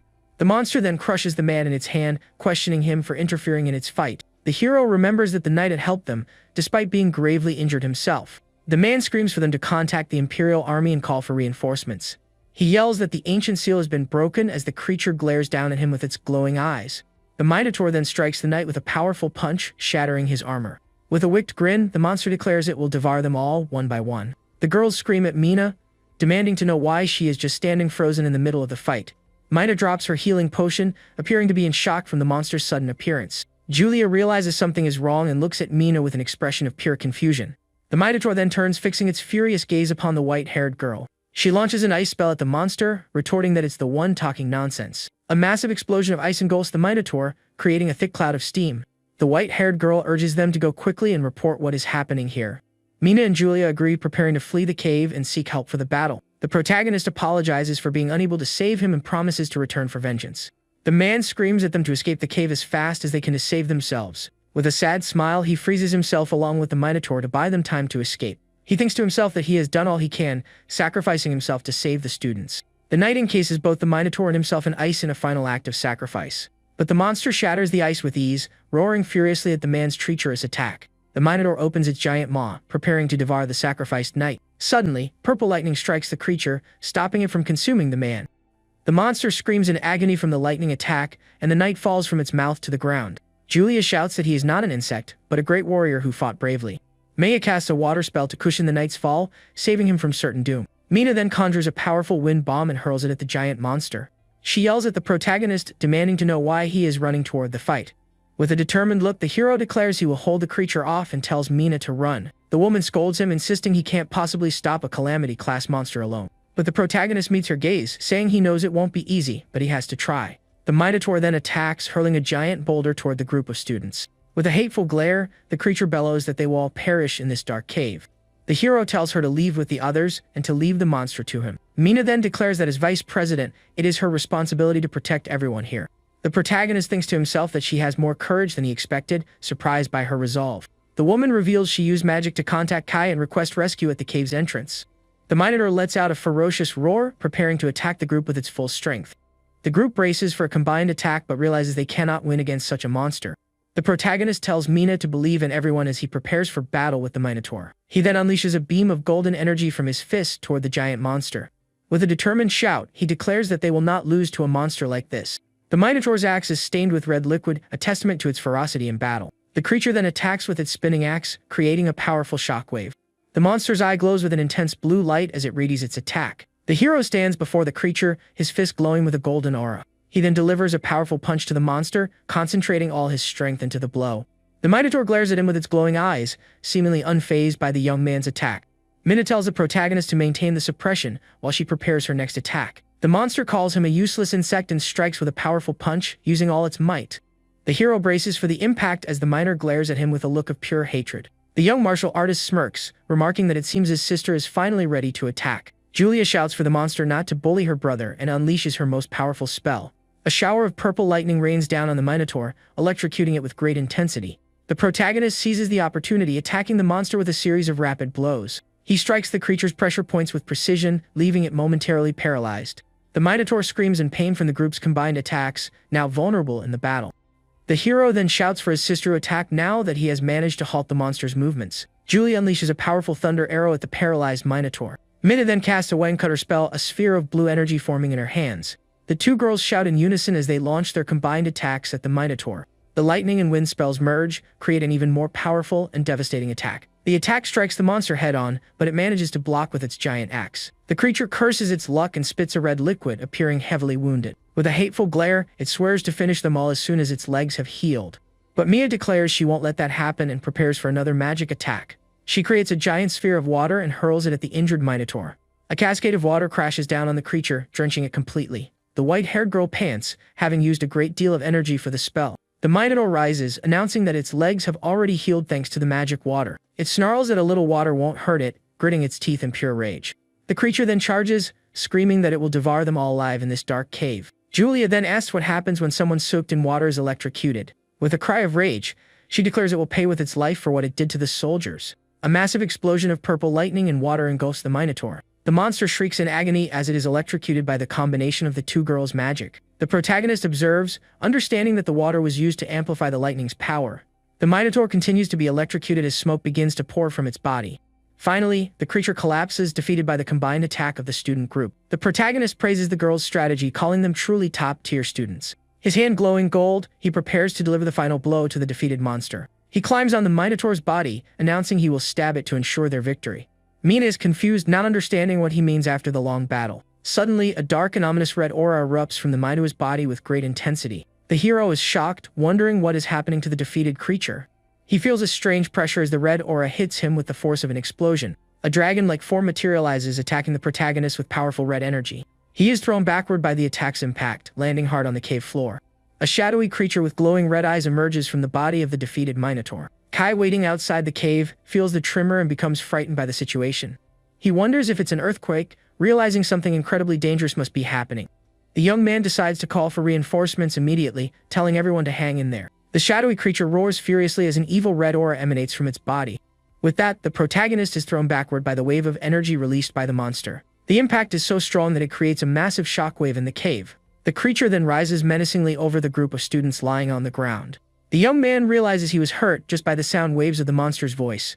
Then he turns around concerned and asks if all his companions are okay. Minna tries to fight back and creates a magic circle of silence to cancel out the creature's power. But she is quickly defeated, and her staff falls limply from her hand. Right after, we see that Mei is also on the ground, completely unconscious. Even the powerful Julia is down and injured, unable to move. With a look full of anger, the protagonist reveals himself as the only one still standing. He then releases a powerful golden energy, getting ready for combat. The creature roars back at the martial artist, ready for the upcoming clash. At that moment, a beam of golden energy is fired toward the monster. The attack hits the creature right in the face, but it doesn't seem to cause much damage. Without stopping, the hero charges forward with a powerful punch wrapped in his golden aura. His eyes glow brightly as he vows to take that creature down. The monster looks even more furious at the young martial artist's attack. The protagonist then launches a massive energy beam that pierces through the beast's body. Wasting no time, he prepares another golden energy punch to keep up the attack. The punch lands squarely on the creature's face with a devastating impact. A close-up of the hero's determined face shows all his conviction in the battle. The monster is then struck by another powerful blow from the martial artist. He wonders how the creature seems to feel no pain at all from his strikes. With a serious look, our hero gets ready to continue the intense fight. Parts of the monster begin to regenerate with a dark and frightening energy. Shuichi is shocked to see the creature's arm completely regenerate. The creature then swings its newly formed arm with incredible force. It attacks with its axe, now covered in a sinister red aura. The strike creates a huge explosion, and our hero tries to dodge the fatal attack. The young man caws from the heavy impact and realizes he underestimated the damage from the previous roar. With that, the creature says that the power of the strong makes its heart race. Right after, it attacks with full force, creating a massive explosion on the ground. The collision between the two is so intense that it cracks the entire cave's walls. Next, the monster lunges forward with its glowing red eyes. The creature's arm then turns into a blade covered in dark energy. The beast takes on an even more shadowy form, unleashing overwhelming power. With its new strength, the cave floor begins to shake and crack everywhere. It smashes the ground with a punch, causing rocks to fall from the ceiling. Shuichi realizes the debris is heading straight for his fallen friends. Without thinking twice, the hero runs to try and protect his companions. A giant rock is about to hit one of the unconscious girls, but the rock is completely shattered by a golden energy attack. The protagonist then uses his fist to destroy the rest of the rocks. After saving everyone, he turns around to check if his friends are safe. In the background, the shadowy monster just watches with its evil aura. Then the creature opens its mouth and gathers a massive amount of energy. It unleashes a powerful roar that creates rings of sonic energy in the air. The martial artist takes the powerful shockwave head-on. He realizes that the roar echoes off the cave walls, becoming even stronger. With great difficulty, the young man tries to protect his friends from the sonic attack. The pressure is so intense that he sustains heavy damage all over his body. The beast seizes the chance and lunges for a final strike, yelling, "Pirage!" Suddenly, the creature stops its attack with a look of pure surprise. A blonde warrior with a golden aura appears and blocks the monster's blow. He seems to be wondering why he is helping those people. The scene focuses on the creature's mouth, which appears to have been hit by something. The blonde warrior is then surrounded by his golden energy, resisting the power. With great ease, he manages to defend against the shadowy creature's attacks. Shuichi stands up and tells the monster to say that only after beating him. The hero then lands a powerful punch right in the shadowy creature's face. Next, he grabs the monster's axe and uses it to counterattack. With a determined look, he vows not to let the beast touch Julia. The creature gets even more furious at the young martial artist's boldness. Without hesitating, the protagonist swings the heavy weapon and attacks his enemy again. The strike hits cleanly, and the creature stumbles back a few steps from the impact. But the beast recovers and grabs the hero's arm with its dark hand. Shuichi then unleashes a burst of golden energy to break free. With that, the monster lets out a grunt of pain as it's hit by the aura. Right after, a dark hook-shaped weapon appears in the creature's hand. The protagonist's eyes glowing agilely dodges the beast's attack. His eye shines with an intense golden light as he gets ready to fight. A rapid exchange of blows begins between the two opponents in the cave. The creature seems surprised by the young fighter's skill and strength. With a swift move, he creates an energy stake and pierces the monster. The beast roars in fury and prepares a devastating counterattack with its aura. It punches the ground with all its might, creating an energy shockwave. The red energy wave rushes forward, hitting the hero squarely in the process. At this, the monster gives an evil smile, thinking it has finally won. But Shuichi stands up shirtless, with red marks showing all over his body. The creature is unfazed and creates a giant hand of dark energy to attack. With its eyes glowing red, the beast prepares to crush the hero. The dark hand descends at full speed toward the protagonist on the ground. However, the young man manages to stop the massive strike with just one arm. A huge clash of power occurs, and he begins to push the hand back. The creature is shocked and doesn't understand where all this new strength came from. The monster then furiously shouts that it will end the opponent's journey. The dark hand opens up, revealing a mouth full of teeth to consume him. Next, the beast fires a powerful red energy beam from its mouth. But the creature is left in utter disbelief at what happens next. The hero fires a massive red energy beam from his mouth at his enemy. As he does, his face twists in fury while the dark energy takes over him. The blast of power cuts right through the monster's attack and hits it directly. Then, the explosion is so powerful that the beam blasts through the cave's ceiling. Rain begins to fall, and a drop of water wakes Julia, who had passed out. She then asks if everyone is all right and where her brother is at that moment. Looking ahead, her eye widens in pure shock at the scene. She sees the protagonist from behind, covered in a dark red energy. Half of his face is covered in shadows and his eyes glow red. Worried, the girl calls out for her brother with a voice full of fear. At that moment, an evil aura manifests even stronger around his body. He then cries out in pain as the dark power seems to consume his mind. A shadowy symbol glows brightly on his back with a sinister light. The scene takes us to an underworld realm called the Hall of Wrath, filled with chains. In this place, a powerful dark fiend seems to be waking up from its slumber. A giant hand made of fire emerges from the flames with incredible power. Within the fire, a wind fiend symbol appears, glowing brightly. A giant fiend roars, saying it has finally returned to this filthy world.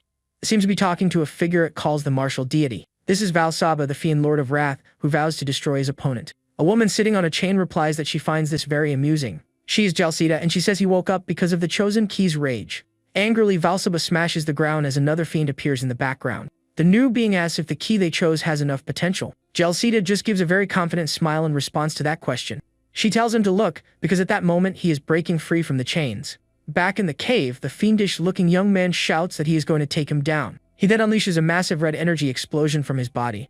Now the young man is in a new, dark form with claws and marks on his body. His sister runs to hug him and begs him to please stop and wake up.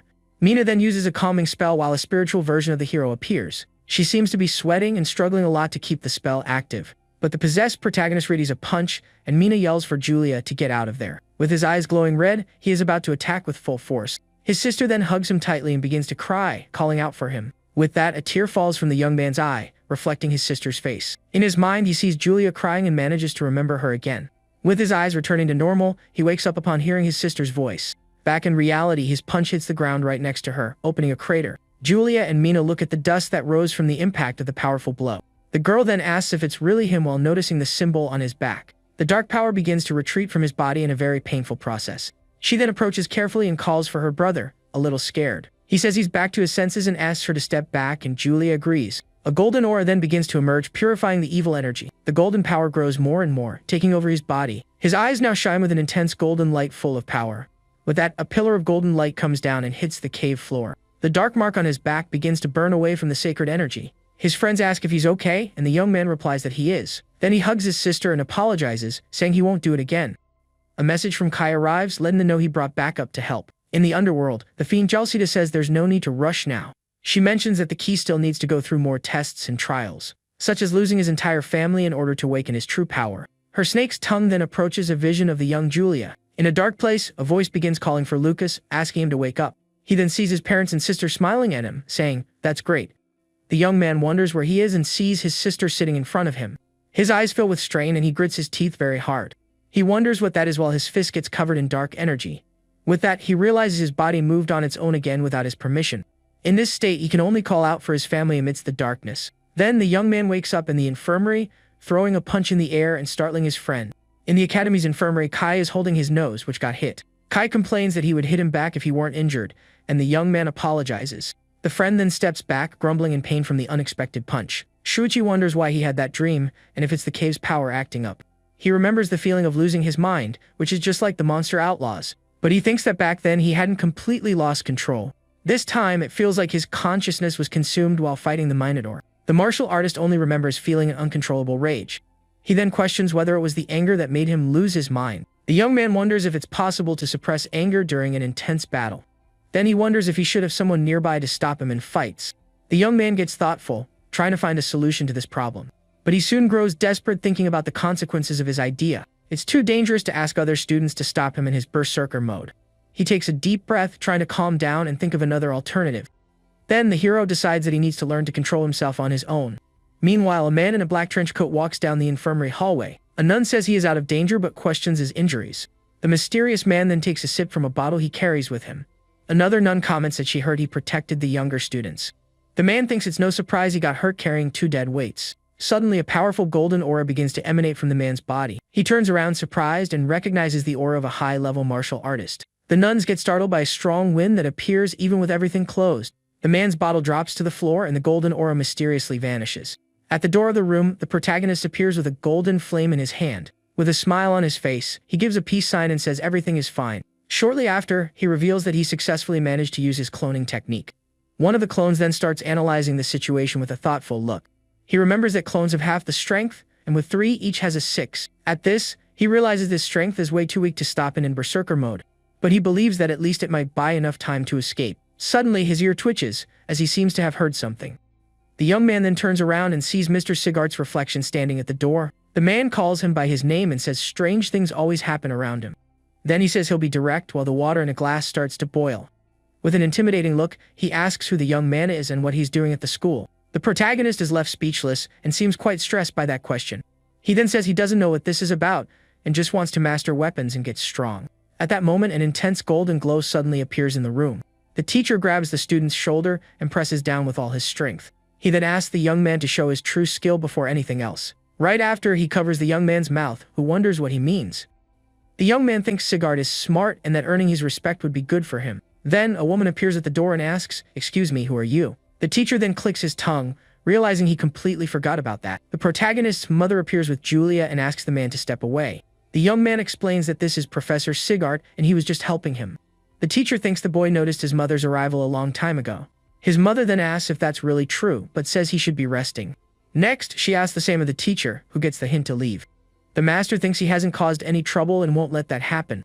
So the man says goodbye and leaves while the young man politely says farewell. The mother tells him not to be selfish and annoy his teacher while holding a box. She says she stayed at the Miranda mansion and her son is shocked she's so close by.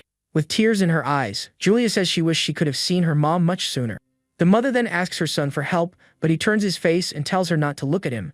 The young man then asks if their father isn't visiting along with her. With that, she explains that the situation in the war isn't good, and he had to leave. At this, the protagonist thinks the Miranda family is stubborn for not accepting his dad. The mother reveals she has a gift from his father to celebrate his first-place finish. With his eyes sparkling with curiosity, the young man wonders what it could be. It's the Ryan family's treasure sword, which is damaged beyond repair. His mom says his dad has big expectations for his future. With a smile, he takes the sword and swears he won't let his father down. Jealous, his sister says he is very lucky to get a gift like that. The protagonist's mother and sister then start laughing at the whole situation. She covers her mouth to hold back her laughter at her son's reaction. He gets embarrassed and asks why they are both laughing like that. With a smile, he affectionately rubs Julia's head and says she's the favorite.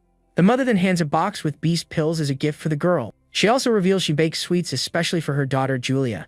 The girl jumps with joy and shouts that she loves her mom so much for the gifts. With a smile on her face, the young girl starts enjoying the sweets. The mother asks her to deliver a gift to Jeremy later. She explains that their dad also prepared pills for him, but Jessica didn't come. The girl says she doesn't like him but agrees to deliver the gift anyway. After the visit, the mother says goodbye with a smile and Julia happily replies. Later, in the boys' dorm, someone yells that Jeremy has a visitor. A student recognizes Julia and wonders what the top elite student wants there. Others are surprised to learn that the academy's genius is that guy's sister. A classmate then tells Jeremy to call his sister on their next mission. Angrily, Jeremy turns his nails into claws and prepares to attack. But suddenly, he is restrained by green vines springing from the floor. His classmate is startled and wonders what got into him to react like that. Alone, Jeremy laments that his parents didn't even visit him once. With the gift in his hand, he gets angry that they gave the family sword to Lucas. He then calls his brother trash and swears he will steal everything back. After that, their mother returns to the Miranda mansion, and they say their goodbyes. But they are happy because she'll be staying in the city nearby for a while. To help Mina, who got hurt, the hero decides to make a new elixir. Julia delivers the potion, and her friend is amazed by the power of the magic. 1.5 months pass, and we see Alan's tower with fireworks. Kai and his friends are impressed, and he says the tower shines just like him. The protagonist finds it amusing, and their classmates laugh at their friend's attitude. Suddenly, a girl from their class clenches her fist tightly and nervously. She and the others are startled to see Professor Sigard approaching. The master then tells everyone to quiet down as the field trip is part of the class. He orders everyone to sit in their seats, and the students obey. 2 students from another class complain about the martial arts department's arrival. Another boy says they dream too big and few there actually have skill. Kai gets annoyed and says they are looking down on their class again. Lucas then puts a hand on his shoulder and asks him to calm down a bit. As expected, the magic teachers complained about the 20 spots reserved for them. They even demanded that the martial artist spots be given to them. With a serious look, the protagonist thinks they are truly shameless.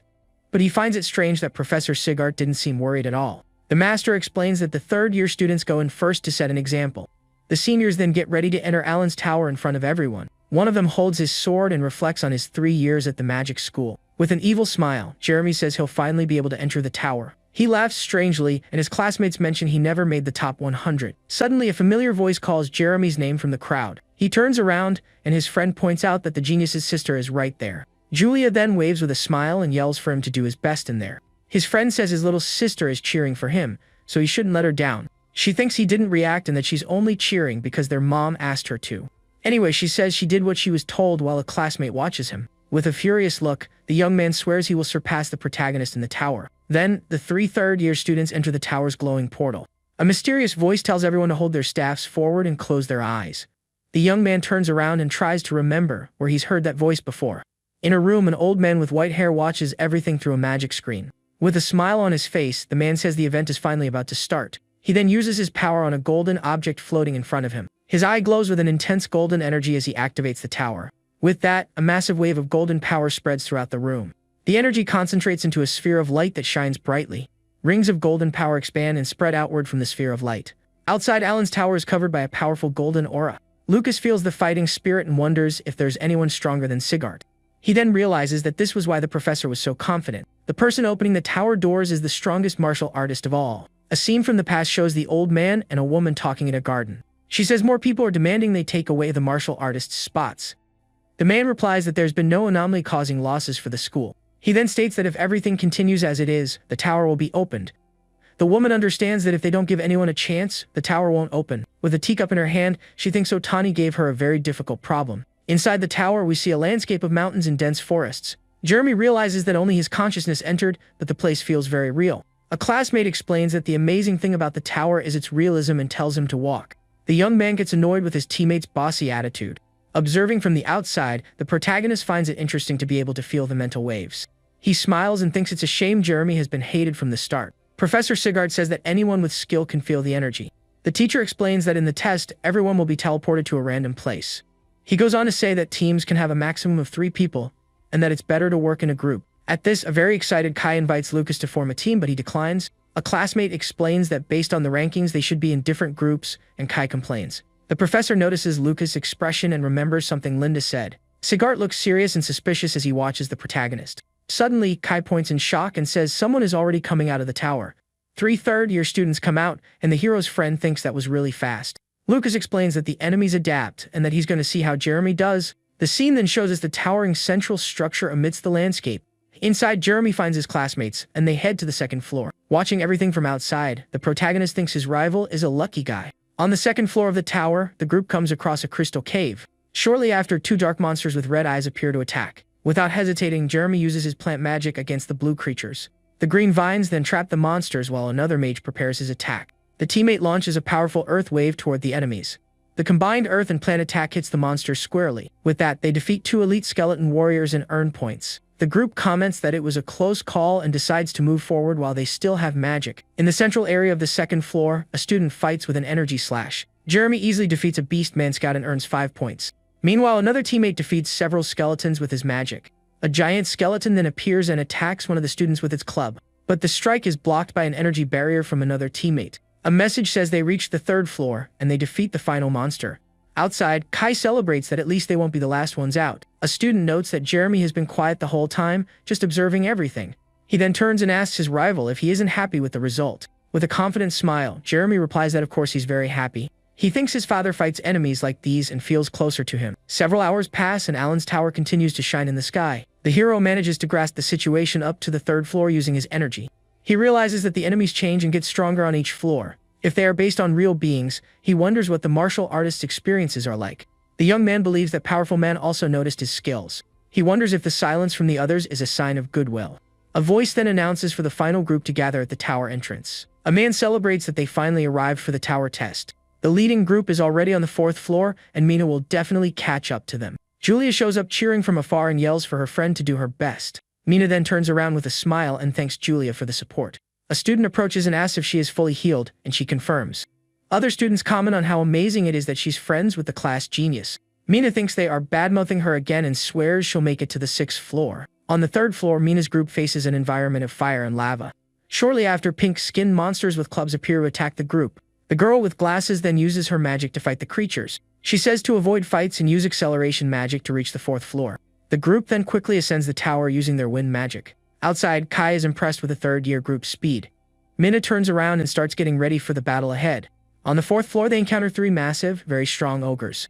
A girl in the group gets scared and says she now understands why everyone loses there. One of the guys uses his wind magic and attacks one of the ogres with force. With that, the monster is defeated, and the team earns 80 points for the victory. The teammate praises her speed, and Mina says her skills have improved. She thinks that to save time, she needs to take them down with a single strike. Mina then says she'll look for the passage, and the others can handle the cleanup. Using her magic, she easily defeats 2 beast man scouts and earns more points. His attack squarely hits another beast man scout, and the team gains more points. One of the girls on the team also easily defeats an elite beast man.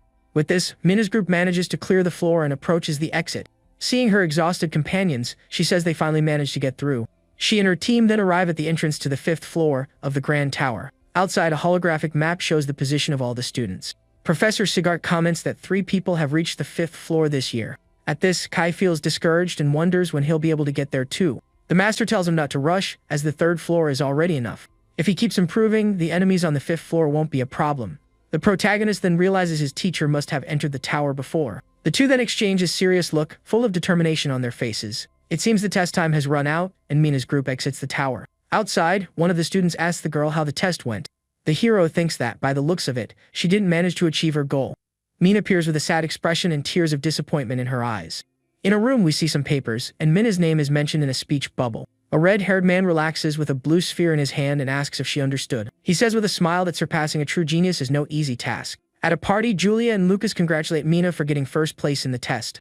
She thanks them but regrets not being able to break Theodore's record. Her friend tries to cheer her up by saying the president also stopped on the 5th floor. But she explains she couldn't even stand up when she saw the stairs.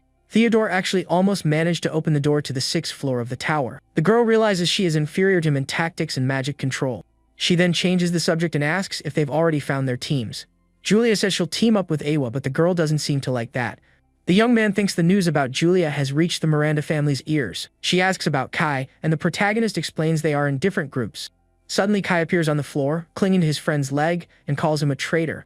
Clinging to his friend, Kai wonders who he should form a team with now. Suddenly, 2 girls approach and invite him to join them in the tower. One explains they were looking for a strong frontline fighter like him. The protagonist watches from afar while his friend seems quite embarrassed by the invitation. Kai accepts on the spot, and Shuchi notes how quickly he changes his mind as always. On the training field, Professor Sigard observes that everyone has found their partners. A close-up of his face reveals an intense look full of determination for the test. He then tells everyone to cheer up, because they know what's said about them behind their backs. The master asks if they want the insults calling them trash to come true. With a serious look, the professor continues his motivational speech to the class. A student yells that they will train hard and prove they earned their spots. At this, all the other students get hyped and shout that they will take 1st place. Shuchi thinks Sigart used the gossip to boost the entire class's morale. With a smile, the young man realizes his teacher's plan worked perfectly. He remembers that the enemies in the tower are varied and very intelligent, which is why they trained. We then see golden energy moving during the young students' intense training. To improve their teamwork, they focused on training together every single day. During breaks, the master taught them about the strengths of the tower's races.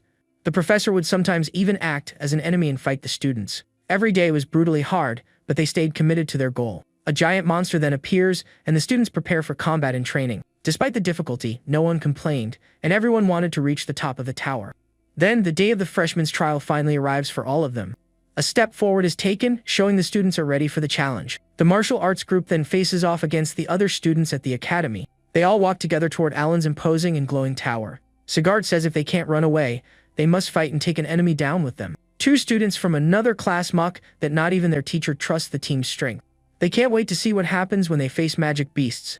One of them bets the martial arts department will be eliminated in 3 minutes. With a smile, Kai calls the others losers and Shuichi notices he has grown up a bit.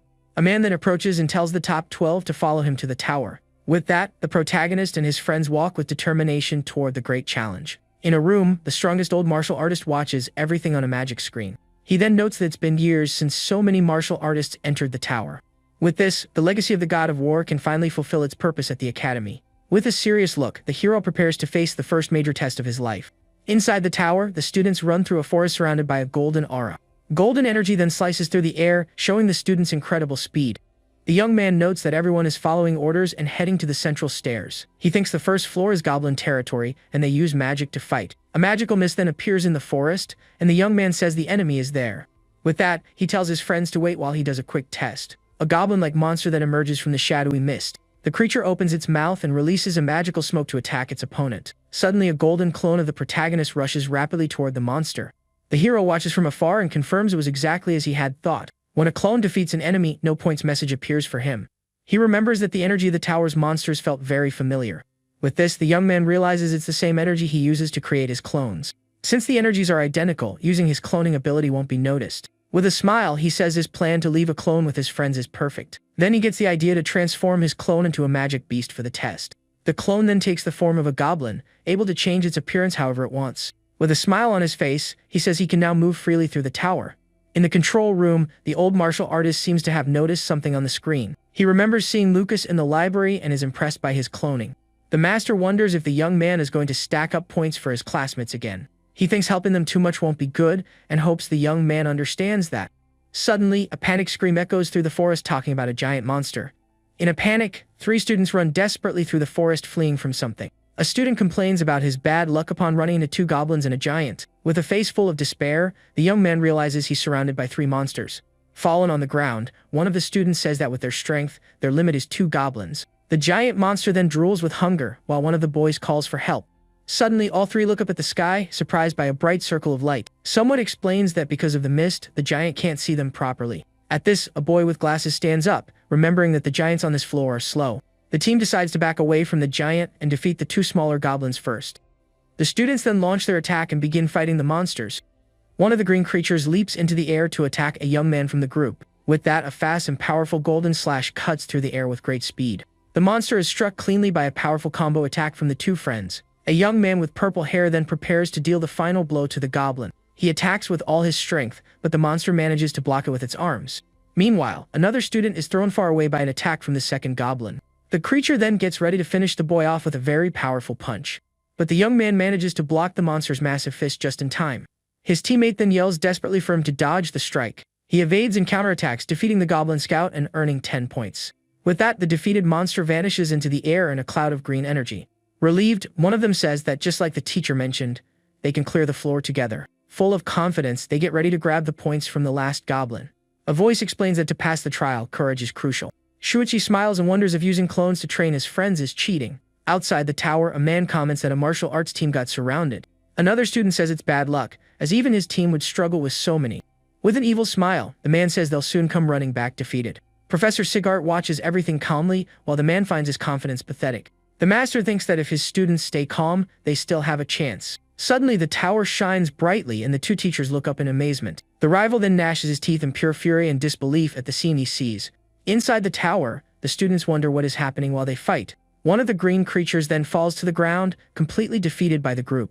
With red eyes, the students say the tables have turned on the last goblin. The monster releases a smoke screen, and the teammate is surprised by the tactic. He realizes the goblin created a thick mist to try and escape the fight. But one of the young men lunges with his dagger, preparing to use a skill. He uses a piercing thrust and hits the monster directly with a powerful strike. The martial artist's dagger then manages to pierce the green creature's hand. Wasting no time, another student leaps and attacks the goblin with his sword mid-air. Next, the young man with purple hair gets ready to use his own skill. He uses a spiral slash, hitting the monster multiple times with his golden blade. The goblin then steps back with an expression of pain from the combined attack. The last team member gets ready to deliver the final blow with his long weapon. With his lightning step, he strikes the monster squarely with a devastating attack. A message then confirms the goblin's defeat and the team earns 10 points. The rival teacher yells that it's impossible for them to beat 2 goblins so fast. At this, Master Sigart just gives a small smirk. With a look full of pride, he congratulates his students on the great victory. He says if they fight as he taught them, the tower's enemies aren't so scary. The other students cheer up, but the rival says they just got lucky this time. A colleague reminds him that he was the one who said it was bad luck, leaving the rival speechless. Sigart senses a strange energy and suspects Lucas is up to something again. In the middle of the forest on a branch, the protagonist suddenly lets out a sneeze. He jumps to the ground and wonders if his sister Julia is talking about him again. The young man then remembers his sister supporting him and calling him amazing. Suddenly, a familiar voice calls his name, and he sees his teammates approaching. Kai and his friend are happy to see him and mention they were very worried. He explains he was teleported far away and finds out one team hasn't arrived yet. A masked girl congratulates him and says everyone is already at the meeting point. The hero is relieved to see everyone is tired, but no one is seriously hurt. With a thoughtful look, he remembers that Slight's group hasn't shown up yet. He believes his friends should arrive soon as they wave from a distance. His companion then turns around and asks the martial artist what is wrong. With a smile on his face, the young man says it's nothing and he's perfectly fine. Next, he looks at the tower and tells them to head to the second floor when everyone arrives. Outside, the rivals mock that they only haven't lost anyone because they're good at running away. A student then asks his teacher for the status of the martial arts department. Angrily, the man replies that it seems all of them have already reached the second floor. The rival students shout in shock, wondering how the weaklings escaped the first floor. The teacher thinks they are a threat because they might steal the mage's resources. On the second floor, a skeletal blue creature with a giant tongue appears in the darkness. Shuichi observes the area and realizes there are many of these monsters roaming around. He thinks the stronger the team, the harder the tower's challenge will be. With his wolf clones, he decides he needs to find his classmates quickly. One of the golden wolves then leaps and runs across the rocky landscape of the second floor. Kai contacts the hero and asks how things are going on his end. He replies that there are many enemies traveling in packs, and avoiding combat will be difficult. The protagonist explains that the tower's purpose is precisely to provide battle experience. His friends agree that running away all the time would defeat the purpose of the test. Suddenly, a massive blue energy blade falls from the sky toward the group. The hero pushes his friend away, and Kai screams his name desperately. He says he's fine, but his friend didn't notice the two approaching enemies. With a serious look, the martial artist braces himself for the battle ahead. Two creatures resembling blue werewolves then appear in front of the young man. One of the monster's claws then digs into the ground with impressive force. The creature lunges quickly to attack the protagonist with its sharp claws, but the hero counterattacks with a powerful blast of golden energy from his hand. With this, he manages to grab the monster's hand and halt its fatal attack. A message says a scout was defeated, but it had already called for backup. The dark-haired young man realizes they are the vanguard and need to act fast. At this, a teammate panics because his dagger is gone, and the other admits he threw it away. Suddenly, the group leader turns his head, seeming to have heard something approaching. One of the boys then yells for everyone to stay alert, as an enemy is very close. With a serious look, the blonde student prepares for the upcoming combat. He then rushes forward and unleashes a powerful energy slash toward the sound. But the werewolf creature manages to dodge the attack with impressive agility.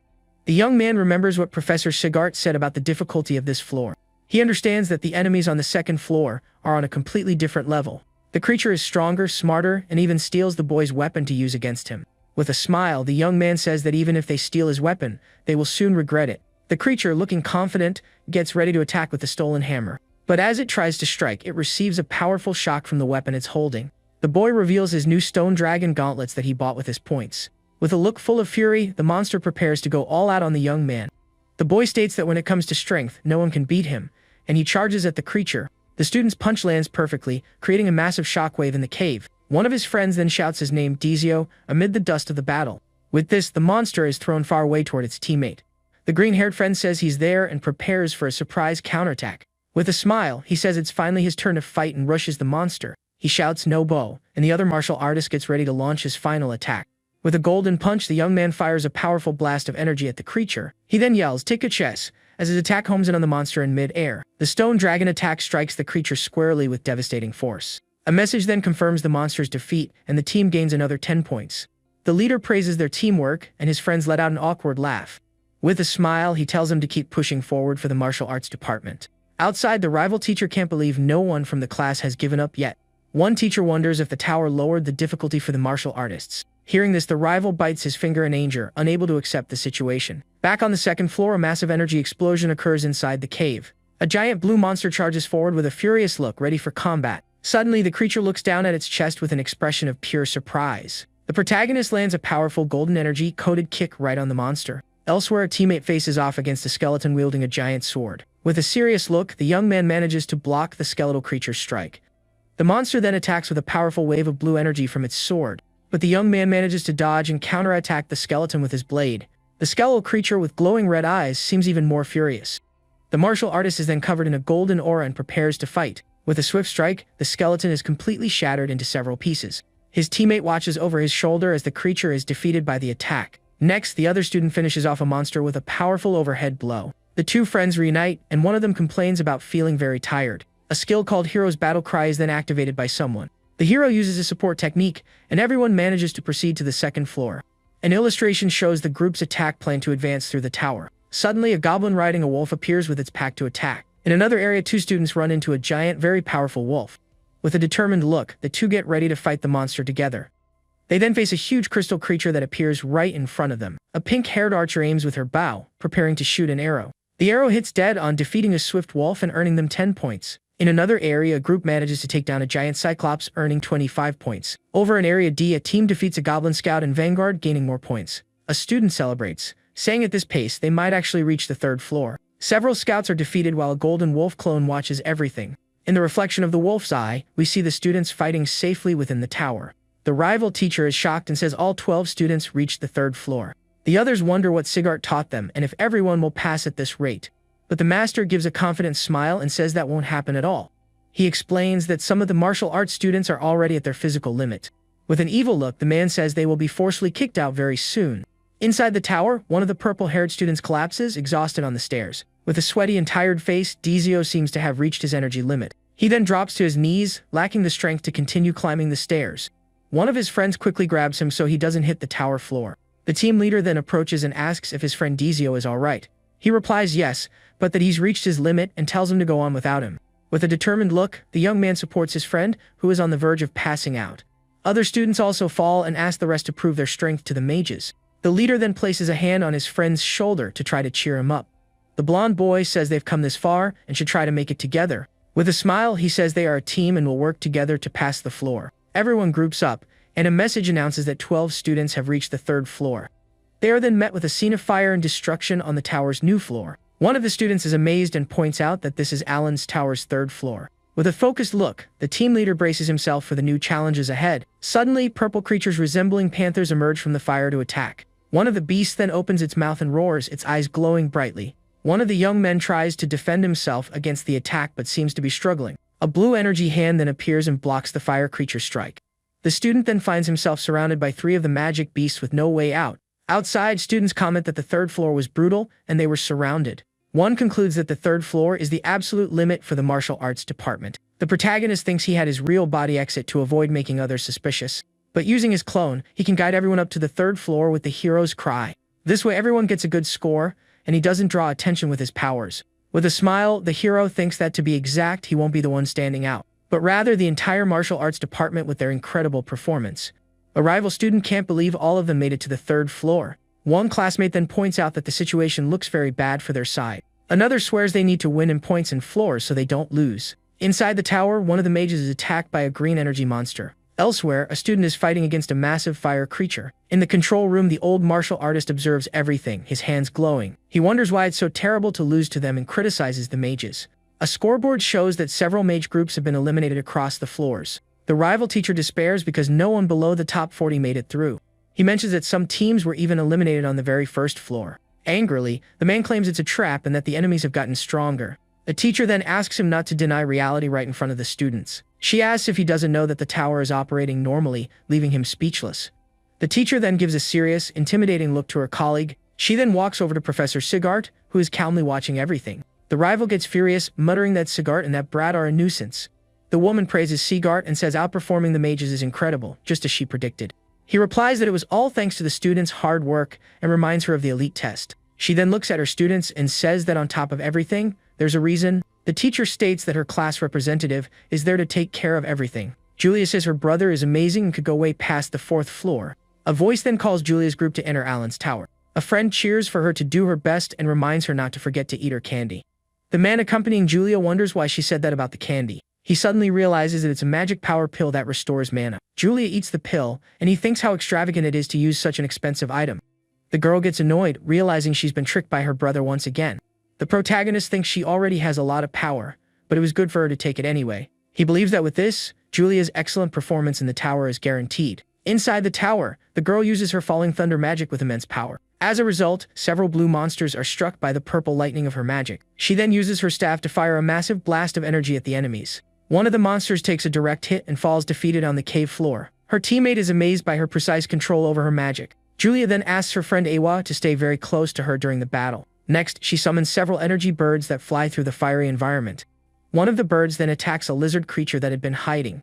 The reflection of the electric bird appears in the monster's eye just before the attack. With that, the creature is completely electrocuted by the girl's powerful magic. She then comes face to face with a giant monster that looks like a purple dragon.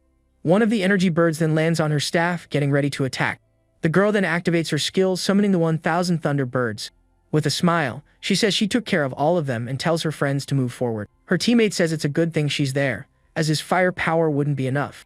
Her friend complains that if they were in the real world, she would control their minds.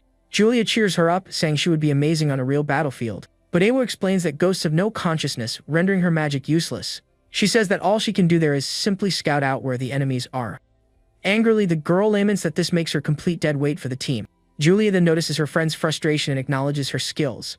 Embarrassed, Awa says she'll let her take the spotlight and walks on ahead. The teammate then yells, asking the two of them not to just run off like that. Suddenly, the fiery ground begins to crack and shake with a mysterious force. Awa stops abruptly and looks back with an expression of surprise on her face. Without noticing, Julia ends up bumping hard into her teammate's back. Rubbing her face, she asks why her friend stopped and if there's an enemy nearby. Awa says it was her imagination, but she felt something strange nearby. Julia then asks her to find a safe route when they reach the 4th floor. A voice then announces to everyone that 3 students have reached the tower's 4th floor. The protagonist thinks it was close and notes that mental magic users are quite sharp. The teachers are impressed, mentioning that this hasn't happened in 30 years. With a smile on his face, the hero thinks his sister Julia is truly outstanding. He reflects that the pill only boosts her power, the rest depends on her own skills. So, he decides he will simply watch his sister's growth from a distance. With a determined look and a smile, the young mage gets ready for battle. Suddenly, her friend Awa runs over and yells for the girl to be very careful. She warns that there are 4 enemies hiding right behind them to the right. A beastly archer then prepares to shoot a thunder arrow at the group. Julia turns her head with a look of disdain as the attack approaches.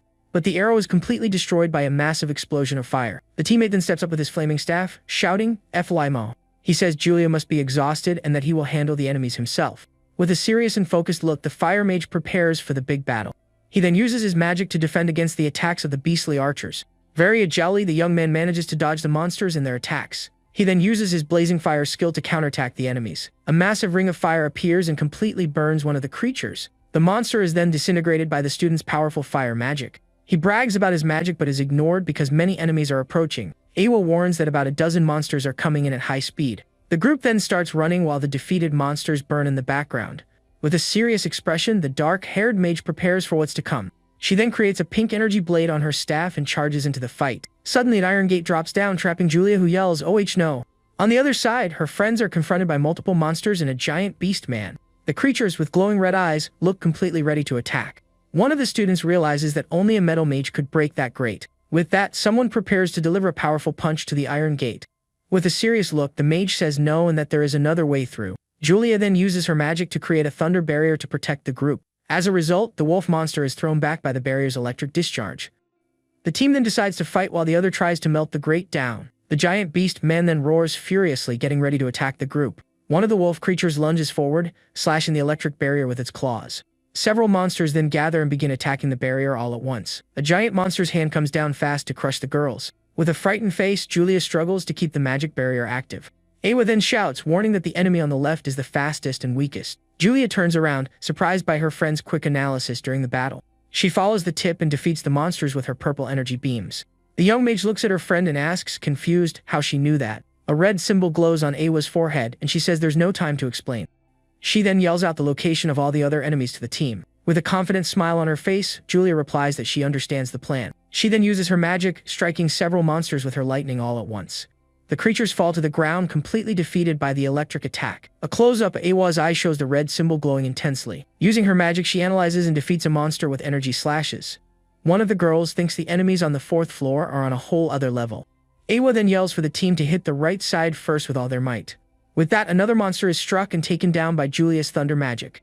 The girl says she's out of power and can only seal the giant's movements now. Awa looks sad and starts sweating from the exhaustion of the situation. She then tells Julia to look for an opening and defeat the giant wolf.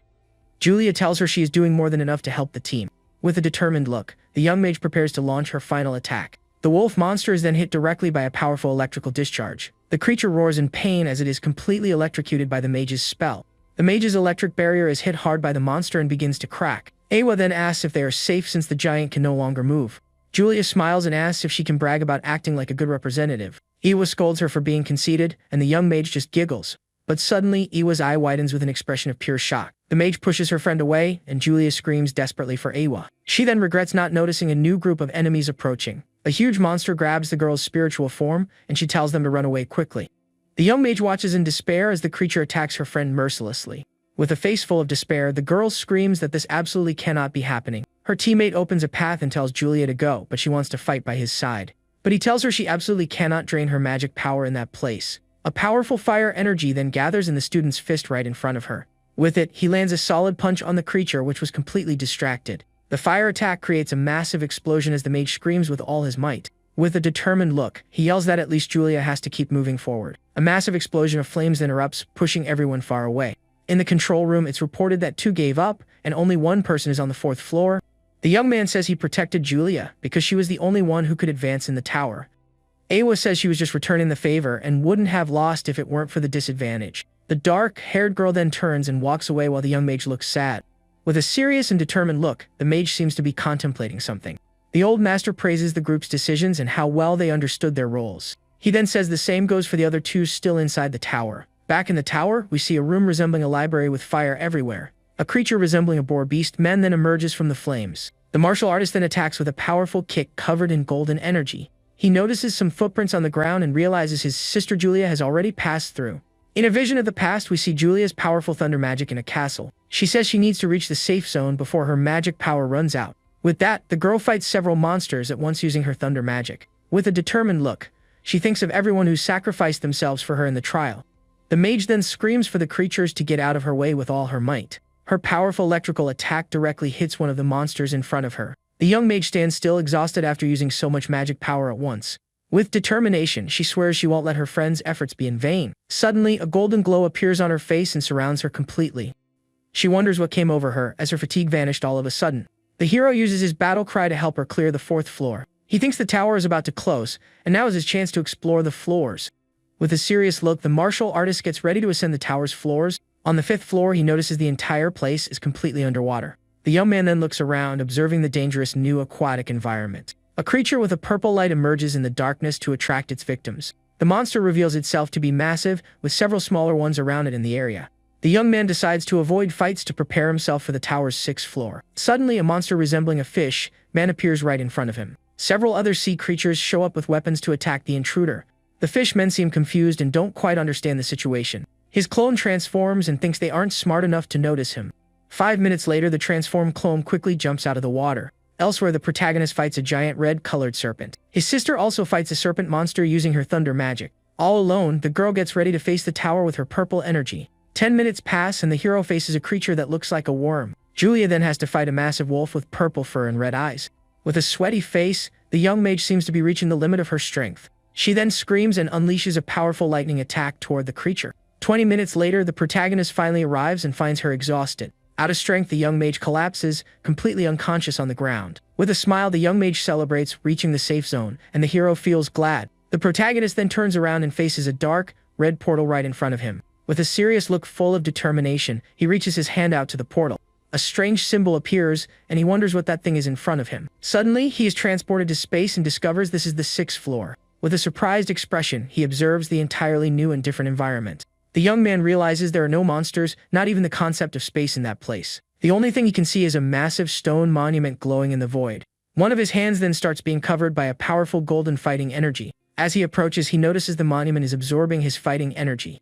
The weapon symbol on top of the stone then shines with a very intense golden light. With that, a massive explosion of light occurs, blinding him completely for a moment. In the control room, the master confirms the young man really reached the 6th floor. He believes that is the legacy of the martial god, but says it's a shame. The old man explains that the young man's sister is reaching her limit right now. So how much she can learn before the tower closes depends entirely on her brother. In a vision, the hero sees a red-haired man with a look full of fury. The warrior then gets ready to fight a portal of dark, purple energy. A voice from the portal says he won, but its seeds have already been scattered. With that, the evil being swears that even if it takes time, they will definitely return. The warrior is covered in a golden aura and gets ready for the final attack. With an angry look, he tells the being to shut up and stop talking. The man then fires a powerful blast of golden energy at the dark portal. Charging up a punch, he yells "Bidifite" and prepares to end it all. He uses his ultimate technique called Destruction Fang and fires a beam of power. The attack squarely hits some kind of shield or core in the center of the dark portal. The golden energy then pierces the dark creature with devastating force. Several rays of light pierce the evil being's body, slowly disintegrating it. As a result, the dark energy portal is completely destroyed by the technique. Back in the present, the protagonist is shocked and sweating from the vision he saw. He then wonders if the vision was a memory from the martial deity and about the seeds. With this, the young man connects the seeds to the monsters he faced, like the Minotaur. The young man decides he needs to investigate further and approaches the stone monument. With a serious look, he then touches the cold surface of the rock with his hand. Suddenly, a golden shadow emerges from the stone, taking him completely by surprise. The hero dodges the attack and wonders if that's another enemy from the tower. But he realizes the dark creature isn't aiming at him at all. A giant hand then passes right through him, heading straight for the monument. The young man simply watches as the dark hand approaches its target. He understands the monument was the target and sees the tower glowing in the background. The young man thinks that since the monument is gone, there's no reason to stay there. Suddenly, the protagonist and his clone appear meditating in a different place. His other version is startled by the scene and wonders what is going on. He feels that something has changed and questions if it was because of the martial god's vision. The scene then shows us some gears turning, indicating the end of something. The old master tells the young man to keep training, get stronger and stronger. Outside, a man announces that the trial is over and the tower will be sealed. The protagonist and his clones wonder if the test has really ended already. With that, the gates of Alan's tower open, and someone starts coming out. Julia walks out celebrating and is announced as the first freshman to reach the 5th floor. In the library, the old martial artist walks alone through the massive hall of books. Someone pours a drink and tells the man that he is finally back. With a serious and suspicious look, Professor Sigurd observes the old master. He turns to a man at the window and says he already knows why he's there. The man then asks what exactly happened during the trial at Alan's tower. With this, the master picks up the cup poured for him with a thoughtful look. He replies that he doesn't believe anything unusual happened during the test, but the other points out that the mage's results were abnormal, and many didn't score. The master says 18 scored 0 points, and that falls within the margin of error. With a serious look, the man states the number of students on the 2nd floor was halved. The master says Principal Otani should ask the magic teachers about that. He adds that the principal failed to notice the anomaly in the martial arts department. Otani then asks what anomaly could have happened with them during the test. The man reveals that 4 martial artists are trying to level up right now. Shocked, the principal asks if the tower might have an effect that boosts their growth. He thinks if this information leaks to the world, chaos will surely reign. The master says he only ran the test to find a new administrator for the tower. With a serious look, he asks the principal to keep everything a secret for now. Otani agrees, appearing quite worried about the whole situation at the academy. The old man tells him to cheer up, as a genius has appeared, and the principal agrees. Elsewhere, some students are celebrating that Julia has broken a new record, but one of them comments that she has a completely incompetent martial artist brother. With a look of contempt, a blonde young man remarks she is very lucky with that. Angrily, the young man clenches his fist tightly and gnashes his teeth in pure hatred. Jeremy gets annoyed because even though he is her brother, Lucas gets all the attention. With a furious look, he complains that out of everyone, Lucas is the real brother. The scene then takes us to the academy cafeteria, which seems quite empty at the moment. A green-haired student is eating quietly at one of the tables in the dining hall. Suddenly, a red-haired young man appears, surrounded by a fiery aura and hearts. With a smile on his face, he notices the usual cheers and familiar support. He thinks that even with the record broken, he is still the school's idol. Everyone comments on how cute Julia is, even when she eats, and they are amazed by the food's price. The young man in red says 500 points, nothing compared to the 1,000 she earned. With a serious look, he watches the young mage who has become the center of attention. The protagonist tells his sister to eat as much as she wants, and she happily agrees. Suddenly, the student council president appears in front of them with a challenging look. The hero is surprised by the young man's speed and stares back with a serious look. He recognizes him as Theodore and asks what he wants with him right now. The president then turns and says Julia might be excellent at magic, but that isn't everything. He tells the girl not to get arrogant just because she reached the 5th floor. The young mage asks what he means while she peacefully eats her candy. With a hand on his forehead, the council president seems quite annoyed by the situation. Suddenly, an aura of fire covers his body and he gets ready to attack. But he notices Julia's magic power and fears losing face as she fights back. Angrily, he says she will regret it and walks away, leaving a trail of fire. She asks her brother what got into him, and the young man tells her to keep eating. The hero thinks intimidating her was a mistake, as he had used his hero's cry on her. He finds it weird that the president didn't use his catchphrase, and Mina appears. Her friend congratulates Julia, saying she is even more talented than she thought. Mina says she only made it because of her friends and asks about the festival. The protagonist and his sister ask what the Moriel Goddess Festival is. She explains that their school, along with Kyoto and Sacred, are the big 3. Together, they are known as the 3 great magic schools of the empire. Every year, 9 standout freshmen are selected from all the schools. This is meant to determine who the greatest genius is among all the students. Mina says Julia will definitely compete in the festival this year. The martial artist finds it interesting and wonders if his sister will accept. The scene then takes us to the girls' dormitory for the academy's elite course. We see several students walking through the courtyard while someone wakes up in a room. Julia is still sleepy in her bed, holding a piece of candy in her hand. Her brother teases her, saying he won't wake her up anymore, and she gets startled. Suddenly, a towel is forcefully thrown toward her bed in the room. With toast in her mouth, the girl uses her thunder dash so she won't be late.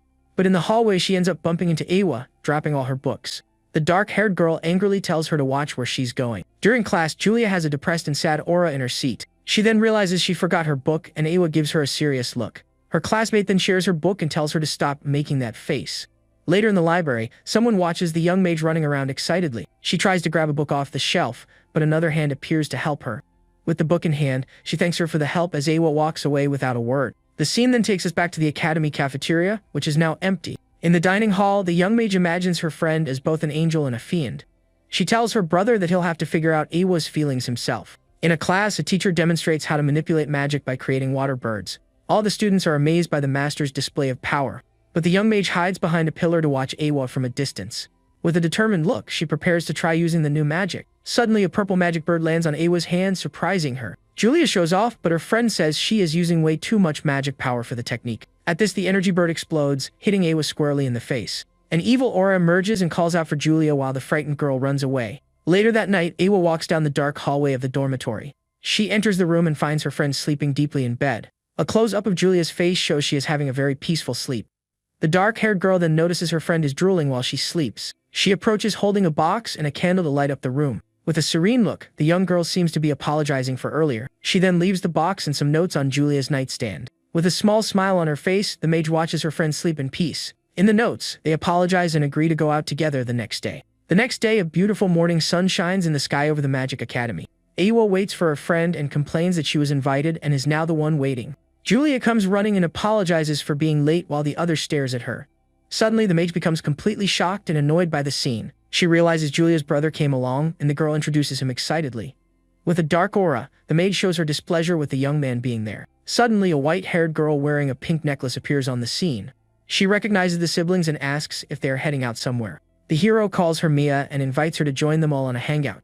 The white-haired girl is surprised and asks if the protagonist is really coming along. With a red face, she starts sweating, feeling completely awkward about the situation. The young girl gets so embarrassed that smoke literally starts coming out of her head. Feeling totally awkward, she accepts the invitation, and Julia cheers excitedly with her friend.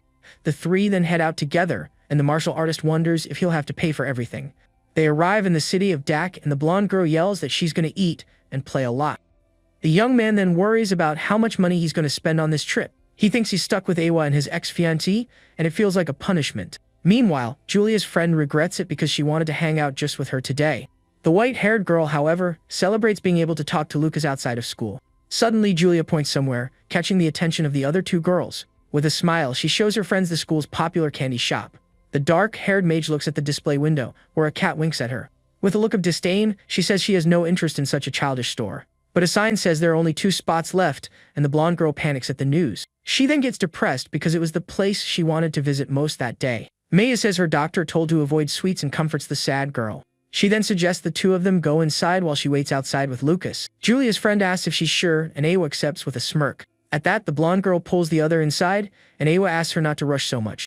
The hero hands Maya a drink and thanks her for helping out with the girls. He apologizes for his sister being childish, and the young woman says she's happy to see them like this.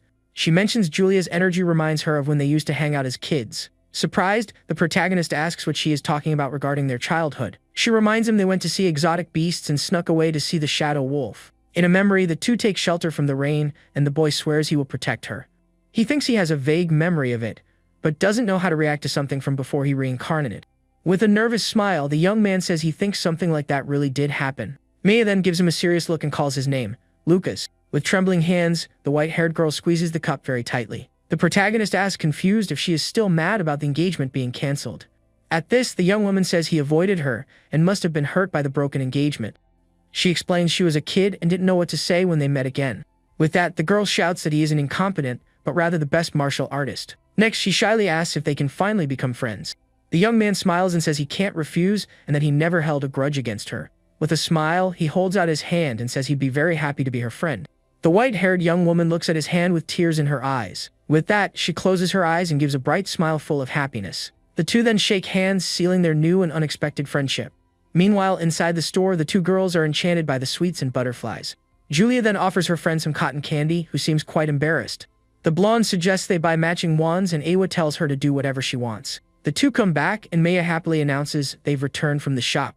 At that moment, the girls see Lucas and his friend holding hands on the bench. They both get startled and let go of each other's hands while the young woman tries to explain. With a look of disdain, Awa says that was indecent, leaving Julia confused. Feeling totally awkward, the protagonist changes the subject and invites everyone to the Gomet Street. The scene then shows us the beautiful and bustling commercial district of Dak City. With a smile on her face, the young mage begins enjoying a sweet she bought. Her friend says the taste is just okay, and Julia looks at her a bit confused. Suddenly, her candy starts glowing, and the girl says it's reacting to something interesting. With this, Awa wonders what kind of effect that magical candy actually has. A trail of pink energy then passes by everyone, guiding them to a new place. The magic trail leads them to a building, and Julia shouts that she knew it was there. The young man wonders what this Hall of the Five Saints is, and she explains it's a dojo. She says whoever passes the test wins a magical treasure, but Lucas isn't thrilled. Maya and Awa get interested and say they want to see the incredible treasure too. Seeing that the two want to go, the young mage begs her brother to agree. With no other choice, the protagonist agrees, and they enter the mysterious dojo. Suddenly, one of the guards at the entrance yells for the group to stop immediately. Two men then block their path, glaring at the martial artist with contempt. They tell them this isn't a place for them to just have fun. With that, a powerful golden energy begins to emanate from the protagonist's hand. The hero grabs the guard and says they came for the treasure challenge. The young man's hand grips the man's collar with impressive strength. The guard is shocked, wondering where all that fighting spirit is coming from. With a smile, the young man says it's interesting for a guard to be so strong and asks to enter. At this, the man changes his attitude and invites them in, leaving Awa quite confused. The young mage cheers excitedly at having made it inside safely. A voice then welcomes them and announces that the first test is the beast trial. In an arena, a purple-haired young man says that to pass, they must defeat his pet. With an evil smile, he summons a massive ferocious fire lion for combat. The creature roars, its eyes aflame and its sharp teeth ready to attack. From afar, the girls get scared of the beast, and Julia tells everyone to be careful. The purple-haired young man then uses his magic to release the chain holding the monster. The magical collar snaps open, completely unleashing the fire beast into the arena. The group's reflection appears in the monster's eye as it prepares to strike. The beast charges with incredible speed, and the protagonist protects his sister from the attack. With a serious look, the martial artist gets ready to face the fire creature. The monster opens its giant mouth to try and consume the young hero in one bite. Suddenly, the beast tamer gets a look of surprise on his face. He sees that his lion has stopped and asks why it isn't attacking the group. The fire lion's eye then shows a deep fear of something right in front of it. The creature sees a massive shadow wolf aura emanating from the protagonist's body. With a glowing red eye, the martial artist unleashes an intimidating dark aura. The purple-haired young man gets annoyed and tries to get his magic beast's attention. Angrily, he yells and demands to know why the monster isn't following his orders to attack. At that moment, the young tamer also seems to feel the hero's terrifying aura. Terrified, the lion turns around and attacks its own master, who screams in panic. The creature strikes its master right in the face with a powerful paw swipe. The purple-haired young man is knocked out cold on the ground, and the lion calms down. The protagonist gives an awkward smile and asks if that counts as passing the stage. His sister is amazed and calls him incredible, while Maya covers her mouth. Awa gets suspicious, wondering how he won without lifting a finger and what trick he used. Walking up the stairs, she remarks that the lion seemed strangely terrified of the young man. Julia then whispers, wondering if Yuru's presence is still inside her brother. The martial artist motions for silence and says what happened was purely luck. As they reach the upper floor, a mysterious voice says they have finally arrived. The group is faced with a corridor of wind rings, which is the second challenge. An old man explains the rules are simple: they must shoot an arrow through the rings. He goes on to say that to pass, they must pierce a balloon at the very top. A voice explains that the challenge tests magic control and quick judgment. With an evil smile, the old man says he'll manage the environment to keep things fun. With a serious look, he asks who will be the first to accept the challenge. Without hesitation, Julia volunteers, saying she'll be the first to try her luck. The old man laughs and comments that the young mage seems full of energy. With that, he says the challenge begins, and the magic arrow starts floating. The girl bites her candy and tells everyone to watch as she prepares her magic. She gathers a massive amount of pink energy to fire the arrow. The young mage's energy then spreads out in the form of runes across the room. The pink arrow shoots forward, speeding through the rings of wind. With a focused look, the girl uses her magic to guide the arrow through the course. The energy arrow continues passing through the rings with great precision. May is amazed by the smooth curves, and Awa says it was pretty obvious. The old master is impressed and praises the young mage's skill in the test. With an evil smile, he announces the warm-up is over and pushes a button. The man activates a mechanism to make the challenge even more difficult. Julia notices the change and glares at the rings with a serious, determined look. Suddenly, a beam of red energy fires and hits the girl's arrow. At this, the energy arrow starts shaking, and the young mage is taken by surprise. Several cubes shooting red beams appear, and the girl finds the challenge interesting. With a confident smile on her face, she says, "Here I go," and gets ready to keep going. The arrow then begins dodging the beams at high speed with extreme precision. She claims she'll pass through it all, but the old man doubts it'll be that easy. Suddenly, a massive sphere of water appears, trying to stop the girl's arrow. She complains she's using all her strength just to keep the arrow in the air. With an evil laugh, the old man yells for the young mage to give up already. Several other obstacles of wind and fire appear to make the challenge harder. The girl's arrow then starts getting hit by multiple beams all at once. The protagonist analyzes it and notices the physical obstacles and magical interference. With great difficulty, the mage tries to use her magic to control the arrow. A close-up of her determined eye shows she isn't going to give up easily. In a flashback, the hero praises his sister's magic control during their training. With a smile, he explains that the solution is to destroy the source of the interference. Back in the present, her eyes glow purple as she shouts she won't give up. With that, the girl uses her piercing super thunder technique at full power. The old master is completely shocked, left speechless by what he just saw. The explosion is so strong that her friends comment it looks like a real battle. With a victorious smile, the young mage poses with candy in her mouth after the attack. The old man congratulates her, telling her she passed the second challenge. Her brother praises her good work but says it was overkill, and she just laughs. The master then tells the young ones to listen very carefully to what he's going to say. He explains that not all challenges can be won through brute force. In a workshop, a woman says the third challenge tests technique and concentration. With a smile, she reveals the challenge is to brew the magic potion, Trivia's Tears. She explains they will have to use 108 rare ingredients for the potion, but she warns that a huge explosion could happen if they mess up the mixture. The group complains it's impossible, and the hero thinks the task isn't for them. Suddenly, Maya approaches and whispers something to the protagonist, making him thoughtful. Maya then volunteers for the challenge, and the alchemist says she's quite bold. Wasting no time, the white-haired young woman begins brewing the magic potion. With incredible speed, she mixes the ingredients using a magic circle. Her glasses analyze everything, and she displays perfect precision and cooling times. Her friends are shocked, and the hero notices his friend's incredible accuracy. Suddenly, a blue glow appears on her pink necklace, and she smiles. With a serene look, she uses her magic to manipulate several ingredients at once. The girl analyzes the stardust and says it's rich in power and slightly salty. With a smile, she says just a pinch of the ingredient should be enough. Holding a glowing knife, the young woman prepares to cut one of the vegetables. The protagonist is impressed by the speed and millimeter-perfect precision of her cuts. Using her magic, she slowly melts the pieces as if it were cheese. The mage smells a bitter scent and decides to add something sweet to balance it. With a small flask in her hand, she gets ready to add one more ingredient. She tosses the flask contents into the potion to soften the strong flavor. Her friends comment she makes it look as easy as normal cooking. With a focused look, the young woman prepares to add the final ingredient.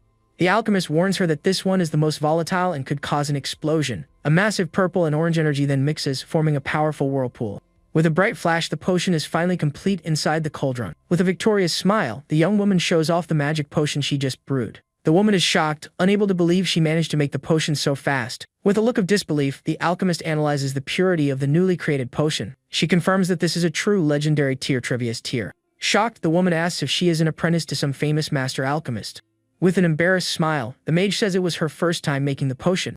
The group is left completely shocked and speechless by their friend's revelation. She explains that she focused on the ingredients and proportions as if she were making soup.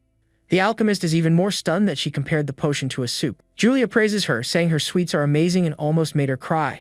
With a smile, Awa says polishing one's cooking instincts is a type of talent. She compliments her friend, saying whoever marries her will be a lucky person. With a red face, the white-haired young woman says cooking is just a hobby, but in her thoughts, she wonders what the protagonist thinks of her. The hero comments that having someone who cooks well on the team boosts morale. His friend calls him dense, and Julia asks, confused, what they are talking about. With an embarrassed smile, Maya says she's happy she passed the challenge. The alchemist regrets losing to a young girl with culinary skills. With a smile, she says the defeat was refreshing and hands the potion to the mage. The young woman says she can't accept something so valuable, but the woman insists she take it. The martial artist tells her to take it, as the potion is proof of her skill.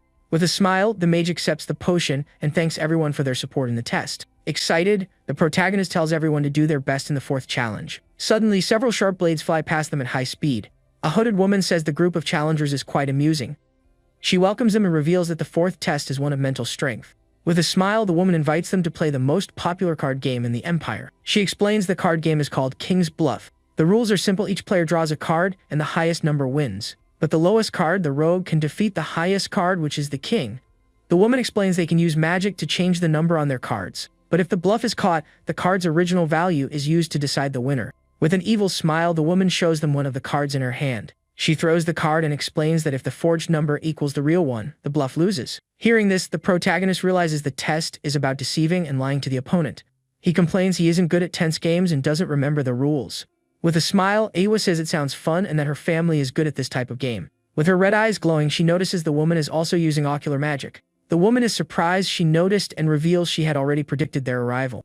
With that, the two face off, preparing for the grand card duel at the table. The hooded woman tells them to begin, and a powerful purple aura manifests on the table. With a smile, she holds a card that glows with an intense purple energy in her hand. With a serious look, Awa stares at her opponent while holding a card with a red aura. A close-up of her red eyes shows all her concentration on the card game. With a smile, the woman says she wants to see if the young girl can fool her eyes in the game. With a swift move, they both slam their cards on the table at the same time for the reveal. The cards are a king and an archbishop, and Julia celebrates that her friend's card is higher. But Awa says it isn't that simple, sensing a strange flow of magic from the card. Her eye glows with a red symbol as she activates her ocular magic. Using her power, she says she found it and reveals the archbishop card was actually fake. With a surprised expression, the girl slams her hand on the fake card. The woman is impressed that she saw right through her fake card so quickly. The fake card shatters into pieces, revealing a number 1 rogue. The protagonist and his friends react, saying she didn't even need to expose the card. The woman laughs, saying she's impressed Awa saw through her disguise. But she says the girl still lost, showing that her real card is the rogue. With a small smile, the young mage says it went exactly as she had thought. She explains that her opponent placed a second layer of disguise on the card. She then asks if the rogue is also fake, leaving the woman shocked by the question. Wide-eyed, the woman screams that it can't be, unable to believe it. Awa reveals that her opponent isn't the only one who can erase magic traces.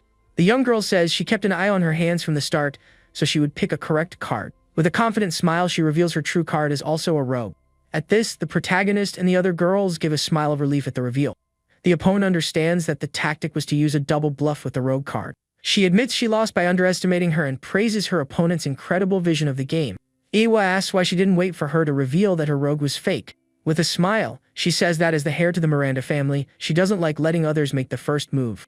The woman understands and says that with so much talent at her age, she will go down in history. With a confident smile, the young mage says, OFTORC while her friends celebrate. The woman says the group is bound by destiny and that they will save the world in the future. Awa is confused, and the woman announces it's time for the final test against the master of the hall. The protagonist thinks of the prophecy and realizes she doesn't seem to be joking. Julia gets excited about the idea of saving the world, but her brother tells them to focus on the treasure. Suddenly, a massive iron ball breaks through the door, flying straight at the entire group. The girls are startled by the iron ball, and a man appears at the door to welcome them. With a red aura and a threatening look, the man says he was getting tired of waiting. The young man feels his dangerous aura but smiles, saying the fight will be fun. The man lifts a giant weight with just one finger while doing a countdown. With a smile, he says he was waiting for the elite students from Alan's school. He crushes the weight, saying they aren't just spoiled kids if they made it this far. The man walks toward the group, and Awa glares at him with a serious look on her face. With that, he slams his hand on the ground and says he will explain the test rules. Covered in an aura of fire, he says that if the group can make him step back once, they win. He explains that if they fail, he attacks, and they must defend until someone goes down. The girls get worried, and the man warns he doesn't hold back, telling them to leave if they're scared. The protagonist offers to fight alone, noticing the man's aura is stronger than Sigart's. His sister begs him to go home, but Maya says she'll fight alongside him too. With a smile, he explains that this test is for martial artists, and he wants to test himself. The man laughs, saying he won't take it easy in the fight and the young man might get badly hurt. A mechanical bird appears, telling the man to put on his magic gloves for the fight. The man, whose name is Barzan, sighs and grabs a pair of magic gloves for the battle. He tosses a pair to the hero, explaining that the gloves create a protective barrier. With a serious look, the martial artist puts the gloves on and prepares for combat. A blue barrier forms around the two, creating an arena for the battle. The protagonist cracks his knuckles and gets into position to begin the great challenge. With a battle cry, the young man lunges at high speed to attack his opponent. He lands a powerful punch right on Barzan's chest with all his strength. The young man is shocked as his fighting aura can't even move the man an inch. Barzan says he has a good stance but still has a lot to learn, getting ready. With his arms crossed, he prepares to defend, thinking the situation is quite bad. Barzan charges forward with a powerful punch that creates a huge shockwave in the air. The protagonist is thrown far away, falling to his knees on the ground from the impact. Holding his hand over his mouth, he coughs slightly, appearing badly hurt from the attack. His opponent says it's too late now to try and surrender or give up the fight. The martial artist looks to the side, seemingly coming up with a new plan. He grabs his sword and yells that it isn't over yet as it glows golden. With a shout, he fires a powerful blast of golden energy at his enemy. The man takes the attack head-on, his body getting covered in an aura of fire. With glowing eyes, he grits his teeth and roars with all his might in the fight. The golden energy explodes with a devastating impact against Barzan's body. A blue energy line appears, and the shockwave shatters the arena's barrier. After the attack, the hero is left exhausted on the ground, while his opponent remains standing. Barzan says that wasn't bad, and he managed to scratch him, but it won't be enough. Surrounded by a golden aura, the young man stands up and says he isn't done fighting yet. He swears he's going to get the treasure no matter what and charges back into combat. A close-up of his determined face shows he won't give up that easily. Using a new technique, he creates energy whips and binds Barzan, yelling, "Jiotsia!" The man gets trapped by the energy ropes and looks quite surprised by the tactic. The protagonist pulls the ropes and yells for his opponent to step back in the arena. With a smile, Barzan calls him knave and his body begins to glow intensely. He breaks free from the ropes with an explosion of fire, throwing the young man far away. At this, the young man hits the ground hard, leaving a small crater from the impact. The man says he is smart and brave, but tricks are useless against his power. With a furious look, he declares the fight ends now and readies a powerful punch. Fallen on the ground, the protagonist stares at his opponent with a look of despair. He closes his eyes, seemingly focusing to use a new technique. The young man remembers the martial god's vision and his mysterious technique in the tower. He focuses his mind and an intense golden glow appears in his left eye. A massive explosion of golden and orange energy occurs as the two clash. His eye shines with an intense light as he gets ready to use the martial god's technique. Barzan is surprised, realizing the young man had been hiding a powerful move. With that, a massive explosion of golden light violently knocks them both backward. Their fists clash with a devastating impact inside the battle arena. With a face full of strain, the man tries to resist the power of the young man's strike. But the martial artist doesn't yield, continuing to push him back with all his might. The clash of power is so intense that the arena's magic barrier shatters into pieces. With that, Barzan is forced to take a step back, taking damage to his chest from the attack. Worried, his sister Julia screams desperately for her brother when she sees the scene. The man asks if the young man is a Tiny's disciple, but he looks exhausted. The young man replies he isn't, and Barzan asks why he held back on that final blow. With a smile, he says he didn't want to accidentally end him and lose the treasure. With a serious expression on his face, the man stays silent for a brief moment. With a laugh, he admits he was defeated and that the young martial artist won. Maya offers her potion, but the protagonist says he can't waste something so valuable. Barzan tosses him a healing potion, saying it's more than enough for injuries like that. With his hand over his mouth, the hero drinks the healing potion to recover from the fight. A green aura covers him, and he remarks that the potion is similar to the elixirs he makes. Barzan asks about the treasure but reveals the tests were really just to kill time. The robot bird yells at him to hand over the treasure, and he agrees not to be stingy. He hands over the treasure, which is a beautiful rabbit made of red and white crystal. The young man thinks it's just an ornament, and Barzan tells Julia to infuse it with magic. At this, the girl uses her pink magic to infuse power into the crystal rabbit.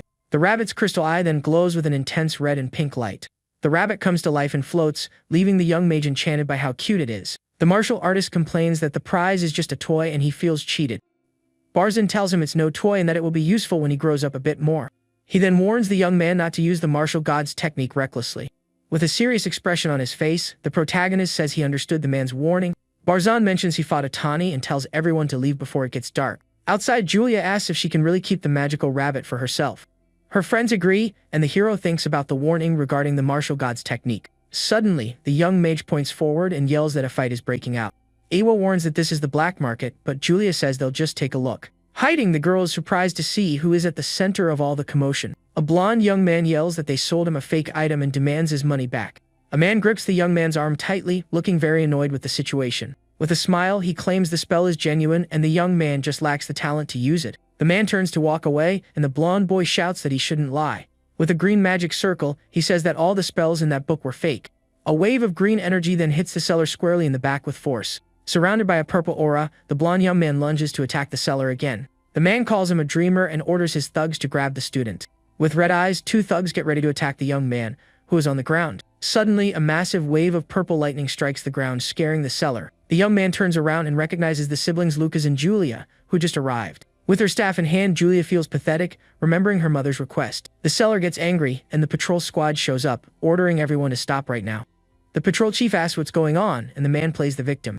He claims the students tried to steal his products and points to a bag. The chief tells his men to arrest everyone, saying the students are out of control. Awa says she's from the Miranda family, but the chief says he doesn't care, and he is the law. The protagonist realizes they will have to intervene in this situation. With a shout, he tells everyone to stop, and the crowd clears a path for him. The patrol chief turns around, surprised to see who just arrived on the scene. A man and a woman appear, telling the chief he's got nerve trying to arrest the Mirandas. The man reveals they are selling stolen items and orders the patrol cleaned out. The seller begs for mercy, and the man angrily tells him to shut up. With a serious look, the man is revealed to be the protagonist's father on the scene. Awa asks why he doesn't just put an end to the city's black market once and for all. The protagonist's father clenches his fist, seemingly thinking about something serious. He explains the slums have their own rules, and it's hard to stop the corruption. His mother tells him not to worry and that while they are there, nothing will touch them. The young mage runs happily toward her mother to reunite with her after so long. Her mother hugs her and praises her spell, saying she is a true Ryan child. With an embarrassed smile, the girl thanks her while her rival watches from a distance. The protagonist's mother then looks at the young man with a worried expression on her face. She approaches and asks if he got hurt anywhere during the commotion. Holding his arm, he replies he's fine, but his mother doesn't seem to believe him. She yells, asking if he's sure he is completely fine after all that fighting. Awa remarks that his head doesn't seem fine, and he tells her to shut up. His father scolds him for losing to a bunch of small fries like those. He continues, saying he even had to be protected by little Julia. Angrily, the young man yells that it was a surprise attack and he didn't expect it. Awa grabs his arm and says even a child would see the book was fake. He asks her to stop and May offers to heal his wounds, but he refuses. The young man screams he doesn't need her pity and runs away furiously from the scene. With hatred, he thinks even the protagonist must be laughing at him right now. He turns back, glares at the hero, and says he stole everything that was rightfully his. Their father says to let him go, as he needs some time alone to think. He then invites everyone to celebrate at a hidden restaurant in the city. As they walk, Awa notices something strange and looks back suspiciously. Alone on the street, she wonders what that was that she felt a moment ago. In a forest, a beautiful sunset illuminates the mountains and trees of the area. The blonde young man punches a tree in anger, screaming Lucas's name. Full of hate, he complains that everyone is laughing at him, and he had to be protected by Julia. Suddenly, a dark figure appears, calling him a pitiful child for his anger. Startled, he asks who's there, and the being says his mother sent her with something. A Fian woman appears and says she came because he is having a hard time at school. She says that with her gift, he will become stronger and regain his dignity. In a room, a woman knocks a vase to the floor, screaming Lucas's name in rage. With a furious look, she screams, asking how he dares to bully her dear Jeremy. Suddenly, a dark being appears and says her anger is truly delicious. The woman gets scared, and the figure reveals itself as the fiend who spoke to her son. Terrified, the woman screams for her not to come in and to stay away immediately. She falls to the floor and asks the fiend what she can do for her lady. The fiend says she is there today to grant her heart's deepest desire. She mentions she has already found the perfect child to help with her plan. Holding a green snake, she says she will grant the child's power to her son. She explains the child will become a wall for the detestable brat to overcome. The fiend then reveals the treasure, which is a necklace with a green snake inside the jewel. Wearing the necklace, Jeremy thinks he can defeat Lucas with that power. His eyes glow green, and he thinks even Julia will acknowledge him as the best. In a dark room, a man hands an item to the protagonist's rival teacher. He reveals the item as a golden snail shell, and the teacher praises it. With an evil smile, he says that with the snail he can turn everyone into vegetables. He laughs and says he can't wait to see Sigart's face when it happens. From afar, the protagonist observes his rival wearing the necklace and a dark green aura. A few days later, a group of students talk about the results of Alan's tower. One of them is outraged because the martial artists are ahead of the mages by 2 stars. Another says his dad told him not to lose to them and wonders how this happened. With a hand on her face, a student seems quite embarrassed by the whole situation. She complains that the festival will be at their school and wonders what the others will say. The others comment that martial artists are trash and they want to run away. One of the students tells everyone not to worry about that situation. A man named Greg appears and says their arrogance won't last very long. He swears he will fix the mistake and that Sigart's class must be completely wiped out. On the training field, the protagonist runs swiftly as he prepares to fight. He clenches his fist tightly and gets ready to attack his sparring partner. With a fast strike, he lands a solid punch right on his classmate Kai's face. A close-up of Kai's determined eyes shows he won't give up easily. He then lands a powerful punch on his friend's face during training. With a smile and a bruised face, he uses his incarnation of heroism skill. The protagonist says that wasn't bad and praises his teammate's skill. Elsewhere, we see other students fighting and training with great determination. Surrounded by a golden aura, one of the young men prepares to attack with a powerful punch. He hits his opponent, throwing him far away with the force of the impact. Some students comment that not just Lucas, but everyone has gotten stronger. A girl watches from the window, impressed that everyone is training on their own. While cleaning the room, the young girl remarks that it's a very good thing to see. Suddenly, she notices something strange in the classroom while she continues cleaning. She finds a golden object and realizes it doesn't belong to Professor Sigurd. With that, the girl decides to place the object in the classroom's lost and found box. The object is then revealed to be the golden snail the rival teacher had bought. The scene then takes us to the day of the goddess festival, filled with grand celebrations. A crowd gathers in front of the academy to celebrate the huge event. A happy family enjoys the festival and the celebrations taking place in the city. Some students complain about having to be the welcoming committee for the festival. One of them mentions they've been waiting for 30 minutes, and the guests haven't arrived. The protagonist tells him not to be impatient and that they are already on their way. A massive parade of carriages and knights then makes its way through the city streets. We see the symbols of the Empire's other two great magic academies on the scene. An old man wearing a mage's hat watches everything and welcomes the guests. He introduces himself as Jurika, the principal of the Air and Magic Academy. Suddenly, the weather gets cold, and it starts snowing out of season in the city. A girl notices the sudden cold and breathes out visible fog. A massive ice dragon appears in the sky, startling all the people on the street. Riding the dragon is Kyoto's top student, the ice mage Dian Azrin. The principal asks his companion what he thinks of the new student. With a small smile, he says the entrance was quite flashy, but there's a catch. The red-haired woman says that with that, he will easily draw attention. Suddenly, a girl from the Sacred Academy appears surrounded by an aura of fire. The ice dragon roars in fury upon seeing the new threat approaching. With a serious look, the ice mage stares at the powerful fire energy emerging. With that, a massive fire phoenix appears and clashes with the dragon's aura. The white-haired young man turns around, wondering who that person is. With her hand on her hip, she asks if he is the top freshman from Kyoto Academy. She is Aurora, the top freshman from the Sacred Academy, and asks if he likes showing off. The phoenix and the dragon clash, and the townspeople get frightened by the battle. With a smile, the fire mage says, "She are you, Joe," and launches her creature to attack. A massive fire phoenix then flies through the skies with incredible power. People think it's a fireworks show and that it looks like a meteor shower. The flames of the phoenix then begin attacking the massive ice dragon in the sky. Angrily, the mage asks if she's trying to steal his introductory show. At this, the two creatures of fire and ice begin clashing with full force. The phoenix is hit dead on by its opponent's powerful ice attack. The ice mage uses magic, trapping the phoenix in a cage of ice. The attack is so strong that it even hits one of the carriages in the parade. On top of a building, the mage asks if he really wants to fight her right there. With an evil smile, she tells him not to regret it and throws a fireball. An explosion happens, and the people wonder if they are really fighting. The man next to the principal is impressed by the power of the two young geniuses. The fire phoenix then starts struggling to try and escape the ice cage. With all its might, the fire creature unleashes a massive wave of flames. The ice mage then protects himself with an armor of ice to defend against the attack. With a confident look, he asks if she can break through his ice defense. Suddenly, several purple lightning bolts fall from the sky, separating the two magic creatures. With a surprised look, the two turn to see where the mysterious attack came from. A pink-haired girl holding a staff appears, covered in an aura of lightning. Julia shows up annoyed by the situation and yells, "Yahello," as she gets ready to fight. With that, the young mage unleashes a powerful storm of purple lightning into the sky. People are amazed by the rainbow that appears after the storm. Others comment that the three are the true hope of the entire empire. On top of the building, the fire mage says, "Wuyel, wuyel," while staring at the ice boy. With a smile, Julia says she'll also join in on their little game. The man says it was a magnificent display even before the festival started. With a smile on his face, this man is revealed to be Saiyan Miranda. The principal of the Sacred Academy says things will be very interesting this year. Theodore remarks that the young girl is a skilled opponent for someone her size. But suddenly, he is hit by a silent spell from someone mysterious. The mysterious figure says "Selen Sai" while using magic on the student. This is Atticus Rasa, the principal of the Kyoto Magic Academy, who just arrived. At that moment, several bright, golden feathers start falling from the sky. People look up, wondering what is going on. One of the feathers then lands on a plant, making it glow with golden light. Suddenly, a shower of golden feathers covers the entire city in light. A being with angel wings appears, and everyone wonders if it's sacred magic. This is a purple-haired woman wearing a mask and large angel wings. Dian wonders if he'll be allowed to challenge her if he manages to win the tournament. With a red face, Aurora says she'll do her best to get her to notice her. Very respectfully, Saiyan Miranda bows to the mysterious winged woman. The woman says that with the goddess's blessing, the festival will be magnificent. People wonder who the masked woman is, whispering that she is noble. A voice orders the students to head to the hall and the spectators to disperse. Kai asks Lucas what he thinks, and the hero says he wants to know her magic. The hero thinks things are going to get interesting with someone else so powerful around. In the cafeteria, a grand banquet is served for all the festival guests. The ice mage enters the hall with a cold and indifferent expression. Students whisper that not even those from his own school come close to him. In contrast, the fire mage greets the students with a lot of friendliness. Aurora says she wants to be friends with Julia and asks what the young mage likes. The two boys get awkward and stutter, not knowing what to answer her.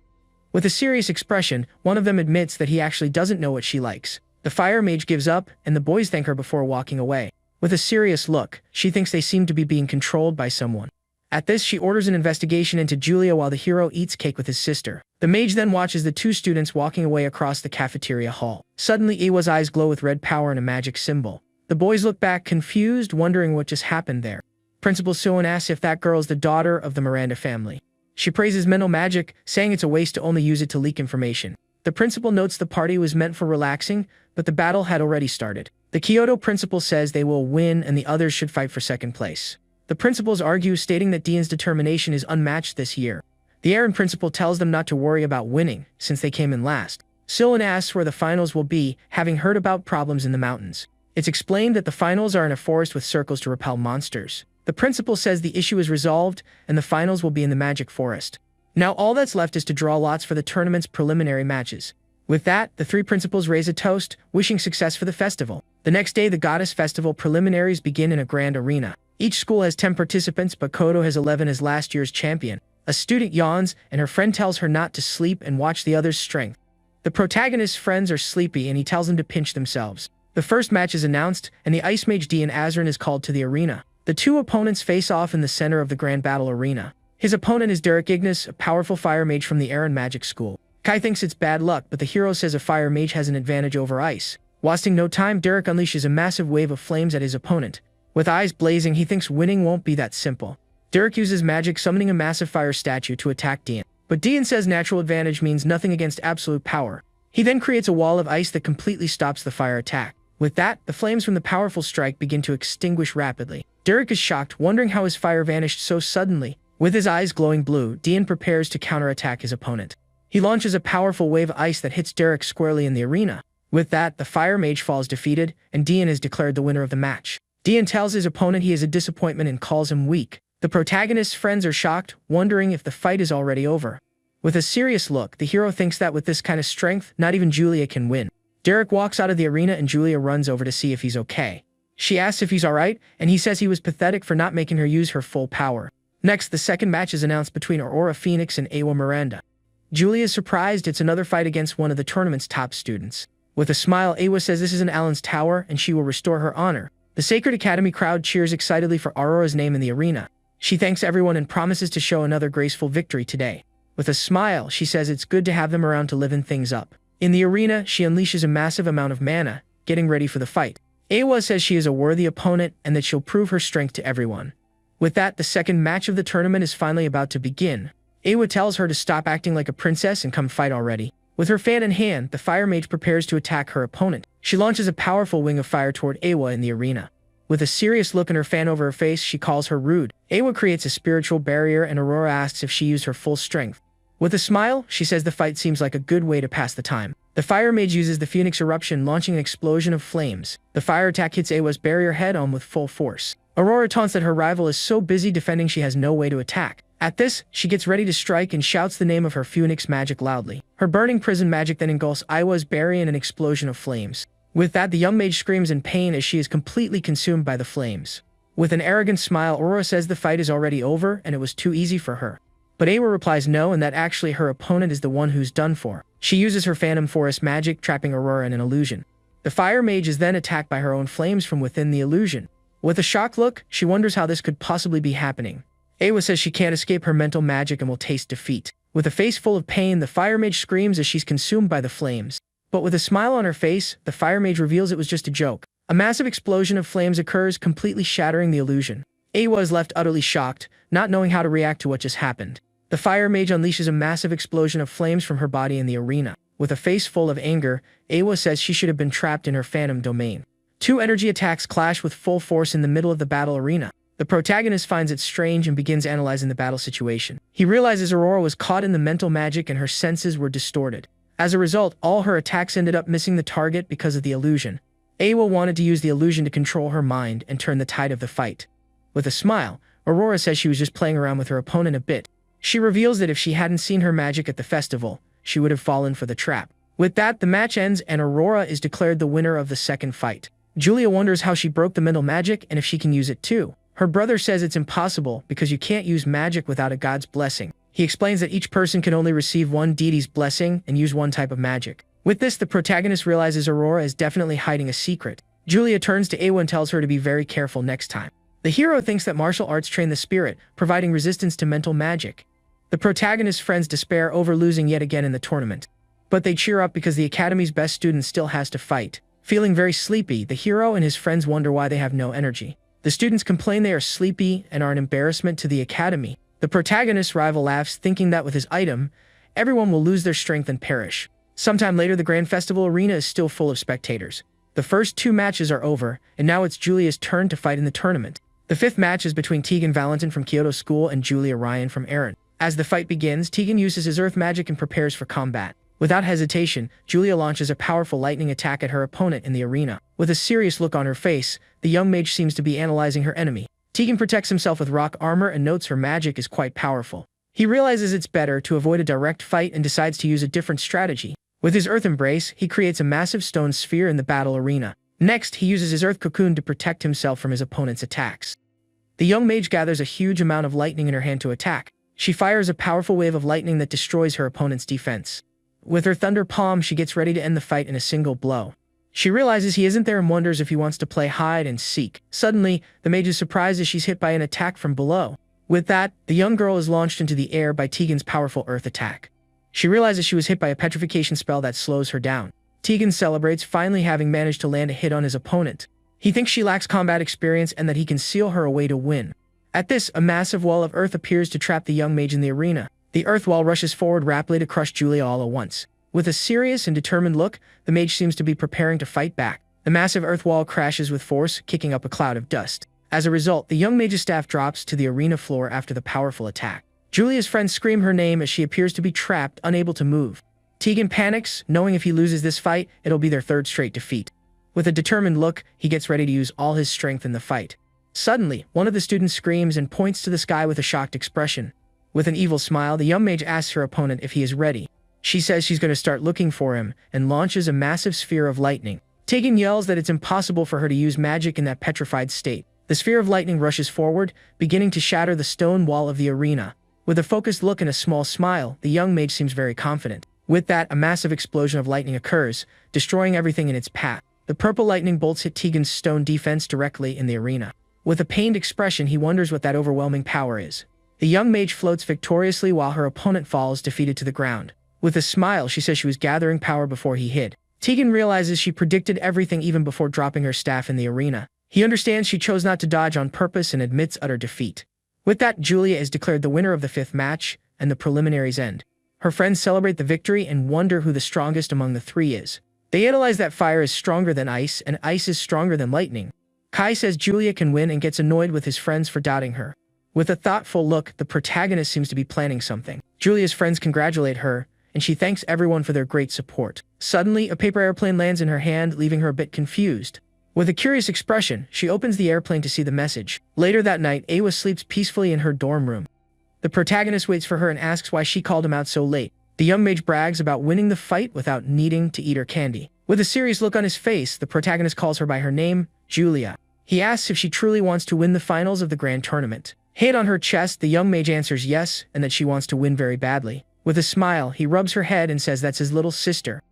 But he tells her that if she fights the other two right now, she has no chance of winning at all. The young man explains that their magic level and experience are far greater than hers. He mentions Dian from Kyoto has high magic resistance and is Julia's natural enemy. Hopefully she asks if there's a way to win, and her brother says yes, but it's hard.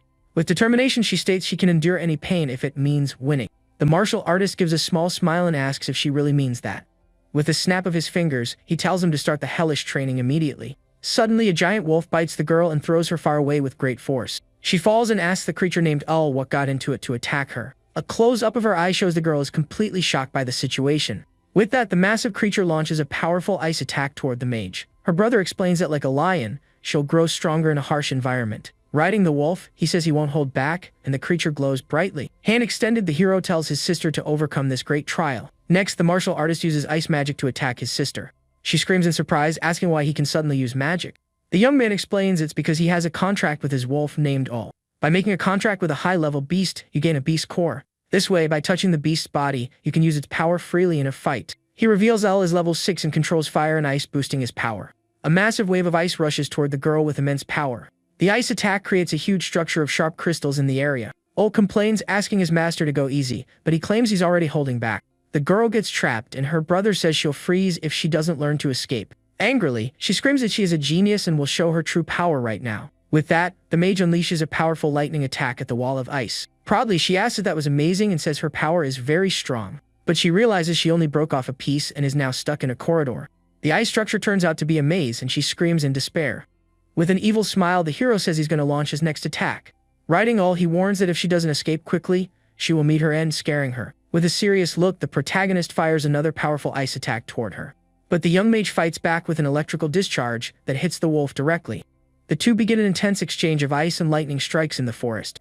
After a while, they both collapse in exhaustion, thinking the training is finally over. But the two are left with faces full of shock at what they see next. The martial artist says the hellish training has only just begun and holds up a healing potion.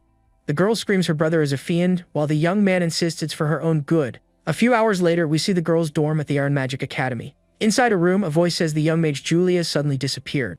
Iwa wonders where her friend went without saying absolutely anything. She notices a torn shoe on the floor and grows a little more worried. Suddenly, the mage shows up all bruised, but tries to act normal and says good morning. Iwa runs to help, asking what happened and who did that to her. With a smile, she says she was training and that her resistance to ice went up. Iwa figures out it was Lucas and takes her to the room, complaining about the heavy training. With a smile, the young mage says she's fine and that she will definitely win tomorrow. With fire in her eyes, she vows to make the other two feel the exact same pain she felt. The next day, the festival finals begin and one participant from each school competes. The location for the finals is a special domain called the Magic Phantom Forest.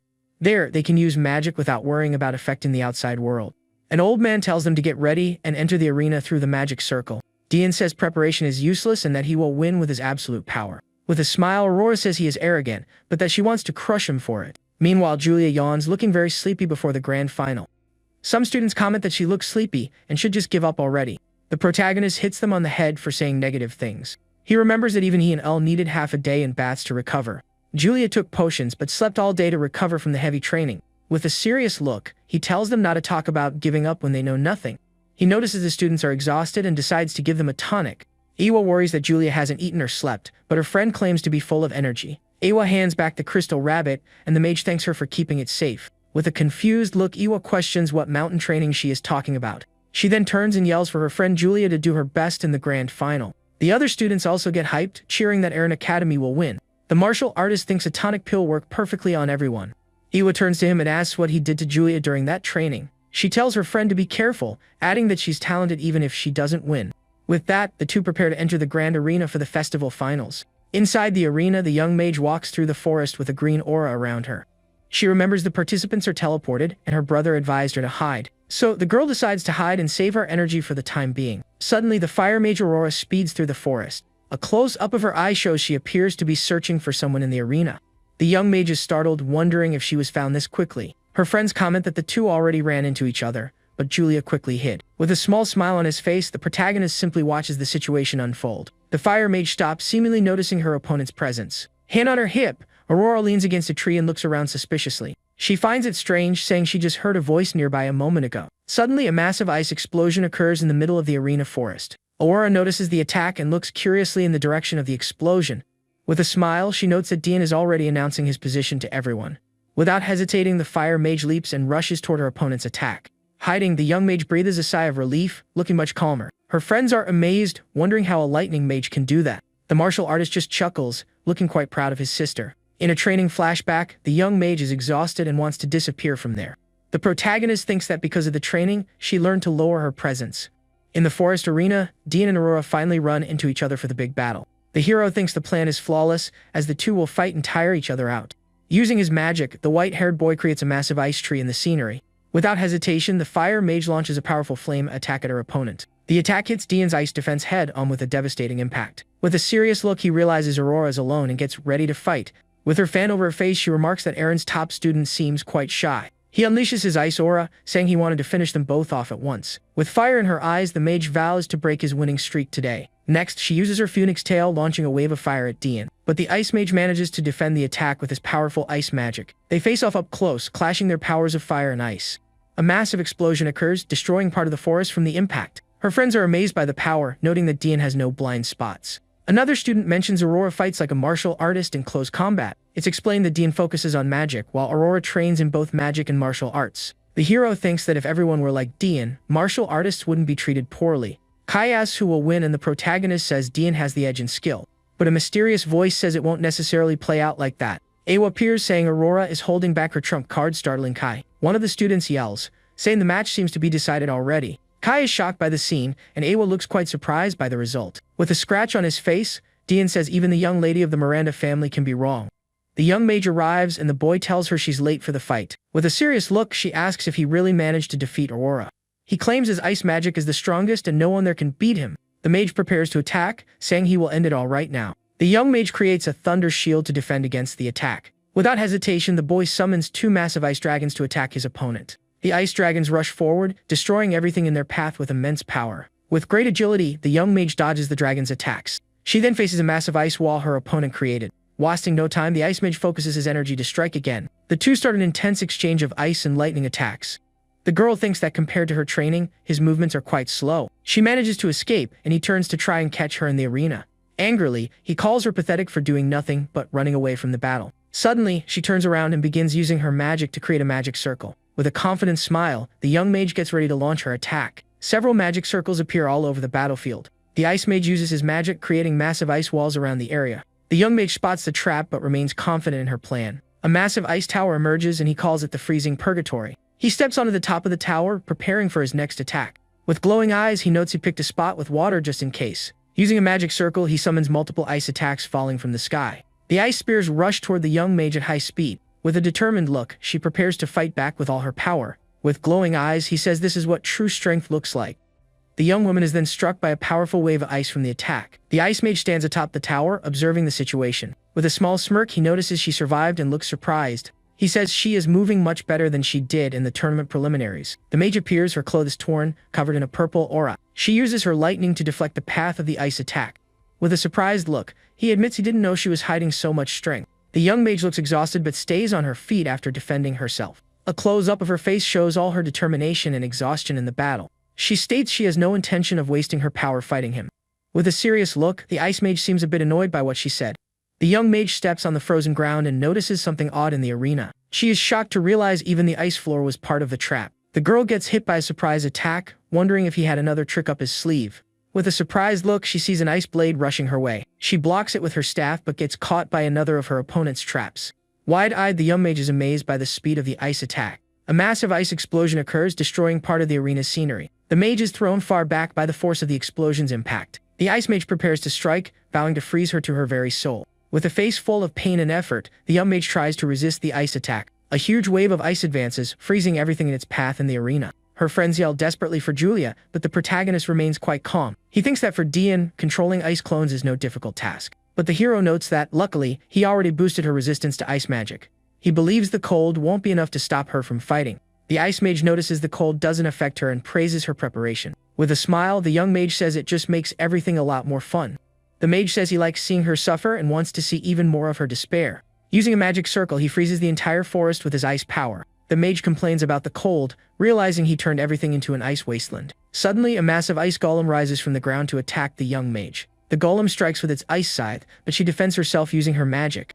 With a determined look, she says mere ice clones won't be enough to beat her. She launches a powerful wave of lightning that hits the ice golem directly. The lightning attack travels upwards, even striking the ice mage on top of the tower. With a surprised and angry look, he can't believe the strength of her attack. He says that wasn't bad and gets ready to counterattack with even more force. At this, the destroyed ice golem begins regenerating itself again. The young mage finds herself surrounded by several ice clones that regenerated. Angrily, she wonders how the clones managed to regenerate so fast. Using spheres of purple energy, the young mage begins fighting the ice clones. She blocks one of the clones with her staff and pushes it far away. Next, the ice golem tries to crush her with a powerful punch to the ground. But the mage manages to catch the monster's giant fist with all her strength. Kai gets irritated by the ice mage's tactics, calling him rotten on the inside. But the protagonist explains it was better for her to fight Dian when he was already tired. Awol wonders if Julia actually has any chance of winning that fight. Back in the arena, the scenery is still covered in a thick layer of ice. The ice mage taunts her, saying she must be out of magic to fight. With a hand on his face, he looks exhausted and is sweating from using so much power. He admits she is stronger than he expected, but claims he will crush her. The ice mage prepares to attack, saying he is going to end it all right now. While he readies his magic, the young mage uses a purple magic circle. A massive lightning explosion occurs, hitting her opponent squarely. With his body inside the golem, he says the cold will slowly consume her. With an evil smile, he says he can't wait to see her despair. The mage manages to dodge the golem's attacks with great agility. Still inside the creature, Dean continues attacking with his ice powers. The young woman realizes her movements are sluggish, and that he isn't using traps anymore. She figures out he is low on magic but is forcing himself to maintain the ice field. With a confident smile, the mage prepares to launch her counterattack. She uses a magic circle, getting ready to focus all of her energy. With a determined look, she taunts her opponent, looking very confident. The mage fires a powerful wave of lightning that engulfs the ice golem. Dean says it's useless because ice can easily block lightning. But his eye widens in surprise as he sees what happens next in the arena. She says that isn't true and that lightning only fails if it isn't strong enough. The mage explains that if the lightning is powerful enough, not even ice can stop it. With that, a massive explosion of purple lightning shatters the golem into several pieces. Taking a direct hit, the ice mage says that level of power is dangerous. The ice mage thinks he needs to escape the electric field before his ice armor breaks. With a determined look, he spots an opening and believes he can still turn the fight around. But suddenly his expression changes to pure shock and surprise at what happens next. The young mage explains that inside an electromagnetic field, lightning magic grows even stronger. With a look full of determination, she yells for him to brace himself for the attack. A massive blast of purple lightning rushes forward, hitting the golem with full force. The ice mage screams in pain as he is completely electrocuted by the girl's magic. On the display screen, everyone watches in shock as the young Aaron mage unleashes her powerful attack. A student wonders if lightning really has a disadvantage against ice, because it doesn't look like it. A classmate asks Jeremy if that's the kind of lightning Julie uses on him, leaving him speechless. The ice mage is thrown far away, crashing into the ground and creating a massive crater. The young mage is exhausted and panting, but she manages to stay on her feet after the intense fight. With a small smile on her face, she wonders if she finally managed to win the battle. Suddenly, a figure appears and asks the young mage if she's alright after the fight. With a bruised and dirty face, Dean still appears to be conscious on the ground. The fire mage shows up with her arms crossed, glaring at her opponent on the ground. In his mind, he apologizes to his sister, saying he might not be able to win the tournament. His sister then appears in his mind, calling him useless for already accepting defeat. She tells him to win even if he perishes, because she won't acknowledge a massive loser. Face on the ground, Dean seems to be struggling to stand up and keep fighting. The mage thinks his strength is terrifying to have withstood her lightning without passing out. With that, a piece of the ice armor he was still wearing begins to crack and shatter. The ice mage lifts his face with a surprised expression at the situation. He says he also trained his resistance to lightning, and a dark aura covers him entirely. Holding an aura of blue fire, he shouts he isn't weak enough to be beaten by a bolt of lightning. The young mage is pushed back by a huge wave of ice that emerges in the arena. Staff in hand, the girl struggles to stay on her feet against the ice attack. Suddenly, a shadowy version of Dian with one red eye appears behind her to attack. A massive explosion of lightning and ice occurs as the two opponents clash in the arena. Holding an ice sword, he says his next strike will definitely end the fight. With glowing red eyes, he vows to take her down using his strongest spell. The young mage wonders what is wrong with him while she gets ready to counter the attack. He notices she used up all her magic power, but still keeps attacking without hesitation. A powerful beam of purple energy rushes directly at her opponent with full force. He is shocked that she won't step back even as her body is burned by the lightning. The ice mage uses his evil blade, rushing in for a swift, deadly counterattack. The ice blade clashes heavily against the young mage's lightning barrier. He realizes that instead of weakening, her aura is even stronger than before. With a pained look, the mage struggles to stay standing and continue the great battle. The ice mage panics, wondering how he can defeat her in that state. From afar, Awa thinks Dian has reached his limit, but her brother completely disagrees. Awa says the older brother has never been wrong about an opponent's strength. In the arena, the ice mage charges with his ice blade to attack his opponent. With a scream, the young mage unleashes a massive wave of lightning from her body. He says he will definitely win, and the two brace themselves for the final clash. Holding his ice blade, he rushes quickly toward the young Aaron mage. With glowing red eyes, the fire mage gets ready for the final attack. The two collide with a devastating impact of ice and lightning in the tournament arena. With a surprised look, the ice mage feels his opponent's power in the attack. The young mage explains that this is condensed lightning, 10 times stronger than normal. With a confident smile, she says she will win and prepares for the final blow. The ice mage wonders how someone like her can use so much power all at once. A massive explosion of lightning and ice occurs, throwing both of them far away. With the ice sword in his hand, the mage falls to his knees on the ground, completely defeated. With a smile, the mage thinks it's finally over and she managed to win the battle. She thanks her brother, knowing without the training she would never have made it this far. The ice mage falls to the ground, seemingly having passed out after the grand fight. Suddenly, the fire mage Aurora appears, finishing Dian off with her fire attack. She notes the young girl finally fell and that she is a very stubborn girl. With a smile, the fire mage turns around, says it's been a while since she saw her. Awa is surprised Aurora survived and mentions Lucas's prediction was wrong. The hero and his friend wonder how she wasn't defeated and still seems so calm. In the arena, the young mage is completely exhausted, head down with no energy left. From a branch, Aurora taunts her, asking if she's too happy to even speak. Angrily, Julia thinks this is the worst-case scenario her brother had predicted for the fight. The fire mage continues her taunting, calling her cold and boring. She asks if the Aaron mage isn't curious about how she tricked Dian and hid. With an evil smile, Aurora says she will honestly tell her opponent everything. At that moment, she starts unbuttoning her clothes to reveal her big secret. The young mage yells that this isn't what she meant by honestly, and gets embarrassed. With a smile, the fire mage says the other girl is shy and cute for reacting like that. She reveals a pendant, saying it's her secret for blocking mental attacks. The item can also be used to control enemies, but it only works once a day. The young mage understands this was how she tricked Dian, and why Iwa's magic didn't work. With a smile, she says that at their level, the method doesn't matter as long as they win the fight. The fire mage steps closer and tells Julia to withdraw from the match and give up. She reveals she told her secret because the young mage has no more power left to fight her. The fire mage turns away, saying she doesn't really want to fight her anyway. Suddenly, a purple lightning bolt strikes her flame barrier directly with a huge impact. The young mage steps forward, seemingly preparing to keep fighting. With an annoyed look, she asks if the girl isn't going to accept her offer to surrender. With her staff glowing, Julia says she won't know if she can fight until she really tries. The fire mage gives her a serious look, saying she finally understands the situation. Surrounded by an aura of fire, she says if the other girl wants to fight so badly, she will accept the challenge. A massive fire magic circle manifests, covering the entire battle arena. The Iron Mage is amazed by the power and decides to use her Thunder Escape magic. With a focused and determined look, the fire mage gets ready to attack with everything she has. A huge fire tornado appears, speeding toward the young mage. The girl gets caught by the tornado and is shocked her opponent reached her so fast. The fire mage taunts her, asking wasn't she frozen just a moment ago. With her red eyes glowing intensely, Aurora says she is going to warm her opponent up. A massive fire creature rushes forward, attacking the young mage with immense power. The girl gets caught in the tornado, remembering her brother told her to save some magic. In her mind, she recalls that after fighting Dian, she had barely any magic power left. With a determined look, she thinks there's only one way to defeat Aurora. The fire mage taunts her, asking why she doesn't just stop fighting already. With a smile, she says her opponent can no longer attack and can't even run away. Suddenly, Aurora gets an expression of surprise at what happens next. The young mage agrees she's out of magic but points to the fire tornado. She says that if she uses her opponent's strength, she can still attack with everything she has. A massive wave of purple lightning strikes the fire mage squarely in the arena. She is shocked Julia used the water from Dian's ice to extend her attack's range. With an angry look, the fire mage prepares to resist the lightning attack. Julia reveals she used her last bit of power, and Aurora realizes if the two collide, they will explode. It is explained that fire and lightning are unstable, and together they cause a violent explosion. With a look of pain and effort, the young mage braces for the impact of the explosion. A massive explosion of fire and lightning occurs, destroying everything in its path. The young mage is thrown far away and her crystal rabbit flies through the air. The crystal rabbit hits the ground, shattering into several pieces from the impact. The young mage falls to the ground, completely exhausted and unconscious in the arena. Followed on the ground without her staff, she wonders if her suicidal plan worked. Amid the smoke from the explosion, a mysterious figure begins to slowly stand up. Aurora is also injured, noting it was close and her opponent is insane. Sweaty and bruised, the fire mage still manages to stay on her feet. With her fan in hand, she prepares to launch one last attack to win the fight.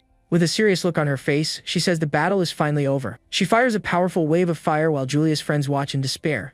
Fallen on the ground, the young mage regrets having to lose after so much effort. Suddenly, the eye of the broken crystal rabbit shines with an intense red light. In a dark place, a mysterious voice asks the young girl if she really wants to win. A massive blast of pink energy rushes forward, clashing with the fire attack. But the fire mage manages to create a barrier and defend against the powerful attack. With a surprised look, she stares at her opponent, unable to believe her eyes. With pink hair, the young mage gets ready to attack, announcing she is Julia. Her eyes glow and she swears to win the battle no matter what happens. Several pink magic circles appear, and the young girl floats in the air. The fire mage is shocked she is using advanced magic without even chanting. A massive wave of pink energy rushes forward, destroying everything in its path. The girl screams, unleashing a power that doesn't feel like the same as before in the battle. With a serene look, she releases an incredible pressure and power from her body. The power is so great that it even makes her opponent's heart race. Outside the arena, massive pink energy explosion occurs in the forest. One of the teachers says he has never seen a goddess festival as intense as this one. He wonders what on earth happened in there to cause so much destruction. The principals note that all three showed incredible strength and make a proposal. The principal suggests the three earn the right to have an audience with the goddess. Hours later, the champion is announced as the youngest winner of the festival. With a smile, Julia celebrates her grand and unexpected tournament victory. Dian acknowledges her strength but swears he won't lose the next time they fight. Aurora remarks that men hold grudges, while Julia laughs at the situation. Suddenly, the young mage gets startled, appearing to be caught off guard by someone. Aurora hugs her, telling her to choose her as a partner instead of Dian. With a red face, she says she would forgive the young mage no matter what she did. The girl brags about being superior in strength, beauty, and intelligence to her new friend. In a funny scene, the ice mage complains about Julia hanging from the chandelier. The principals comment that the two are already getting along and that Dian made a friend. An old man announces the award presentation and calls the principals to the stage. The prize is an emblem to enter the goddess's temple, which usually only the champion gets. But the students wonder why there are 3 emblems at the festival this year. The principal explains that all finalists had an incredible performance in the tournament. So it was decided to grant all 3 finalists the right to an audience with the goddess. A principal finds the proposal strange, but another says they shouldn't throw away this opportunity. Julia turns around and says they were rivals during the Grand Goddess Festival. But now as travel companions, she asks for everyone to get along really well. The ice mage stares at her with a cold and indifferent expression on his face. With a smile, the fire mage accepts the proposal and holds out her hand to the young girl. The two agree, sealing the new and unexpected friendship among the three. In the stands, the protagonist seems very thoughtful, with a scowl on his face. His friend Kai asks why he has such a dark and sad expression. The hero says he was thinking of a gift for his sister, and his friend teases him. Awa says it would be compensation since she was almost defeated because of him. The young man says good food and a hot spring would be a nice reward for her. But his friend reminds him that the nearest hot spring is a day's travel away. With a smile, Kai says there's a place that has both things he's looking for. Kai offers up his home, which has hot springs and excellent chefs. He invites everyone to a party at his house to celebrate Julia's victory. Wasting no time, he runs off, saying he's going to talk to Tishi right now. The friend thanks him awkwardly while the protagonist watches everything from afar. The hero wonders when Kai got so close to Teishi like that. The next day, the group arrives at a massive, luxurious mansion with a fountain. Julia gets excited, saying it's her first time hanging out with such a big group. Several servants welcome them, greeting the young master Kai. The young mage is impressed, saying the place looks like a real castle. Kai tells everyone to relax and enjoy the hot spring before dinner. The servants guide them inside the huge, luxurious mansion. Suddenly, the protagonist stops and looks to the side with a serious expression. He stares at one of the paintings on the wall, seemingly noticing something strange. The young man finds it odd because he felt like someone was watching him from afar. A maid informs Kai that his parents are calling him for a chat. Suddenly, a panicked scream echoes through the hall of the massive mansion. Julia plays at being a ghost and asks if she scared the maid with her prank. But the maid drops the robe, and the young girl complains about the staff's confusion. Iwa shows up embarrassed because the swapped robe is way too small for her. Meanwhile, Kai enters his father's office with a smile on his face. He notices the place is full of smoke and that something must have happened there. His father, Karen, warns him not to cause any trouble with his invited friends.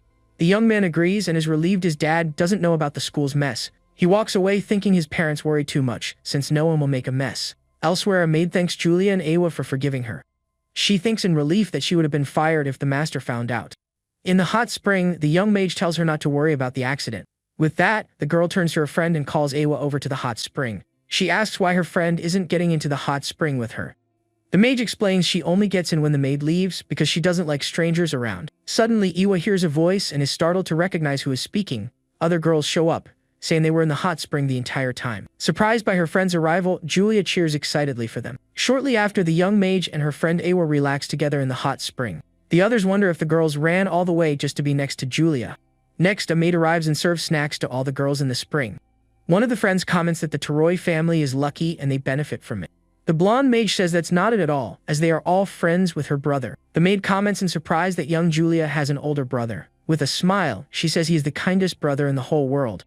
Awa disagrees, mentioning he put her through hellish training the other day. The blonde girl asks Mia to say something to help defend him. With a red face, the white-haired young woman says Lucas is a wonderful person. Annoyed, Awa thinks she can't trust his ex-fiancé's word. Teishi says she doesn't think the protagonist is a bad person, but she adds that he is overprotective of his sister and she wanted to get closer to her. Awa says that with people like her around Julia, he should be even more overprotective. Teishi gets annoyed by the comment and asks if the girl wants to fight her. The maid just watches the argument with a small smile on her face. She offers to help Teishi get dressed, but the young woman says she doesn't need help. Already dressed, Teishi runs into Kai, who calls her name looking quite surprised. He asks if she enjoyed the spring and the girl confirms she feels refreshed. She approaches and asks him to take her to his training spot. He agrees, and she thinks she needs to take this chance to catch up with her other friends. Meanwhile, in the men's spring, Shuichi relaxes, saying nothing beats a bath. His friends tease him, and he yells embarrassedly for them to stop joking. One suggests getting out to play cards and inviting their friend Kai to the game. The friend asks if he's coming along, but the protagonist says he'll stay a bit longer. He thinks the situation with the spring and the cards is very similar to his past life. In a flashback, a bully complains that Shuichi is too slow to run with them. The guy threatens him, saying if he's last again, he'll break his legs. Angrily, the boy says slow legs are useless, and another tells him to buy new cards. Back in the present, the hero clenches his fist tightly, cracking the edge of the spring. With a dark look, he thinks, great, now he just remembered something awful. The maid hears the noise and asks with concern if the young man is okay. He says it was nothing and his hand just slipped on the edge by accident. The woman says she'll treat the wound and suddenly gets closer to the hot spring. With a serious face, the young man says he doesn't need it and that he really is fine. She insists because she might get fired, and he wonders if the family is really that strict. The young man gives in but is surprised to see the maid getting into the water with him. She approaches, asking where the injury is, and he thinks she's more careless than his sister. The woman slides her hand over his body and asks if the wound is low or down. She then praises his incredible muscles expected of a martial artist. With a smile, she offers a message, saying she is confident in her skills. The maid mentions Julia was also satisfied and a tear falls from her eye. With a dark look, he grabs her and asks what the hell she did to his sister. The maid screams in terror as a massive dark hand rushes forward to attack her. The woman is thrown hard into the hot spring, kicking up a wave of water. The protagonist glares at her with a serious look, recognizing her move from before. She realizes he is also a martial artist and looks quite surprised. A rapid exchange of strikes begins between the two opponents inside the hot spring. With an agile leap, the woman jumps out of the water, landing gracefully outside. The martial artist asks what her goal is by infiltrating that house. She denies it, claiming she's just a poor martial artist working for money. The young man says he heard about her greatness and respects her as a fellow fighter. With spiral glasses on, the woman starts talking in a strange way. Without hesitating, she charges, saying she came to see his strength with her own eyes. The protagonist is taken by surprise by the woman's sudden and aggressive attitude. He defends himself, stating he didn't feel any respect in her approach. With a serious look, the young man grabs her and asks what exactly she managed to see. A powerful clash of energy happens between the two, causing a massive impact. The maid gives a confident smile, getting ready to reveal what she found out. She says he is even stronger than she had heard before. She grabs a towel and uses it like a whip with great skill. She attacks the young man with the towel, which moves with surprising force. But the young man manages to stop the attack easily using just 2 fingers. His hand firmly grips the towel, completely stopping the woman's strike. Using the towel, he spins her in the air with impressive strength. With spiral eyes, she looks quite surprised by the young man's unexpected power. The martial artist then throws her hard against one of the hot spring pillars. With the woman defeated, he walks over and asks if she became interested in him. He stares at her, thinking her face looks strangely familiar to him. The woman says he is kind and asks who he is as if she didn't know him. Suddenly, a voice calls for Lucas, letting him know the food is ready. The young man ties her up, saying they'll continue later and he'll ask Kai about her. With a determined look, he runs off, swearing she absolutely won't escape. The mysterious maid breaks free from the ropes with a powerful golden energy. With an explosion of light, she vanishes in an instant, leaving the martial artist surprised. The young man wonders if she used a magic item or a cloning technique to escape. His friend Kai appears at the door, calling him for the celebration party. He pulls him, telling him to hurry before Julia eats all the party food. At the dining table, the young mage is pampered by all her new friends. Back in one of the rooms, the woman says children tell everything, and it's interesting. She grabs her mask, thinking Lucas is more interesting than she imagined. Suddenly, Kai's parents appear and are shocked, calling her Your Highness. With the mask on her face, she asks them to keep the day's events a secret. A few days later, a grand festival begins, and the crowd cheers for Aurora and Julia. Kai complains about the noise, noting students from Kyoto and the sacred school came too. The protagonist smiles and says there's nothing they can do, as it's an important event. Next, it's revealed that today the top 3 students will depart for the temple. An old man appears on a balcony and tells the entire crowd to be quiet. He explains that a long time ago, the goddess of wisdom gave a revelation to everyone. She would grant blessings to the young sage, and that is the origin of the grand festival. Because of this, many talents from the 3 schools have earned the right to meet the goddess. The old man says the 3 will leave soon, but there's a new decision for this year. He explains that the journey to the temple is full of dangers and monsters. Usually, teachers accompanied them, but this year they will have to go alone. The man creates a small blue energy being in his hand to help them. He hands the bean to Julia, saying it will guide them to the grand temple. The creature reveals itself to be a small blue bird that appears to be sleeping. The young girl thinks it looks delicious and asks if she can eat it in an emergency. A bell starts ringing in the academy tower, drawing everyone's attention. The old man says it is time and asks everyone to pray for the 3 who are leaving. The girls in the crowd pray for them to return safely from the journey. Mita also prays they bring back more achievements for the honor of the school. The 3 champions walk to the door while their friends say goodbye. In the young mage's hands, the small blue creature starts flapping its wings, waking up. The trio says their goodbyes and Julia yells that they are heading out now. The martial artist watches everything and thinks he needs to investigate some things. With a serious look on his face, he thinks that now something more important awaits him. After that, we see the trio walking through a town while Julia happily sings. Suddenly, the ice mage gets a serious look and stares at something ahead. He uses his magic, creating a massive ice spike that shoots through the air. The ice attack squarely hits a wooden log that was going to strike them. The mage is confused, saying that doesn't look like an ambush weapon. She thinks Dean was kind to protect her from a branch and notices it's burned. On a roof, the protagonist says he finally managed to catch up to them. He sent a clone to class, but it only has 1/10 of his power. He thinks if he lowers his guard, he might end up using too much power by accident. From afar, Sigart watches and wonders if the young man is planning something again. The martial artist looks out over the town's landscape, seeming very thoughtful. He wonders what happened to his sister Julia during the tournament's grand final. Suddenly, the hero senses a strange presence coming from his sister Julia. The young mage says she feels like something she doesn't recognize is mixed in there. Here we see the red crystal rabbit, glowing with an evil light. Back at the academy, the principal tells everyone to return to classes normally. Kai complains that not sending guards with them is very stingy of the academy. Others worry, saying it's a dangerous trip for them to go on alone. Angrily, the protagonist asks them what the hell they are talking about. His friends get scared and apologize, saying they were just tired. The hero wonders why the symptoms returned even after they took the tonic. Elsewhere, the champion trio arrives at a beautiful landscape with a waterfall. Julia celebrates that they finally made it out of the gloomy town area. She turns to Aurora and asks if she wants to take a short break. The fire mage claims she wouldn't get tired before Dian and is totally fine. But she suddenly collapses from exhaustion and asks them to wait a second. With a sweaty face, she says the view is beautiful and suggests stopping to enjoy it a bit. The fire mage complains she has good stamina, but the other two are monsters. She thinks she needs to train more while the guide bird flies through the forest. From a distance, the protagonist watches and notes the three have become quite close. With a serious look, he notices someone suddenly approaching the group. A blonde man holding an axe approaches a large masked figure. The big guy calls him lazy, and the young man begs him not to snitch to the boss. Suddenly, a blue feather floats in the air, landing right on the masked man's mouth. The big guy points at something ahead, and his companion looks quite confused. He says the magic bird looks delicious and orders his friend to catch it. Wasting no time, the masked man readies his bow and arrow to shoot the creature. The blue bird turns around with an expression of surprise, sensing the danger. The arrow barely misses, and the hero thinks everyone just sees the creature as food. The creature flies away, and the archer furiously yells for it to come back right now. The bird flies toward the trio, followed closely by several arrows from the rogues. With a smile, the young mage welcomes the creature that seems to have returned. The blonde rogue leaps with his axe to attack, and the mage is confused. The rogues realize they ran into 3 young nobles and hit the jackpot. With an evil smile, the man asks what they are doing in his territory. Suddenly, the two are struck by purple lightning and scream in pain from the attack. Staff in hand, Julia says rogues are the thing she hates the most in the world. The fire mage rubs her head, and the young girl gets annoyed being called a brat. Next, we see the rogues head out being destroyed by an explosion. The ice mage mercilessly freezes one of the rogues inside a massive block of ice. The other rogue is completely electrocuted and burned by the mage's attacks. After defeating them all, they find a treasure chest in the ruined hideout. With a smile, the young mage wonders what kind of treasure they kept there. But upon opening the chest, she only finds some worthless gold and silver coins. Aurora asks what they will do with spare change, and Julia says wiping out rogues is only fair. With a determined look, she seems very proud of the work they just did. The young mage says she is hungry and suggests they look for something to eat. Aurora gets super excited, with hearts in her eyes out of pure happiness. She declares she'll be the only one to raise her affection level with Julia. The two run off, leaving the ice mage confused by the whole situation. Shortly after, the fire mage returns proudly, holding a bunch of apples. Meanwhile, the girl fights an ice monster with Dian on top of it. The white-haired boy blows a cold breath, getting ready to cook. With a focused and determined look, he prepares to show off his skills. He creates multiple ice swords and begins slicing the fish with precision. The result is a perfect plate of sashimi that looks delicious.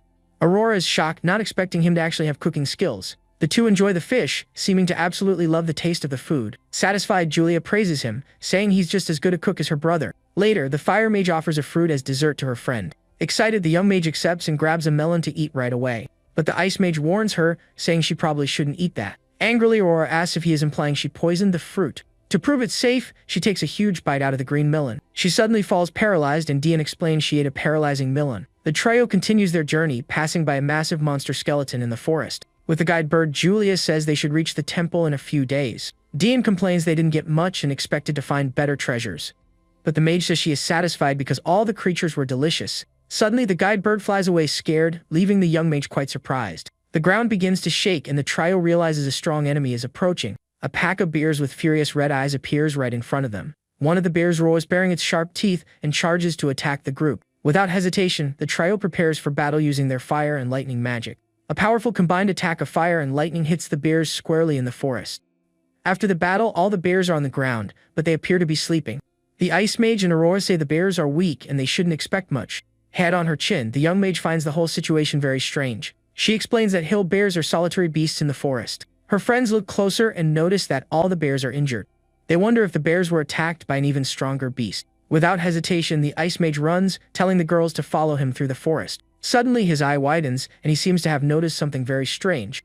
He yells for everyone to be careful as a wave of wind blows past them. A massive green energy tornado appears, destroying part of the forest. Very agilely, the trio manages to dodge the powerful wind attack. On a cliff, a winged creature with red eyes watches the group from afar. Suddenly, a massive winged tiger with red eyes appears and roars at the trio. From a distance, the protagonist recognizes the creature and says he'll handle it alone. But the trio starts attacking the tiger with their ice, fire, and lightning magic. The creature is struck squarely by the young mage's powerful electrical attack. Using her magic, she manages to trap the tiger in a cage of purple lightning. The fire mage prepares to attack using her infernal fire magic. With her fan, she launches a massive wave of flames and lightning at the monster. With a roar, the creature tries to break free from the combined wind and fire attack. The winged tiger is hit by a powerful wave of elemental energy.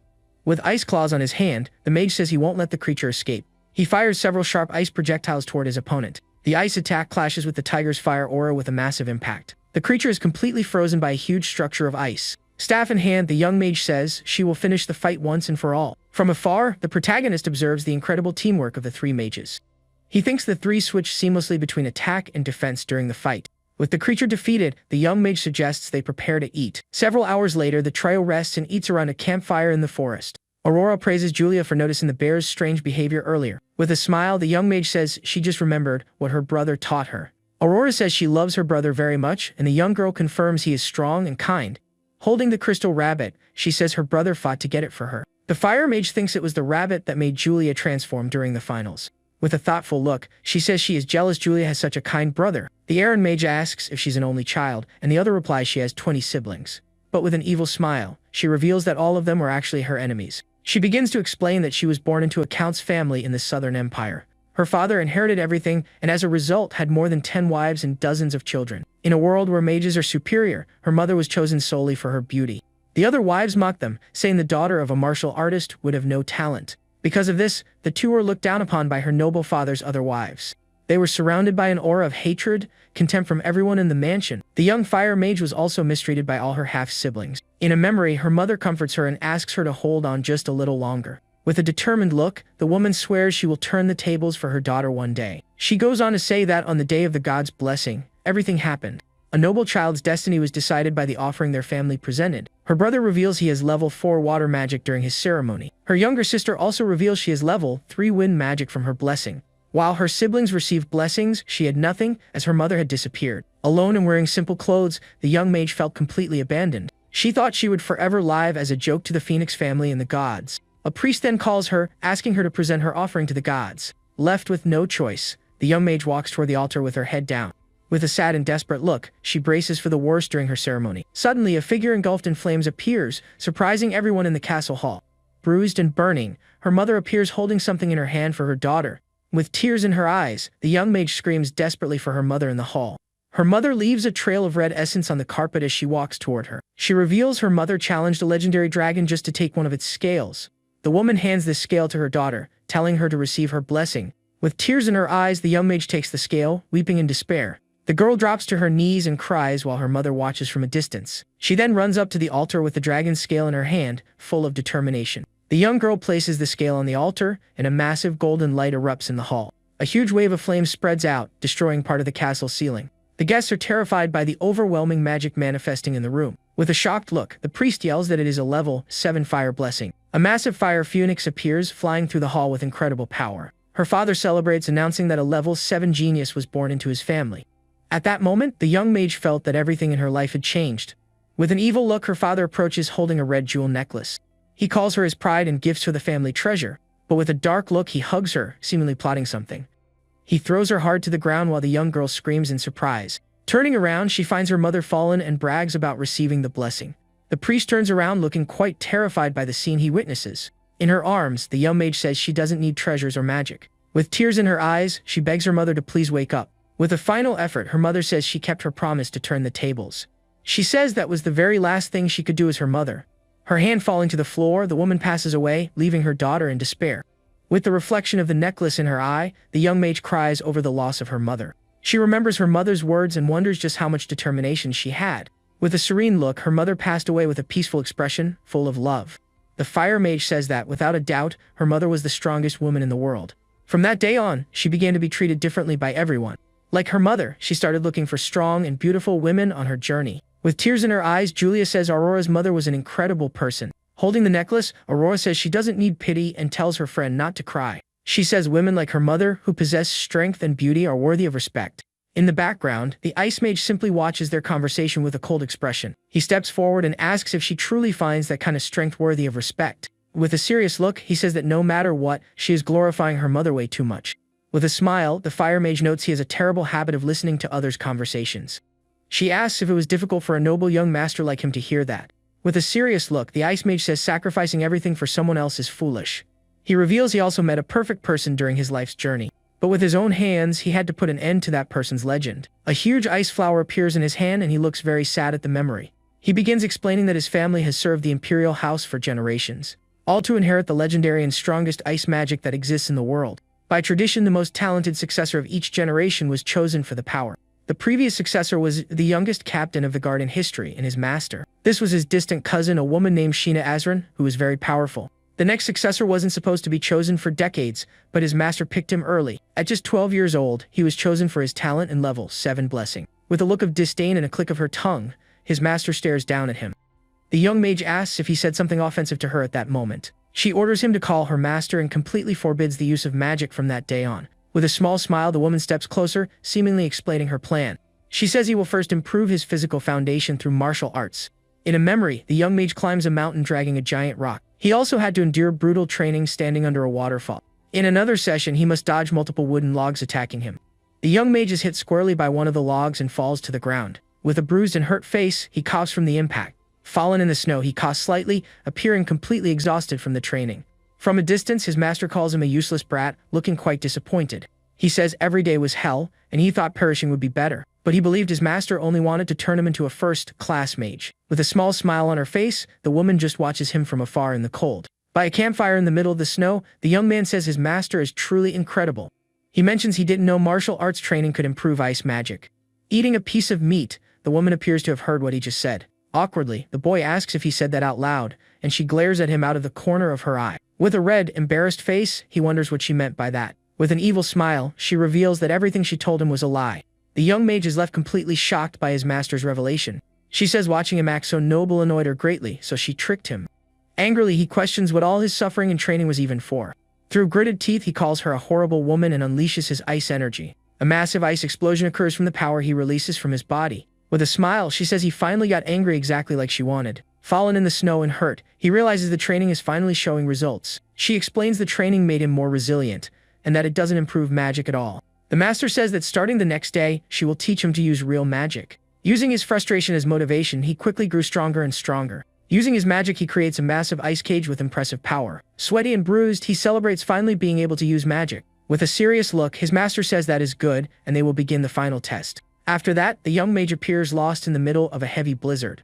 He remembers his master abandoned him on a cliff to survive. Fallen in the snow, he wonders if she is really alive after so much time. His master appears, saying that to inherit the power, he needs to defeat her. With a furious look, she says if he can't do it, she'll take him down herself. At that moment, he instinctively understood what she was trying to say.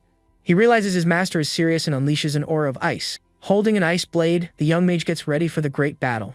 Out of fear for his life, his magic power suddenly surpassed all his limits. His eyes shine with an intense blue light as he unleashes his new strength. With a powerful ice attack, he finally manages to strike his master. The young mage is startled to see a piece of ice on his head. He turns around and sees his master fallen in the snow, struck by an ice sword. With her eyes closed, the woman doesn't seem to be moving, and he despairs. Kneeling in the snow, he desperately cries out that he ended up taking his master's life.